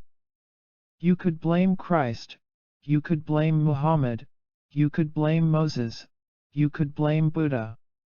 However, trying to place blame distracts us from understanding how we got into this mess. Just between us, I'll tell you a secret, the problem came from being unable to relate to ourselves. Christ is here within us, and Moses is here, and Buddha and Muhammad are here, too. They're all here. We might be able to think of several hundred key religious figures and other paragons of human wisdom, and from some point of view, every one of them is in your head. Neither am I saying that religion is the answer nor that we should blame religion or tradition for our human predicament. We can't avoid the real issues by placing the blame on history, psychology, politics, or religion, and then turn to meditation as a clean and pure alternative. More to the point, whatever we're into, if we say that it's the only way, the only promise, it's very suspicious. The development of our confused self or ego that I'm describing here is related to this sense of feeling out our lives, trying to find out who is for us and against us, who is to blame and who or what will save us. You try to feel the sense of tradition, feel the resentment, feel the confusion, feel how we can actually identify ourselves, our conceptualized ego, with some concept or security that we can latch onto. So the first stage in ego's development is latching onto form, trying to create a home in our confusion and bewilderment. The second stage is feeling. Or we could call it a sense of touch. We try to feel out or reach out to touch, to determine who is on our side and who is against us. If you are in your bedroom in the dark, and the electricity isn't working in your house, you try to find your way out of the room by using your hands to touch the walls and things around you. You feel your way out of the room, as though you were a blind person. When you're feeling your way in the dark, you're trying to avoid running into things, and you want to find the door. If there is a big column, a sharp corner, or a piece of furniture that you might bump into, you try to avoid it. You also want to avoid tripping over anything that might be in your way. You might try to find your way to the bathroom. You might try to reach the closest window, so that you can pull back the curtains and see the moon, or open the window and let some fresh air in. So there's a quality of feeling out whether things are for or against you, good or bad. This primitive sense of feeling your way around in the dark is like ego's primitive attempt to feel out the textures of life. Altogether, this non-entity called me, myself, and I is trying to create a bag or a container for itself. It is trying to survey and secure its territory. The next aspect of this project is impulse. Having developed some rough relationship or connection with the phenomenal world, and knowing which textures are smooth, which are rough, and which are irrelevant, we have reactions to those things on a very primitive level. We have the impulse to respond to situations. Whatever message seems to be coming to us, we want to latch on to that information and secure it as a reinforcement of ourselves. Our impulsive response to situations is to draw them in, push them away, or ignore them. Whatever appears, we are ready to leap forward, leap back, or stand our ground.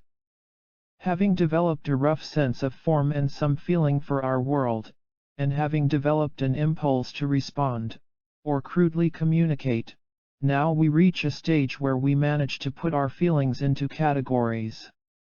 If you stayed in that dark house groping around for a long enough time, you would begin to form an idea of what was in the space. You know that there's a staircase down over there, so you won't go in that direction. There's a stone column in front of you, so you have to be careful not to bump into it. The window is in one direction, food is in the kitchen over there somewhere, and the bathroom is down the hall. So although we are basically completely blind, we still develop some sense of direction, almost as an animal instinct. That very basic sense of categorizing is the beginning of concept, which is the next stage in developing a solid sense of self. It is not the product of wisdom, it is just labeling and naming things, quite stupidly. It's as though we had given birth to a son or a daughter. Realizing that we are the parents of this particular child, we look around and try to find a name for him or her. The first thing we see is a piece of rock, so we say, let's call him Rock. Or if we see a spider, we say, let's call her Spider. We feel pretty good about that. We are making ourselves so smart out of our stupidity. This approach is devoid of any vision or dance. We're merely finding the most convenient label or name for our child. We don't want to do any research or think about it anymore. We're playing it extremely safe. Then we might go beyond that crude conceptual framework, trying to intellectualize the whole thing further. At this point, you develop further concepts, further reference points for what you are doing. What happens if I fall down the stairs? I'll hurt myself. You refresh and embellish your concepts again and again. If I run into a stone column, what will happen? I might hurt my forehead. We begin to put our feelings and impulses into more developed, almost scholarly, categories. If I find my window, I get fresh air. If I get to the bathroom, I can relieve myself. And if I can find the kitchen, I can satisfy myself by eating food. Soon everything is neatly conceptualized. The last process is what's known as consciousness. This is seemingly far from the fundamental bewilderment. Here, consciousness develops as a sense of totality and emotionality. We learn how to love and hate the whole process of our lives. Those stairs are terrible. I hate them. And the column is bad, too. I don't like it because it might cause me to break my nose or bang my head and see stars. And that bathroom is good, it gives me relief. Food is fantastic, it will feed me, sustain me. So we begin to not just label things but to enshrine them as very good or very bad, for me. Although we possess all these faculties, our nose, our eyes, and our ears, our body, our tongue and mouth, and our brain and our heart, still, basically we are not using them to see the world in a way that is clear, sharp, or unbiased. We are still playing blind, deaf, and dumb. We are essentially asleep. We may think we're having a good rest, a good sleep, but we're really operating out of a combination of self-indulgence, delusion, and horrific nightmares all put together. We also develop further mechanisms within consciousness. If we feel bored, we manufacture dreams of the past, expectations of the future, and a private cinema show. We can manufacture the illusion of a whole continuous scheme, which allows us to survive in this dark house, with the stairs, the column, the window, the bathroom, and the kitchen. We also generate subconscious gossip, as well as intense visual imagery and sensory experiences, quotations from the past, glimpses of past experiences, and future expectations all coming to us. The thought process acts as a screen, a thick shield to protect us. Finally, we not only have our heavy armor, but we have our whole castle secured, we have foot soldiers and subjects. We have become the king or queen, the ruler of the ego realm. We build a whole kingdom out of nothingness, which we call the world, actually. Even after all this work, however, we still might find ourselves and our world disconcerting. We can't seem to put our finger on what is me, what is you.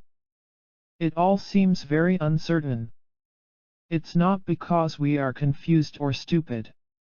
Even the most intelligent and wise people couldn't figure this out. We all find ourselves lost in the piles of stuff that make up our experience of life. We feel completely lost much of the time, which is a true experience, in some sense. On the other hand, we could say that we were never lost because there was never anything to be found. The process of ego formation is like the constant churning out of galaxies and galaxies of stars, or grains of sand. Things are forming their own shape, dissolving, forming their shape and dissolving again. Recognizing that is the basic point of reviewing these stages or components of the self. It's not that once upon a time there was the first bewilderment and now we exist on the fifth level of consciousness. The experience of a separate self or ego is a personal experience that happens all the time, constantly, in our state of being. Every moment has form, feeling, impulse, concept, and consciousness. That process is taking place on the spot, over and over again. This experience of our world is not bad. This is not about the fall of man, or anything like that. The stairs are not bad, the column is not bad, the bathroom and the dining room are not good. Those are just reference points we create. And without those, we can't actually experience anything at all. So they are necessary and important for us to relate to, in order to see how bewildered we are at this point. It's important to know and understand these facts of life, these patchworks. The practice of meditation provides a way to work with this complicated experience of mind. In meditation, our attitude is not to label the self or ego as a villain or an evil force that needs to be destroyed. It is our stepping stone. The only material we have to work with is our experience of ourselves, so it is our starting point. From this point of view, we should celebrate that we have ego. Therefore, we have some hope of discovering sanity. Chapter 20. The Fringe of Our Emotions. In this chapter we are going to talk about how to work with our emotions from both a narrow egotistical point of view and from a more open perspective. The characterization of ego here basically highlights its confused and self-centered side. As we have seen in the previous chapter, when we are trying to maintain the illusion of a fixed, permanent self, or ego, we occupy ourselves by constantly looking for new ways to prove the validity of its existence. One of our most powerful strategies is our involvement with emotional projections. We use aggression, passion, ignorance, and other confused manifestations of our emotions as ways to maintain our storylines about ourselves. Building up these projections is like creating a sculpture of a dog and then deciding to dress it up. We make a costume for it. We put different clothes on the dog, based on whether we decide it's a boy or a girl dog, and whether we decide it's a priest dog or a fashion model dog. We dress it up, and then we gaze and gaze at it. Then, suddenly, to our surprise, the dog begins to move. Why, if we made this sculpture, should it be able to move on its own? It begins to haunt us. We created a naked dog, but then we decided to dress it up, which is laying further concepts or projections on it. To our surprise, our concept seems to take on a life of its own and begins to haunt us. You might say that's how we built New York City. Sometimes our emotions produce dramatic upheavals. At other times, we feel quite calm, almost absent of any emotionality. However, no matter what is happening in our state of mind, ego wants to reinforce the undercurrent of the emotions flowing, because the energy of the emotions helps to fortify a bloated sense of self.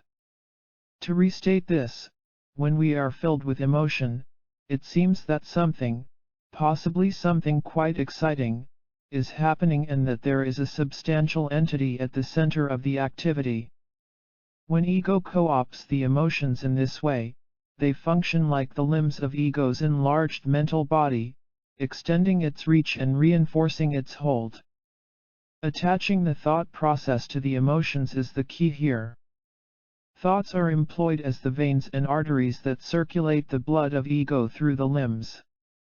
Thoughts also function as the nervous system that carries impulsive messages back and forth from the limbs to central headquarters, the apparent heart and brain of ego. Using thoughts in this way, ego hopes to become powerful and self-sufficient, generating its own energy, no longer needing to communicate or reach out to any foreign elements to maintain itself. Once this system is well established, then when there is an absence of emotional upheaval, ego generates its own dramas, so that even within a relatively calm state, fundamental panic and feelings of irritation and paranoia are generated, which cause us to initiate self-protective mechanisms. Ego's scheme is to appear constantly vulnerable to attack. When we feel this kind of vague vulnerability or anxiety, we guard ourselves and reinforce the whole area of ego. From ego's point of view, this is the ideal situation, creating a complete world that uses our thoughts and emotions to maintain our self-centeredness. Meditation is a powerful tool to work with this pattern of projection. To cut through the efficient work of ego and dismantle the barriers it throws up to protect its central headquarters, we begin by working on the circulatory and the nervous systems of ego, that is, by working on the thought process.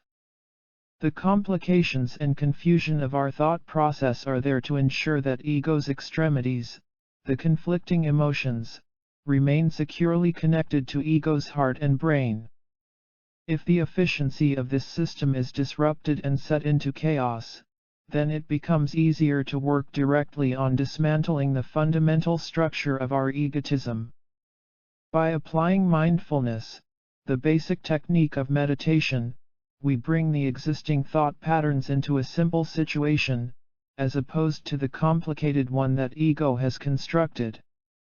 The practice we already have, the practice of meditation, undercuts ego's circulation system, its manipulation of the thought process.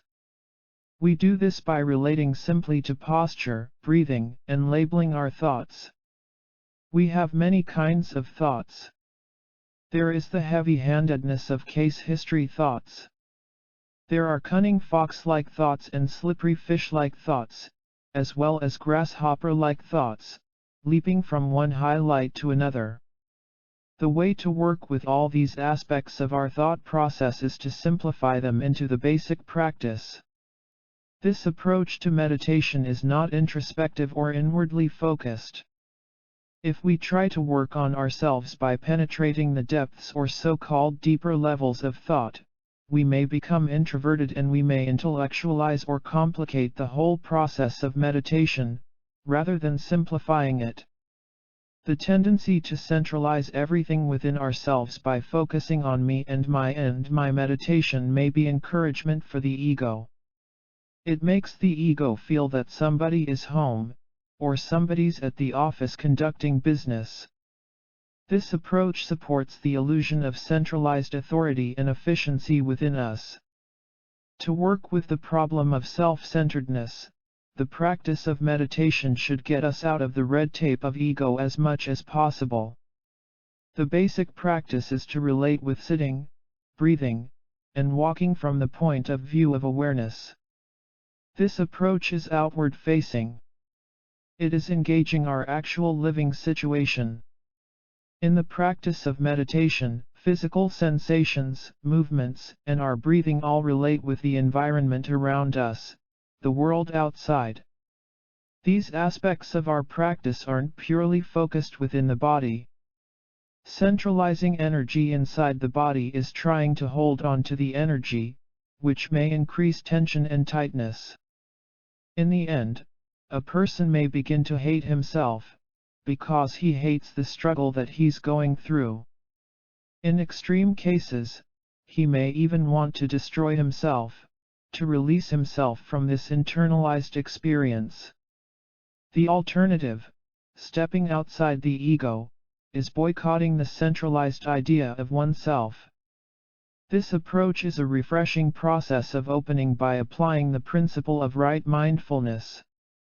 This is not just ordinary mindfulness but mindfulness that is right on the spot.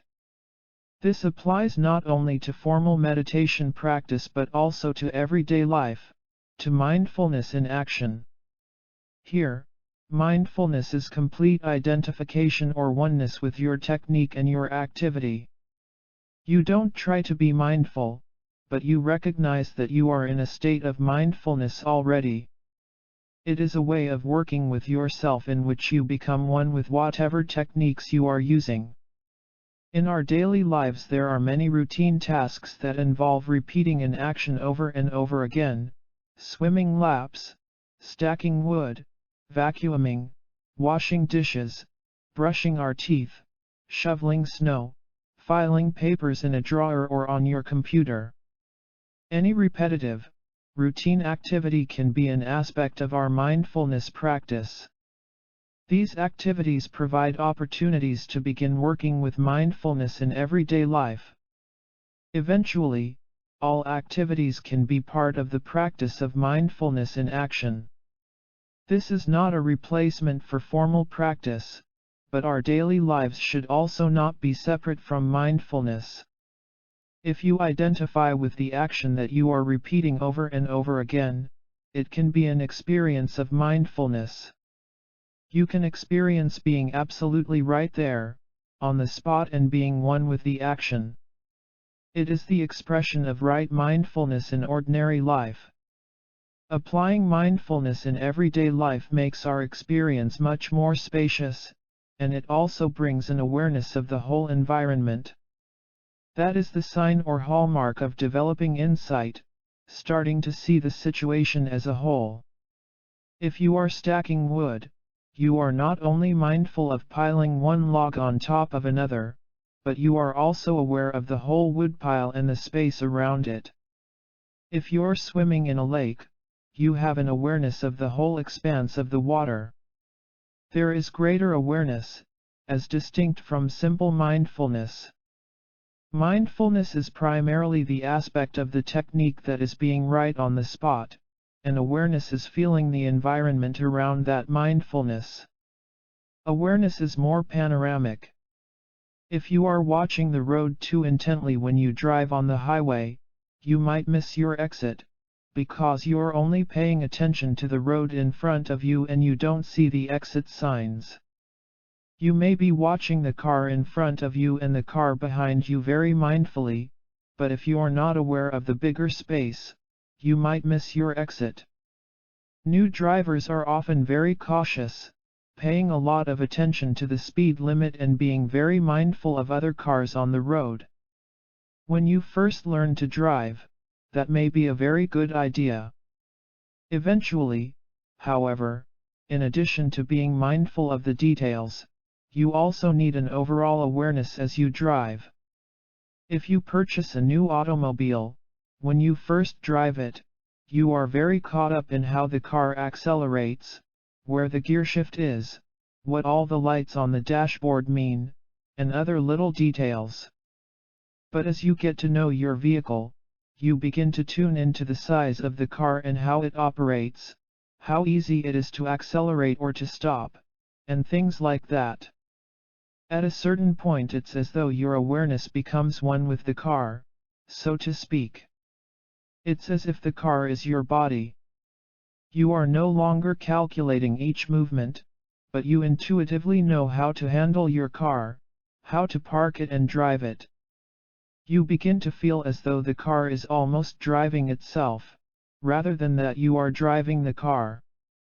You feel that you are just making little adjustments to how it's driving. That's if you are a good driver.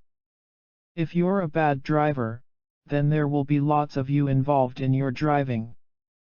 In a similar way, in the practice of meditation, if you are tuned into the environment, awareness or insight becomes part of your basic being, part of your ordinary behavior pattern. Awareness dictates to you, from that point of view. And at a certain point you may feel that you don't have to apply a technique in the formal practice of meditation. You almost feel as if meditation is conducting you rather than you are conducting the practice of meditation as such. You develop natural awareness as you start to relate to the total environment. This occurs as you become more acquainted with the practice and feel more relaxed with the breathing as well as other aspects of the technique. The continuity of awareness links meditation practice with everyday life. Whether you're talking, eating, or walking, whatever you are doing takes place within a larger environment. With awareness, you recognize that you and your activities are all part of the environment. Connecting with the wholeness of the environment brings oneness with the action, making each activity more precise and direct. Then there's no room for ego's panic. You are able to cut the chaotic aspect of the thinking process, because at that point you are completely joined with the situation, not separate from what is there. That enables you to step out of the complicated thought process. As this awareness expands, you also gain insight into your emotions. To begin with, you may only be able to approach the fringe of your emotions, not yet the heart of them. However, you are already able to see the emotions much more as they are, with their dynamic qualities and their simplicity as well. You also see that there is more to the emotions than just the intense highlights. You become aware of the larger emotional environment, realizing that the emotions have to function in a wider space. Anger and hatred come out of an environment of aggression. Passion and grasping come out of an environment of seduction. As you see this larger space, the emotions no longer have a cloudy, mysterious quality, but they are part of a living situation. Then, eventually, the emotions can be seen in their complete perfection, which is something we'll talk more about in the next chapter. But to begin with, we should understand how meditation practice is a simple way of stepping out of the neurotic and chaotic aspects of the thought process. We can simplify everyday life, as well as bring simplicity to the sitting practice of meditation. Relating to both practice and daily life as fully as possible, being right on the dot in terms of technique, will bring us into an open situation where we don't have to guard against anything or concentrate on anything, either. We find that the meditative aspect of the situation is there already. That is the basic principle of how meditation allows us to step out of fundamental self-deception. This approach is not cutting off the thought process altogether but is loosening it up. Thoughts become transparent and loose, so that they can pass through or float around in our minds more easily. Thoughts are often very heavy and sticky, and they hang around, demanding that we pay attention to them. But with this approach, the thought process becomes relaxed and fluid, fundamentally transparent.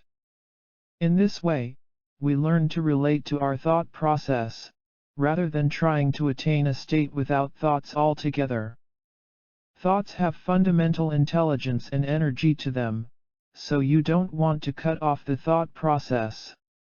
Rather, thoughts maintain their energy, but they become less solid and less irritating. When our thoughts are less connected to maintaining egotistic self-centeredness, we appreciate life much more fully. Existence seems more colorful and beautiful. In terms of the projection of the dog that we started with, when you realize its non-existence, you gain much greater appreciation for the real thing, the real dog. It is like the difference between plastic and real flowers. Real flowers are much more beautiful, in part because of their impermanence. People appreciate the seasons, the autumn and the spring, because the seasons are a process of change. Each season is a precious time. In this way, impermanence is beauty. We could also call this living quality nowness. Nowness is so fresh. It has nothing at all to do with the past or the future. It is absolutely pure, primevally pure. The present is right here. Chapter 21. The Heart of Emotion. There is no such thing as an ideal state of meditation. Awareness allows us to relate to our mental processes and to see the fundamental expression of mind as it is, including our thoughts. The meditator may find that many thoughts recur during the meditative state. These thoughts should be seen as waves on the ocean. They are part of our intelligence. When they aren't armed or heavy-handed anymore, they have a transparent quality. Thoughts also develop an evenness when we recognize that, fundamentally, nobody is trying to fight against anything. From this experience we learn a different way of looking at life. Life is no longer warfare. Rather, it contains a quality of dance, and we develop an appreciation for its flowing process. With that basic attitude, we find that it's quite easy to relate to thoughts. Nothing is being conquered, and nothing has to be destroyed. Instead we develop a friendly attitude toward ourselves and toward our thought process. We realize that nothing has to be subdued or suppressed. Seeing the transparent quality of things as they are brings us into a new dimension of life. It also brings an absence of aggression and speed, so that finally we are able to fully enter into the territory of our emotions, both in their conflicted and in their pure state. We have discussed how the practice of meditation works with the thought process in dealing with the fringe of our emotional structure. The emotions are the basic mechanisms that trigger grasping or a battle mentality. Being friendly to ourselves, nothing has to be regarded as gain or loss, hope or fear, anymore. In our meditation practice, things are then easy and smooth, accompanied by a certain amount of discipline. This also makes our projections less heavy-handed. Usually the projections tend to haunt us, and we feel that either we have to conquer them or we have to give in to them. That attitude is based on distrusting ourselves, not having a compassionate attitude toward ourselves. Often we think of compassion in terms of feeling sorry for someone or thinking that we are in a superior position to someone who needs our help. Here we are speaking of basic, fundamental compassion. The quality of this unconditional compassion is warmth and spaciousness. We don't have to push ourselves into extreme situations anymore, because we contain a spacious situation within ourselves. So nothing has to be pushed, and we can afford to let ourselves be. This doesn't mean to say that a compassionate person will be very subdued and deliberate, speaking or acting slowly all the time. That kind of deliberate gentleness and slowness is a physical facade. It is not fundamental warmth and gentleness. The discovery of compassion brings an understanding of the emotions as they are. The emotions become a decentralized process rather than a central force to maintain confusion. The emotions have their own space and their own creative process. When you realize this, you can actually become one with the emotions. It's very tricky to talk about this. Becoming one with our emotions is not acting out or indulging in them, but it is connecting with the experiential quality of the emotions as they are. Trying to either subdue the emotions or put them into practice, by acting them out, is really two sides of the same coin. Both approaches are trying to escape from our real emotions, because we can't relate to them in their true nature. We think that we have to do something about them, either bottle them up or explode out with them. This is, as we've already discussed, largely based on not having enough faith or trust in ourselves, fundamentally not having a kind attitude toward ourselves. The more intense our emotions, the more reason we have to get to the heart of the matter. However, we often feel that there is something terribly wrong with our feelings. For example, our anger may seem almost evil. There is something terrifying about it, which makes it seem impossible to relate to. We distrust ourselves. We think we might do something foolish if we allow ourselves to fully experience our anger. In fact, it's the opposite. When we don't trust ourselves, we do random things to avoid our emotions. Me and mine and my desires or my problems seem outrageously overpowering. We feel that we have to do something about our feelings. However, when you are feeling angry, you don't have to act out your anger, say, by getting into a fight with someone. Nor do you have to suppress your anger, trying to forget it by going shopping for a new hat. There's another way, which is to actually relate to the bubble of energy that arises. This is connecting with an almost abstract quality of the emotions. By abstract, I mean the feeling that the emotions are almost an independent force, a primal energy. You relate to that simple, most basic quality of emotion, its abstract aspect, rather than getting involved in all the projections. You can almost see the visual, colorful aspects of your anger, the redness of it, the hotness of it. If you can experience that basic quality of emotion thoroughly, you begin to realize that it's not such a big deal anymore. We don't see the emotions in their own true state because we don't trust that we have the insight or the sensibility to relate to them that directly.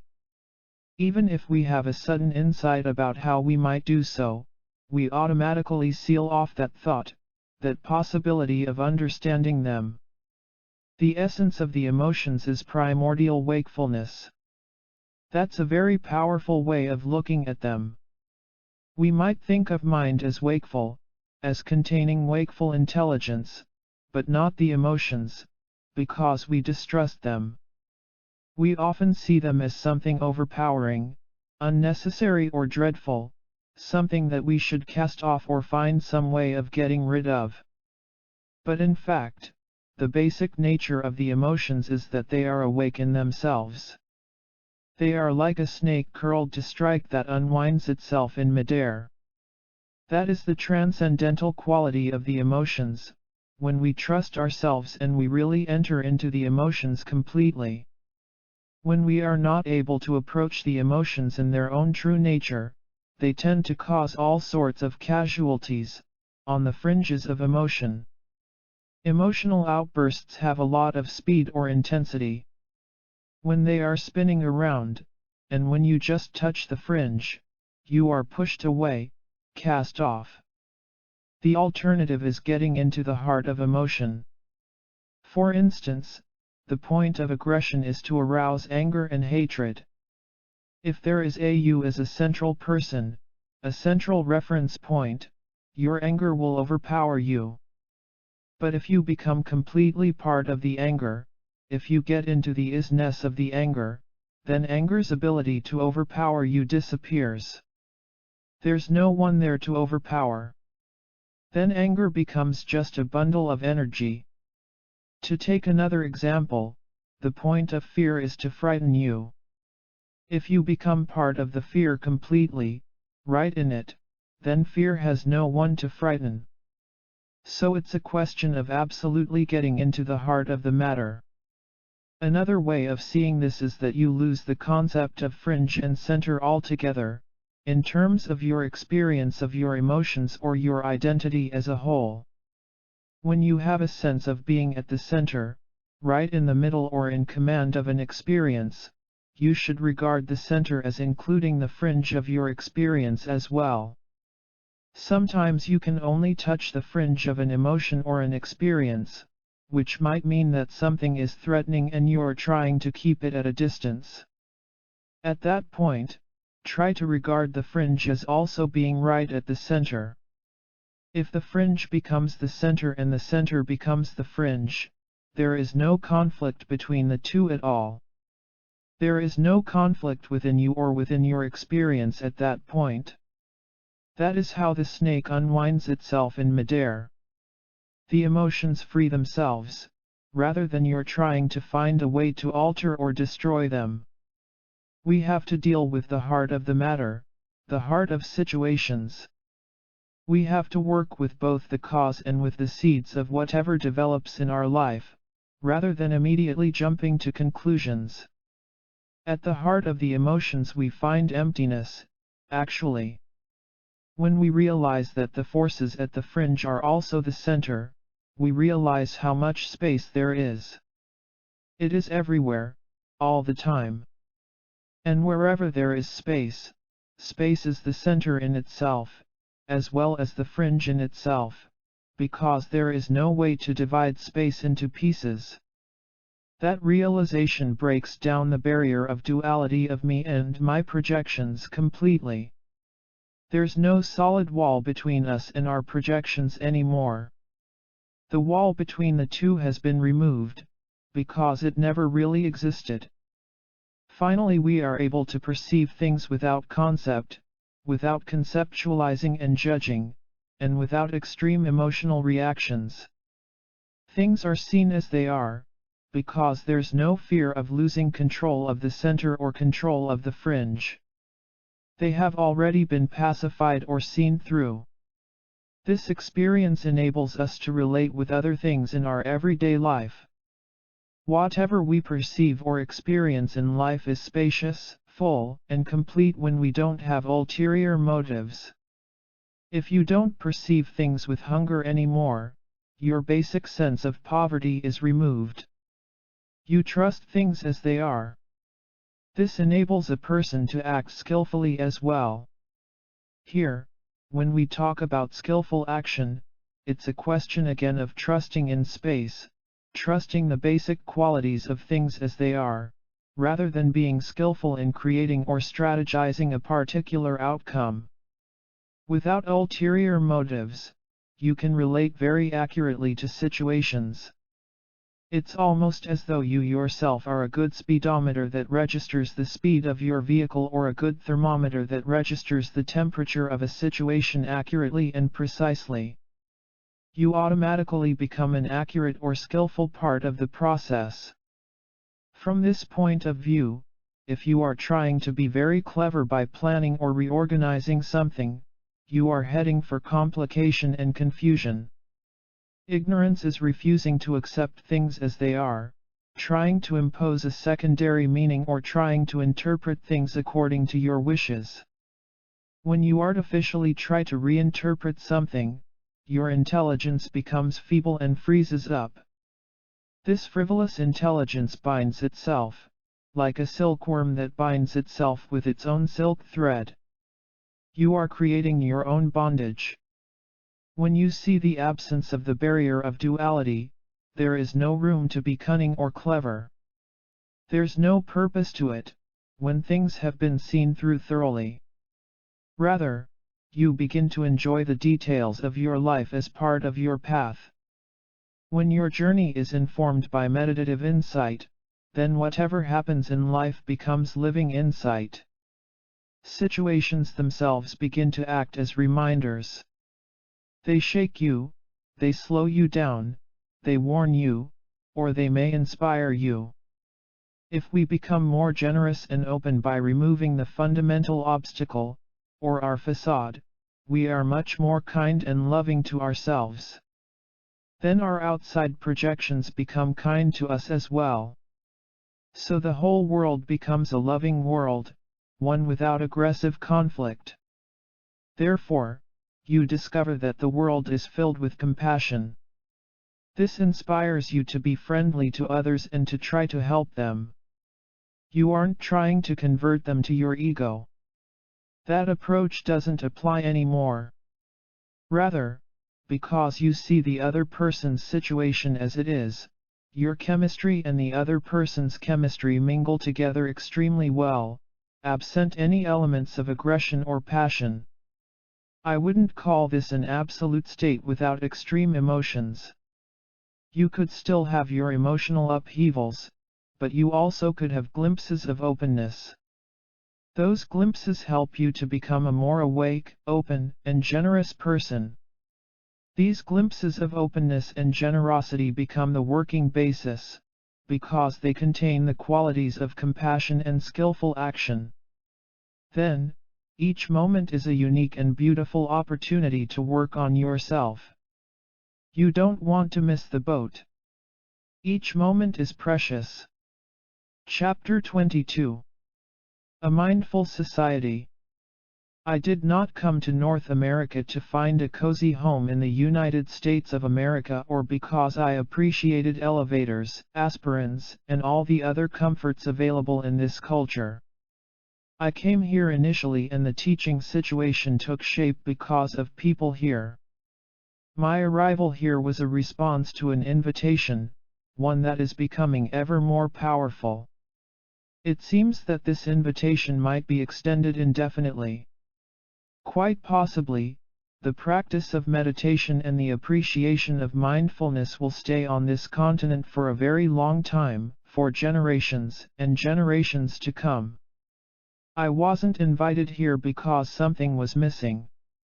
It's not as if any one approach alone presents the truth. Many contemplative and meditative disciplines are applicable and helpful. However, as the fundamental psychological confusion in this country has become heightened and thickened, increasing frustration, fear, and anger have developed. In particular, the American spiritual neurosis, both individual and group, has become, in some sense, a world monument. It deserves a gold medal. So, introducing disciplines for seeing the world in a very simple, ordinary, and basic way seems helpful and refreshing, and very much needed. That's why I came here, and that's why the meditative tradition of mindfulness is so appropriate for this country, as well as the rest of the Western Hemisphere. People here have worked very diligently to develop themselves and to develop their country. People have achieved a lot in this populous country. Everything is supersized here, including the problems. To coincide with that, the award-winning neurosis of America deserves award-winning treatment. Mindfulness in particular can address the problems generated by our individual ignorance and self-centeredness, which is what I have here called ego. To address this, we can use a personal means or discipline such as the practice of meditation. We can't blame this problem on anybody else. We might think that others made the mistake. However, our basic bewilderment is ours. We would like to maintain this bewilderment. It becomes an occupation, one that we attempt to perpetuate. In truth, we can't maintain the confusion throughout our lives, 24 hours a day. At first, there seems to be a smooth pathway, but there are lots of gaps. There are big holes in the road that we might fall into, and we're afraid of those holes. We would like to have smooth living, with our neurosis operating seamlessly, simultaneously with our paranoia, all the time. However, there is also interest on our part in understanding the meditative and contemplative disciplines that present alternatives to enshrining our confusion. These disciplines, which present a non-egotistical approach, are still fresh and new to us at this point. Until we have actually sat and practiced, however, we will never completely know the truth of what's happening in our heads and in our hearts. That is why we practice meditation. We have become extremely lazy and indulgent about our own problems. We have never stopped to look at ourselves to find out who we are or what is happening in our ordinary life situation. Although we are extraordinarily interested in hearing some word of wisdom, if it is slanted toward personal demand we shy away from it. That is not to say that every one of us needs to be converted into some particular faith, but every one of us needs to slow down and sit, just slow down and sit. That is not a religious message, particularly. That is not recommending membership in a particular club. But, how long can we go on this way? I am not talking in terms of submission, but I am talking about working on ourselves. How long can we go on being window shoppers on the path of life, rather than making a real investment in our innate sanity? We can't be professional dilettantes forever. At some point, this thing called death will happen to us. We can't be dilettantes at that point, saying, "Oh, this is interesting, I am dying. My parents have gone through this. Well, goodbye. Adios. Here I go to the next life." When we encounter sickness, we can't be dilettantes. We are stuck with our aches and pains, our stuffed nose, or our cancer. We can't say that life was a rehearsal, and we would like to move on to the real show. At some point we have to stop and actually work on ourselves. We need some experience of a breakthrough, a gap, or a space, where we can sit and experience ourselves, review our lives but also see through our preoccupations and projections and uplift ourselves. Every one of us has opportunities to do this. There are possibilities all the time. And it is about time. It would be terrible to have regrets later on. Regret is a very intense emotion, particularly when you had a chance that you ignored. 5 years ago I had the chance to do something about my life. 10 years ago I had the chance. A few seconds ago I had a chance. In other words, life is in our own hands. It is up to us to work on it. We are with ourselves all the time. It is time. You are always available to yourself. We can always work on ourselves and do something about our life. This might sound to you like a granddad's advice to his grandchildren, but nevertheless I am saying this for your own good. It's the voice of experience and the voice of my heritage speaking. We have talked about the various strategies that we employ to keep ourselves comfortably confused and to construct an ego or self that seems solid and secure. The first level of this construction, form, is the basic dualistic fixation of me and other. The second stage, feeling, is trying to feel out yourself and your world fully, to make sure you know who is for and against you. The third aspect, impulse, is continually jumping to conclusions, trying to stabilize the situation. The fourth aspect is concept, where you put everything into a pigeonhole. And the fifth stage is the general situation of consciousness, in which your ego can actually operate in a complete network, where every entertainment is provided. If the big entertainments run out of steam, we produce little entertainments, which are known as subconscious gossip. Hopefully, everything is covered and everything's hunky-dory. We think that nothing can go wrong. But there are always maintenance problems, not having enough entertaining subconscious gossip to occupy ourselves or enough larger-scale entertainment to fulfill our wishes. We have to find many babysitters to keep us occupied. You might find babysitters for 3 or 4 hours a day, but can you get a babysitter for 24 hours a day, 7 days a week? Who's going to provide that level of entertainment for you all the time? That is an infantile, very soft approach. We might present ourselves as macho and try to look tough and self-reliant. We act as though we know how to deal with our business. We know how to deal with our boss, our subordinates, or our lovers. But if we haven't made friends with ourselves, it is a complete pretense. Actually, we are infantile, rather weak, soft, and pathetic. On the other hand, this is not to say that the practice of meditation will make you macho, the real macho warrior, at all. The point is to grow up rather than becoming a bandita or bandito. The technique of meditation is part of the process that undoes or dismantles our egotism very simply.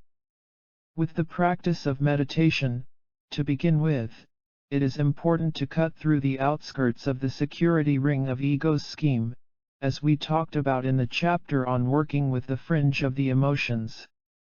If you want to defeat a political regime, it is much wiser not to make the leader your enemy to begin with, but to work with his henchmen first. Similarly, we don't immediately try to intercept the basic fundamental bewilderment that is the core obstacle. That would be completely impractical. It's much better to work with situations on the fringe, which is working with the subconscious mind and all kinds of superficial neurosis that we generate. Simply work with the fringe, as we've already discussed, rather than trying to be too ambitious at the beginning. We have fantasies and realities. So go beyond fantasy and reach reality. We can't play cowboys and Indians in the name of meditation at this point. You need to pay more heed in the sitting practice of meditation, as much as you can. It is important to practice in the basic tradition of mindfulness. Without the mindfulness practice of peaceful living, other techniques or approaches that you apply are quite liable to create further pollution in this country. So, please be careful.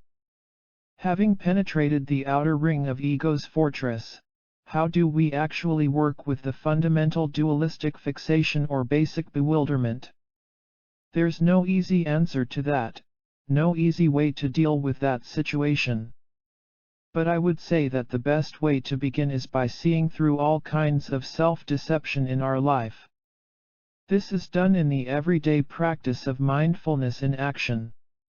We can observe the style and intentions of our everyday life situations, the way we brew tea or cook an egg, the way we walk down the street. This is not watching with an intensely critical attitude, trying to catch ourselves before we do something wrong. This watching is based on unconditional mindfulness, which is seeing things as they are, very precisely. That is the way to cut through our deceptions. This may seem a little vague, and you might question how you can know if you are actually watching yourself correctly or whether you are deceiving yourself. The truth of the matter is that there's no telling. There's absolutely no telling. There's no list of do's and don'ts. You may make a list of things to accept and things to avoid, but if you do something with the wrong attitude, a do can become a don't. It's all based on ourselves, our personal attitude and the details of how we actually conduct ourselves. If you load the dishwasher very precisely but with intense aggression or irritation, is that a do or a don't? It's all up to you. Having that kind of somewhat unclear, relative reference point makes things much more interesting and instructive. From this point of view, you can't just rely on what's written in a book, whether it's this book or the Bible, the Buddhist canon, the Quran, or some self-help literature. We actually have to pull up our own socks and be much more individually aware. In terms of developing mindfulness and awareness, you don't have the absolute security of inviolable dietary laws, spiritual commandments, or any other laws of behavior patterns to fall back on, particularly. You simply have to work with your basic sanity. That's asking a lot, but it can be done. Purely working on the mindfulness in action situation alone is also not enough without the formal practice of meditation. This may seem somewhat doctrinaire or arbitrary, but I have found that it's the case. When the practice of meditation has a footing in your life and becomes a regular practice, a regular discipline, the contrast between sanity and neurosis in daily life becomes clear and precise. So working with both the formal practice of meditation and the post-meditation practice seems to be the only way to dismantle the fundamental core of ego's game. One of the main things that I would like to encourage is our confidence that we can actually do this ourselves. We can't simply rely upon prescriptions. But the one prescription, the one choiceless choice, is the need for the sitting practice of meditation. That is essential, absolutely. Without that, we don't slow down. Without that, we might be wholeheartedly interested, but we will theorize and drive ourselves nuts. Basically, nobody can help the world without individual, personal discipline. However, when hundreds of individuals personally commit themselves to developing themselves through the practice of meditation, then, when they're all put together, it makes an orchestra of group sanity. As well, when we develop gentleness and softness through the process of sitting practice, it provides a kind attitude toward other individuals, not just toward ourselves. So some form of comradeship develops through sitting practice.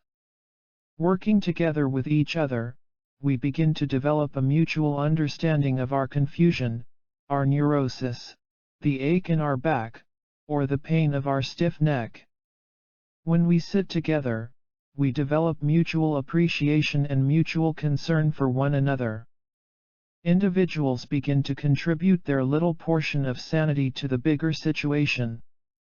Your contribution might be just a drop of sanity, but if everybody contributes, there will be lots of drops in the ocean. And it helps. From developing personal warmth toward ourselves, we generate warmth and kindness to others in turn. There are pitfalls to the group approach. Belonging to certain organizations, becoming members of the distinguished blah, blah, blah, saying that you're the student of the greatest blah blah blah, or that you're a scholar of the great blah, blah, blah doesn't seem to go along with shedding the arrogance of a bloated ego. So becoming a practitioner of meditation is different than self-promotion or encouraging group neurosis. Having established genuine friendship, camaraderie, and fellowship with our fellow meditators, we still might be looking for credentials and security. We may wake up one morning feeling that we belong to a big meditators world, a big syndicate or corporation of people who practice. However, when you get dressed, turn on the stove to cook your breakfast, and check your daily schedule, you find that you are alone, nevertheless. Trying to establish credentials based on belonging to a group shouldn't occur if you are working diligently on your own discipline. So if you look into the level of details, there's no problem. Without that, there are possibilities of cranking up self-deception. We are also not talking here in terms of meditative discipline as a revolutionary act, regarding our meditation group as a little fortress from which we can launch our guerrilla warfare movement to change society. But we are talking about infiltration. Such infiltration can only begin with ourselves. We have to let meditative awareness infiltrate our being. In that way we can develop genuine comradeship with other practitioners. Being together with each other, we are creating a society of its own particular type, an unconditional society, we might say. We don't necessarily all subscribe to the same political theories, sociological concepts, or religious ideas. The solidarity comes from our mutual understanding of mind, which comes from sitting together. Whether you are in a different physical location from other meditators doesn't matter. We feel some connection with others who also plop themselves down to sit every day. That sense of working together is not particularly heroic or exclusive. We don't condemn the non-sitters. We have to work with ourselves first, so that we do not become a nuisance. So we work on our own discipline and life to begin with, so that we might exemplify the practice of meditation and mindfulness in action. That is how a meditative or mindful society, a genuine meditative tradition, could develop free from concept. Mindfulness is an ancient approach, centuries old, millennia old. The practice of meditation and the discovery of fundamental mindfulness and awareness have arisen in many different cultures at many different times. The strength of the tradition relies on giving up every credential, every minute. There must be hundreds of thousands of people who have endeavored to give up their credentials throughout the world over all those years. Without their efforts we wouldn't have anything at all, no teaching, no discipline of meditation, nothing to work with. They didn't just give up their credentials and vanish into space. They worked extremely hard to transmit their discovery of mindfulness to others. It's a fantastic story, a fantastic case history, so to speak, that people could transmit the truth over all that time, without promoting their personal glory. That should actually give us a lot of hope that we can do this, too. It's possible for us as well. Taking pride in our discipline, in the positive sense, is both powerful and necessary, in both the sitting practice itself as well as in our daily living situation. Having this sense of a heritage or ancestry of mindfulness can burst both the big and small bubbles of our egotism. Over all this time, nobody has remained an egomaniac. Not only that, but a lot of those people were able to powerfully manifest their basic sanity. This discipline of mindfulness and awareness becomes more powerful with each generation. As one of my ancestors said, the children will be much better than the parents, and the grandchildren will be much better than that. In the lineage of practitioners, mindfulness and the celebration of basic human sanity will never wane. On the other hand, the whole thing is up to you. It's your personal experience.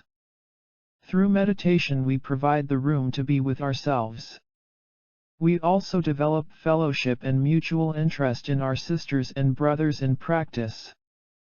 Finally, we develop a feeling of surrendering and opening, to ourselves and to the world. We should take pride in this practice. Without arrogance, we should take pride in belonging to the vast family of all those who practice and live mindfully.